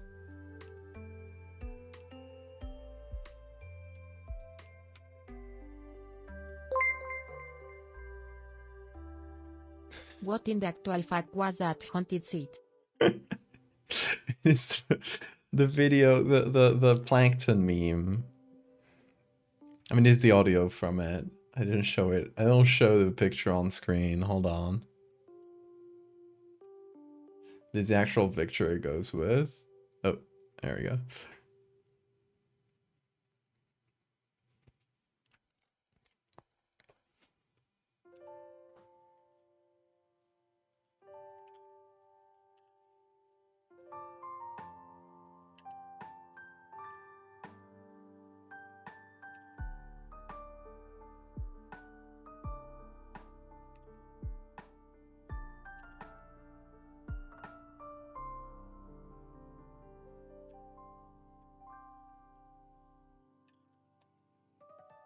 Okay, let's see the sketch. Oh, here.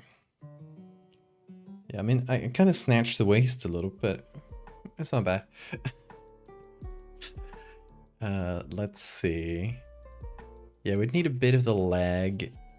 I don't know how much of it to cover in the sheets and how much to leave behind. I think both could work. For now, let's do something really simple, which is cover again the sheets.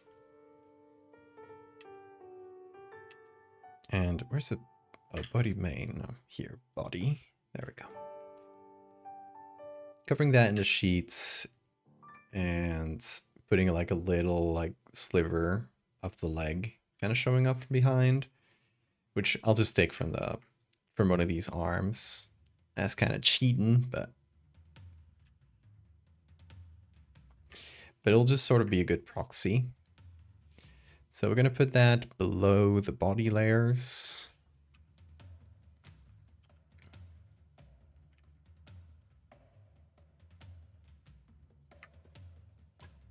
And we'll do the same thing where we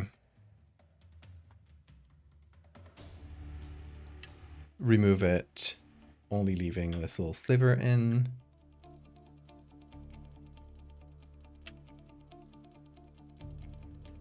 Oh, where are you going, Bean?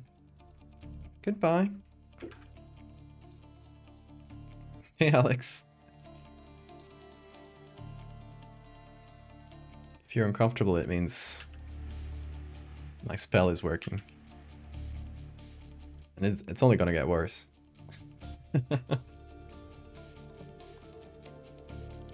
But yeah, that just gives us like sort of a general direction. When we continue working on this, I might put one of the legs over the sheet. I'm not sure yet. We could leave it like that though. I think it's perfectly workable in this state. Oh, we're missing a little chunk of body like down here. I just noticed.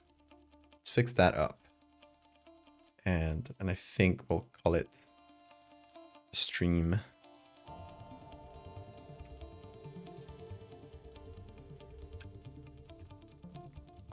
Thanks for the save reminder. Let me put this in place.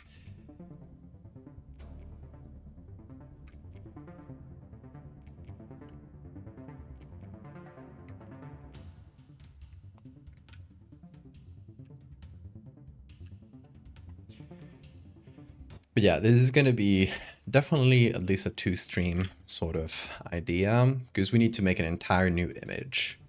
So that's why I'm like comfortable like leaving this one unfinished today.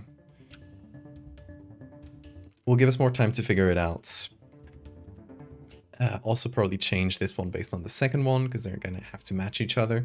Probably going to have to add more tunicate textures to this, just to, you know, match it with the next one, which is going to be a lot more tunicate-like. If you missed it, what we're doing is... Where's my sketch? Here. What we're doing is the transformation of a person into a sessile tunicate. Sort of reactivating an ancient gene from the very like earliest progenitor of the vertebrate branch of animals. So basically turning into something similar to sea sponges. And this would be the first stage, right? They're still human, but you can see something horrible is happening to them. And then we'll contrast that with a later stage, probably like this or this, where they've entirely turned into this tunicate-like being. So that is where we are headed. Obviously, you know, there's still a lot to do in this image. There's still a lot of lighting to do, all the colors. We're still putting everything together, but we're getting the vibe, and that's the most important. So let's call that finished for the day, and we'll come back to it, I think, next week. We'll see which day, because we already got like streams planned for the rest of the week. If you didn't know, I always post my schedules for the week on Discord. So if you go to the Discord and go to the channel we use for streams, which is called Val's Operating Room, you know, when you enter the Discord, you get a chance to get a role that will ping you every time I go live, or every time I post a schedule. So that way you can know in advance what I'm going to be doing that week. Tomorrow we're going to be doing fractals. We're going to be continuing the last part of the fractal series, where it's, you know, the like end of humanity. So it's going to be fractal skeletons probably. On Thursday nights, we're going to do gaming, and yeah, we're just going to play a few little horror games, like 1, 2, maybe even 3, depending on how long they are. And on Friday night, we are going to be working on the Patreon event. If you didn't follow this, I've been doing something I do every so often on Patreon called a design event, where, you know, I ask people for different ideas, and then we do polls based on those ideas to basically like collectively come up with a concept that I then take and turn into an edit. So the vote for that should be finished tomorrow. I think it was like 12 hours. So this, if you're a patron, you still got a few hours to vote if you haven't done so yet. So if you want to change your mind about your choices, and yeah, the count will be closed tomorrow, so that we'll have time to come up with like the specific idea for the picture for Friday's stream. There's currently one that is supposed to be the winner. A few votes ahead. I think it's Bill's idea actually. A corpse in the Kuiper belts. I don't know how to pronounce that. I'll have to look it up. It's a variation on Bill's idea. So no, it's a simpler version where it's there's just a corpse there. We'll figure out if it's human, if it's something different. But it's just there's a corpse floating in the asteroid belts. It still hasn't won, but it's currently the one that's ahead. So we'll see. Things might still change. It's a few votes ahead though, so it might. Yeah, it's poised to win currently. But yeah, that's gonna do it for us today, folks.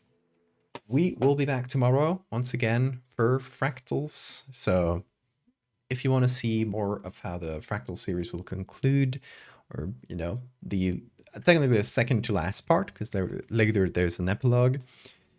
But if you want to see how humanity concludes in the fractal series, don't miss tomorrow's stream, because it's going to be one of the last fractal streams in like ever, probably, unless I decide to make some more fractal stuff in the future, but at least for the main fractal series. So definitely something, if you like that series, that you don't want to miss. Yeah, y'all, thanks for hearing me yap for a few hours and make part of an edit. We'll finish this up next week. We'll see which day. If you want to know, again, go to the Discord. You will know the schedule. Y'all, have an amazing time zone wherever you are, and I'll see you tomorrow. Take care.